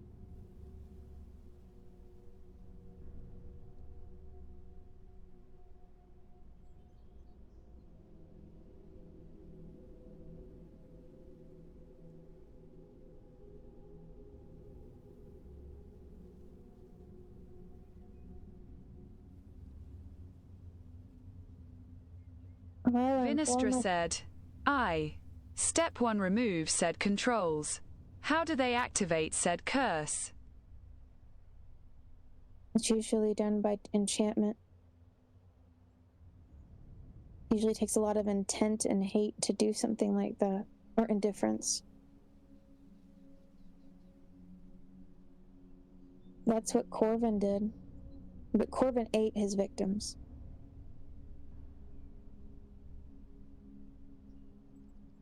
A lot of the people have been doing the same. There was quite a few of the higher-ups from what we gathered that did similar things to the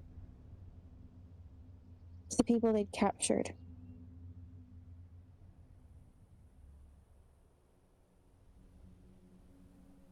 It's nothing as violent as when we were in Grenade Crossing, but similar.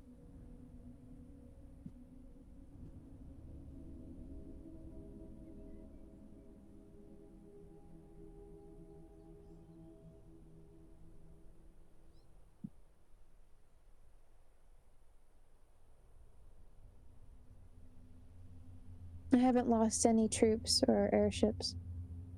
I think the only casualties we had were on their side, but I'm tired of seeing them. I'm tired of seeing it becoming a bulldozer. If that makes sense.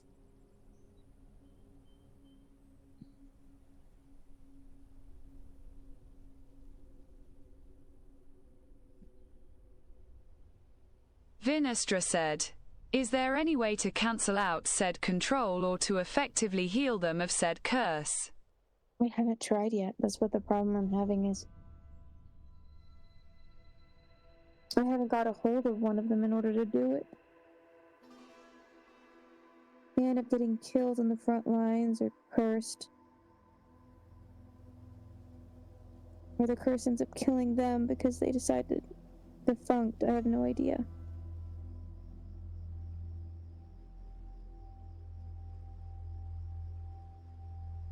Those were my last reports.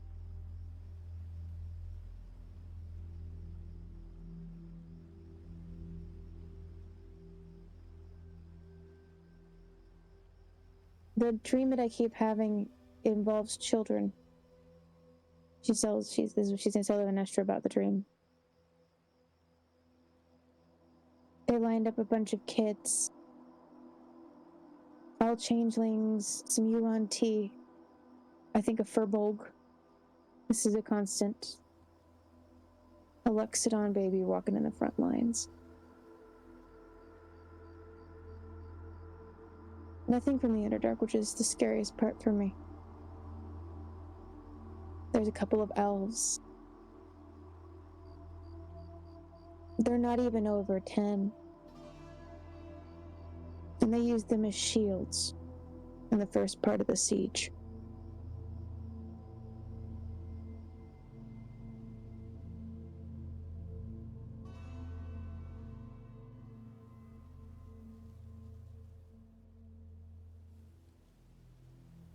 Vinestra said, "That does make it difficult.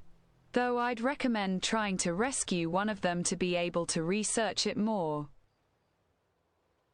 Maybe I should get one of the bodies and see if I can figure it out.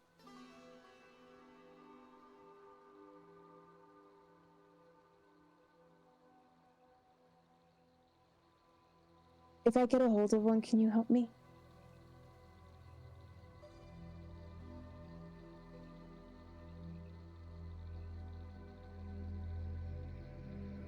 I can't remember everything about the dream because of what Henniger did for me. But I have written down in my notebook the beginning of the dream, at least, because it's the same. That stays the same. The tactics change, the war things change, the different kids change, but that stays the same.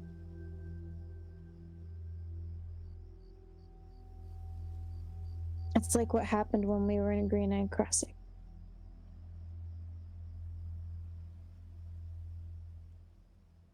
Vinestra said, "We'll certainly try though. I will point out him not a tactician angel, but more than happy to try.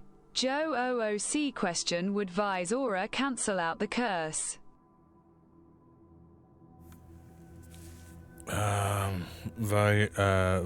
Vinestra's aura. Good question. Which trait of That it absorbs damage and injuries as tokens. Right. It wouldn't necessarily nullify the curse, but you could, given enough proximity to one of them, basically take on their suffering unto yourself, at least potentially. It's worth a shot. Subdermal rune work, though, gets a little complicated. Well, okay, you know what, that's kind of a cheap way of putting it. It has, when it's under the skin, it has certain protections. That's why it's really effective when you do it for beneficial purposes, and it's really dangerous when you do it to fuck with somebody. It's also like trying to get a tattoo put on under a couple of layers of skin. To the point where it's invisible and, of course, shitload more sensitive. The process of even getting it on is a motherfucker.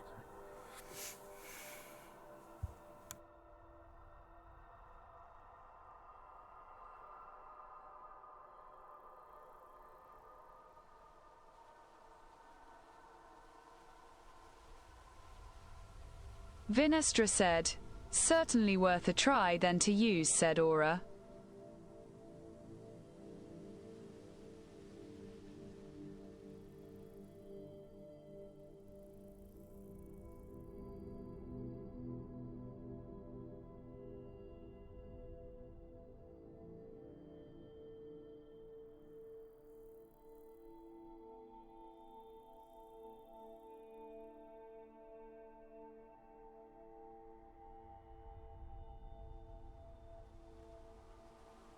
Initially, you would notice Angel's shoulders tense, and then because of what happened with Henniger, they relax really fast because she can't stay tense the way she's been.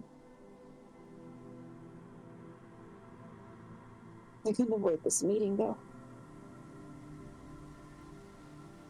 The intel is that they're going to be moving a shipment of people that they've had underground.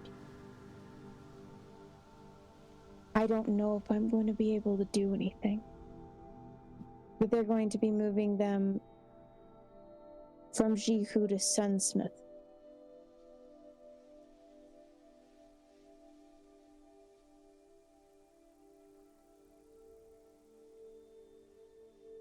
Vinestra said, where on the map is that? Jihu is the upper corner, if you look on the map.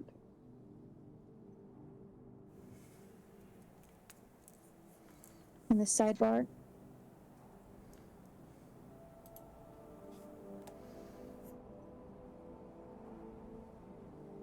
Vi's asking for more specific areas to clarify.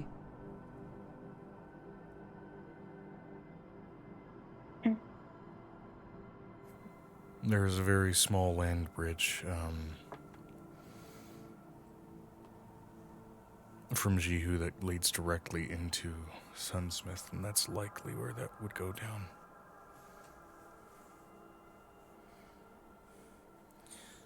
Unless they wanted to do it from a naval side. The portal.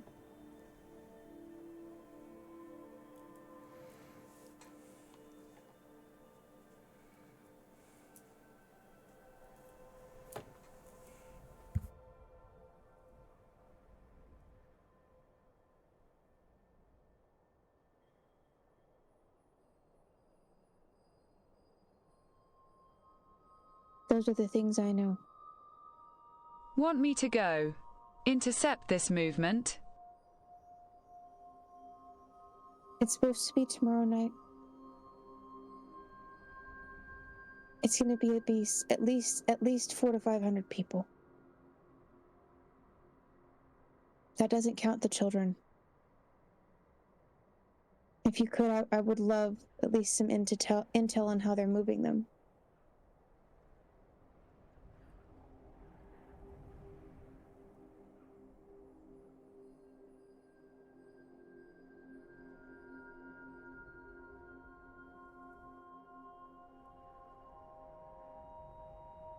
I don't think I'm allowed to go with you because of...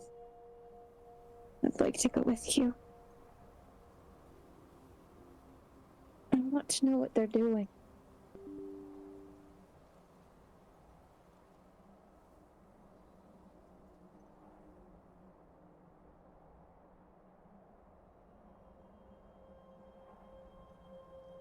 But if you can get the intel, that would be wonderful.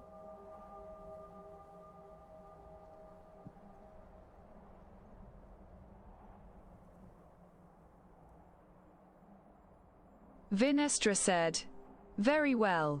I'll head out and see what I can do.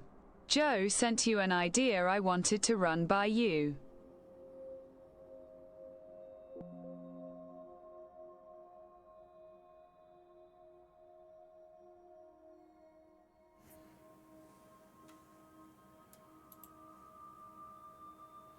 Let me take a look. Let me go to the bathroom real quick. It's not going to be as long as Joe's. I apologize for that. Yeah, but you have to do that. Well, it's just... No apologizes. You can totally do that.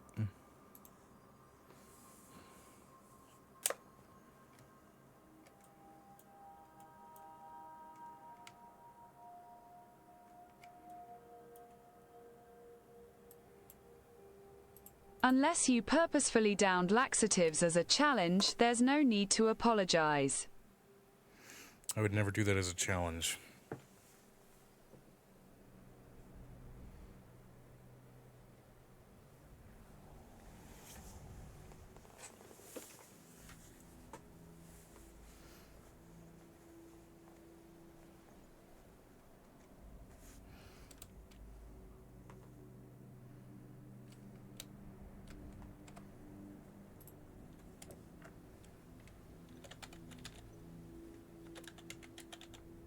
Then yeah, V and Amira will very much head out.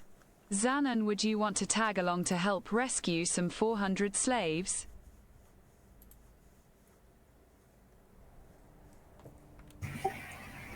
From where?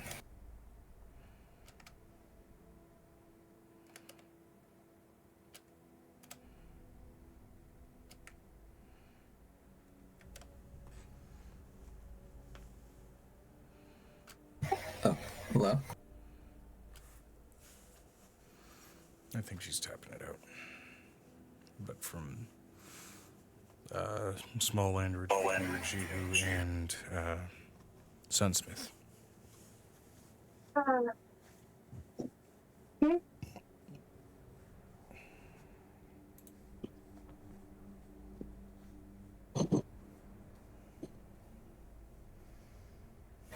Oh, I see.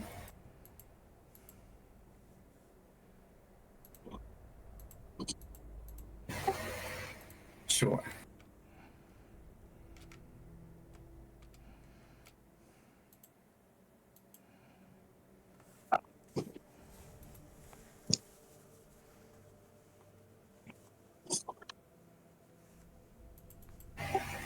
Also, while I have the chance, I'd like to thank you, Angel, for helping me rescue my siblings. Anytime.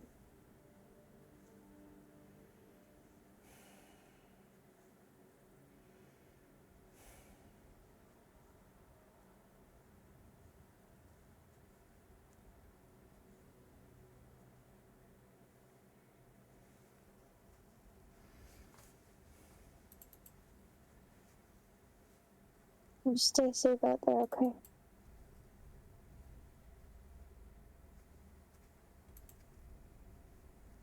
Vinestra said, "Do you have any more specific intel, Angel? Like who would be the enemies and how many?" Let's meet with Paul. She points out a point on the map, which is on the edge of Jihu. He has more intel than I do, and he won't tell me everything because he's worried that it's going to reach bad ears. And she pulls out a Fey glass. I need you to take this one to him because he broke his last one. And you tell him to be careful for me.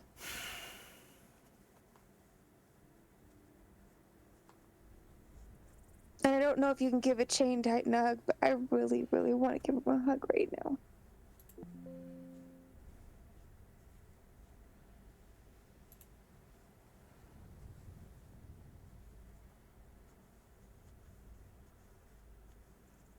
He's running, she points out, the land bridge in the top part, in that top part of the...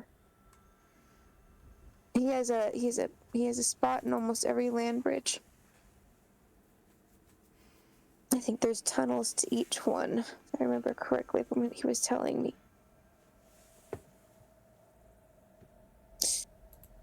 You're gonna look for people that look like me, Vinestra. They look like elves, but they're gnomes.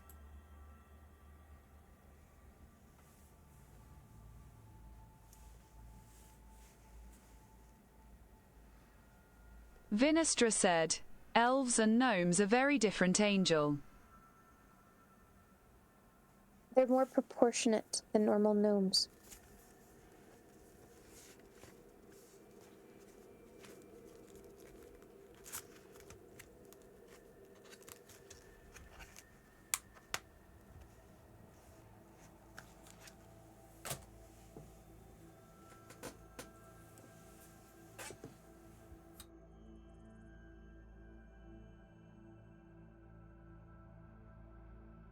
I Does see. that make sense? Very well, then I'll do so.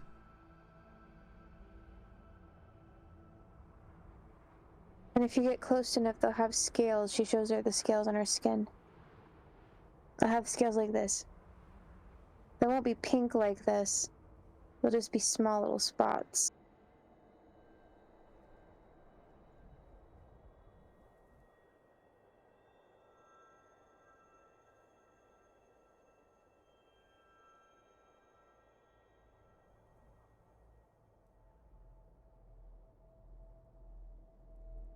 And I think most of them are a little taller than me. Not by much, but maybe a couple inches. Duly noted. Do you want any of your forces to accompany Xanon and me? Yes,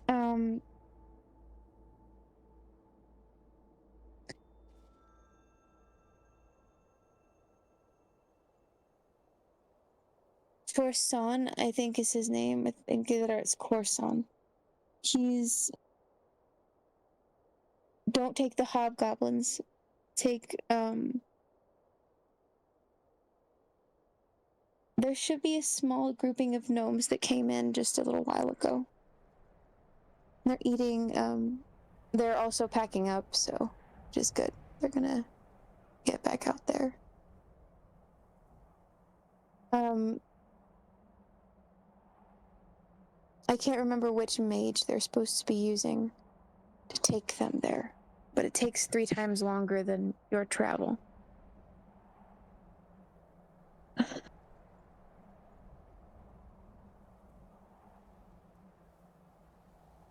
I was gonna ask Griffin to take them, but if you'll take them, it would be really great. They usually they do the same thing I do, where they put somebody in a bag and then they carry somebody with them. There are not very many of them, they're small grouping. The actual forces are in a secluded area.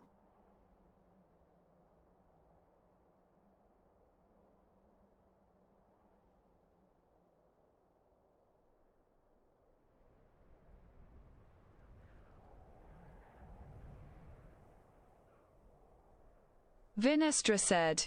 Very well, we'll get going now then. Okay. Just be careful out there. Xanon, if your family's here, do you want me to house them, or do you want them to go with you, or... I don't think you would want them to take you into a war zone.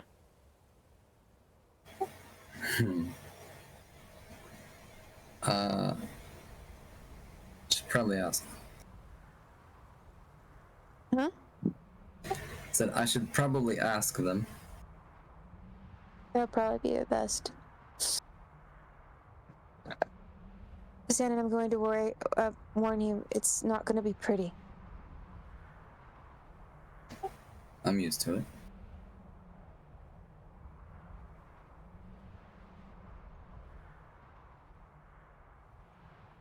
Okay.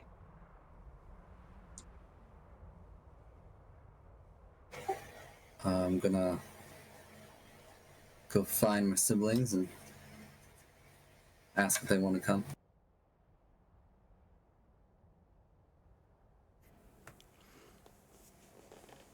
And I tell them it's a ugly war zone with a bunch of slaves. Well, for one, you need a medic. And for two, slightly wrong accent. And for two, I need some skulls to cave in. So, you're getting both of us. It's entirely optional. No. After seeing you after so many years, I'm angry enough that it's not optional and I need to cave in some skulls. If it's not going to be yours, it's going to be some beast folk.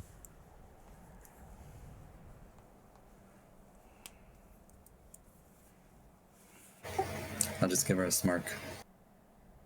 She flips you off, but you can see the slightest smirk curling up on the side of her face.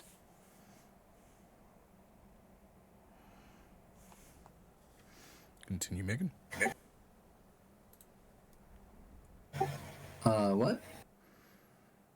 Megan, you were about to say something? Angel's gonna walk out and look at Lillian and hook a finger in her direction. Lillian saunters over with a simple ease and quickness. You make me some chicken soup. Any particular variety? No, just like like Mom used to. Rice or noodle? And if you want to, you can ask Mom. No noodle. Just potato. Chicken, potato, Chicken celery, stew, got you. cilantro. That's not chicken stew, that's chicken soup. I'm messing with you. Yes, I'll make it. Anything you'd like to go with it?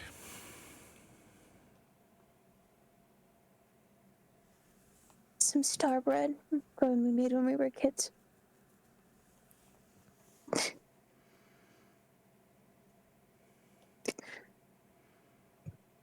You are notably in a different headspace. Is that good or bad?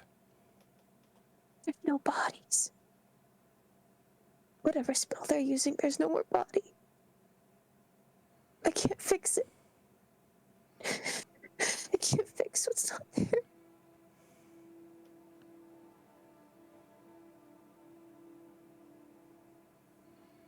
We'll figure it out. Turn into viscera. Like when I found them in the art gallery. In the art gallery, there was something to fix.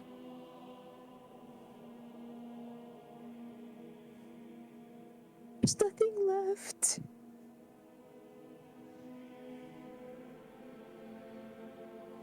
They're doing something where there's nothing left. We'll figure it out. There's just blood. A lot of blood.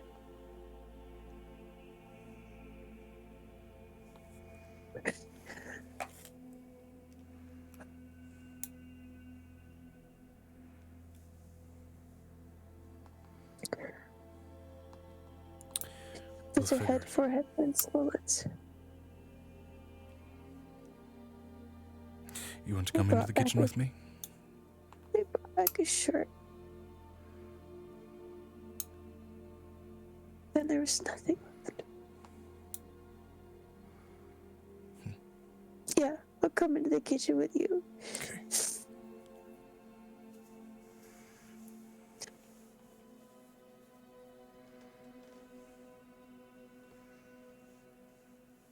And in light of that emotionally very raw moment,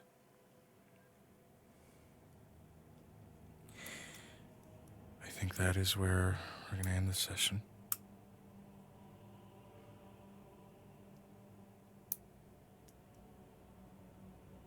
So, what would we like to name the session? Specifics of the results of the interim war game we'll get into, but... Vinestra said, a sandy thought. A sandy thought. A sandy fist. She punched him hard. Boof. Joe, would that count as any sort of training? With what she was doing to you? Yes. I wouldn't say so. that has to be with the deliberate attempt from both student and instructor, in that case, to toughen you up. And she was just trying to hurt you. Gotcha.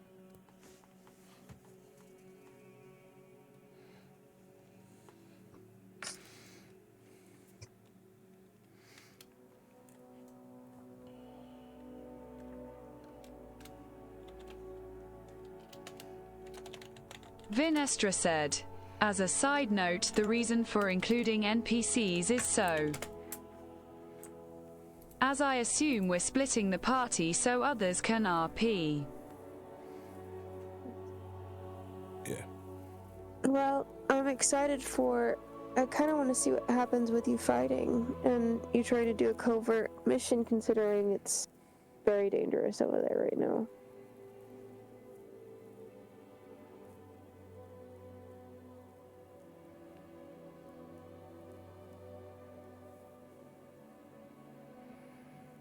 Another session title option: Dream Sands and Throne Hands. Oh, I love that. Yes.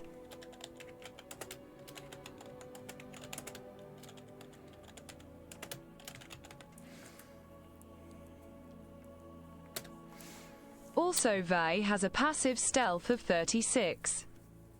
God damn. Epic levels, y'all. It gets stupid real fast.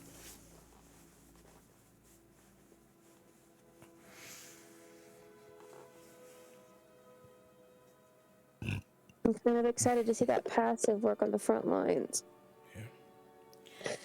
It is almost 2 a.m. just Mountain Standard Time. I doubt there's anybody to raid, but I'm still gonna check.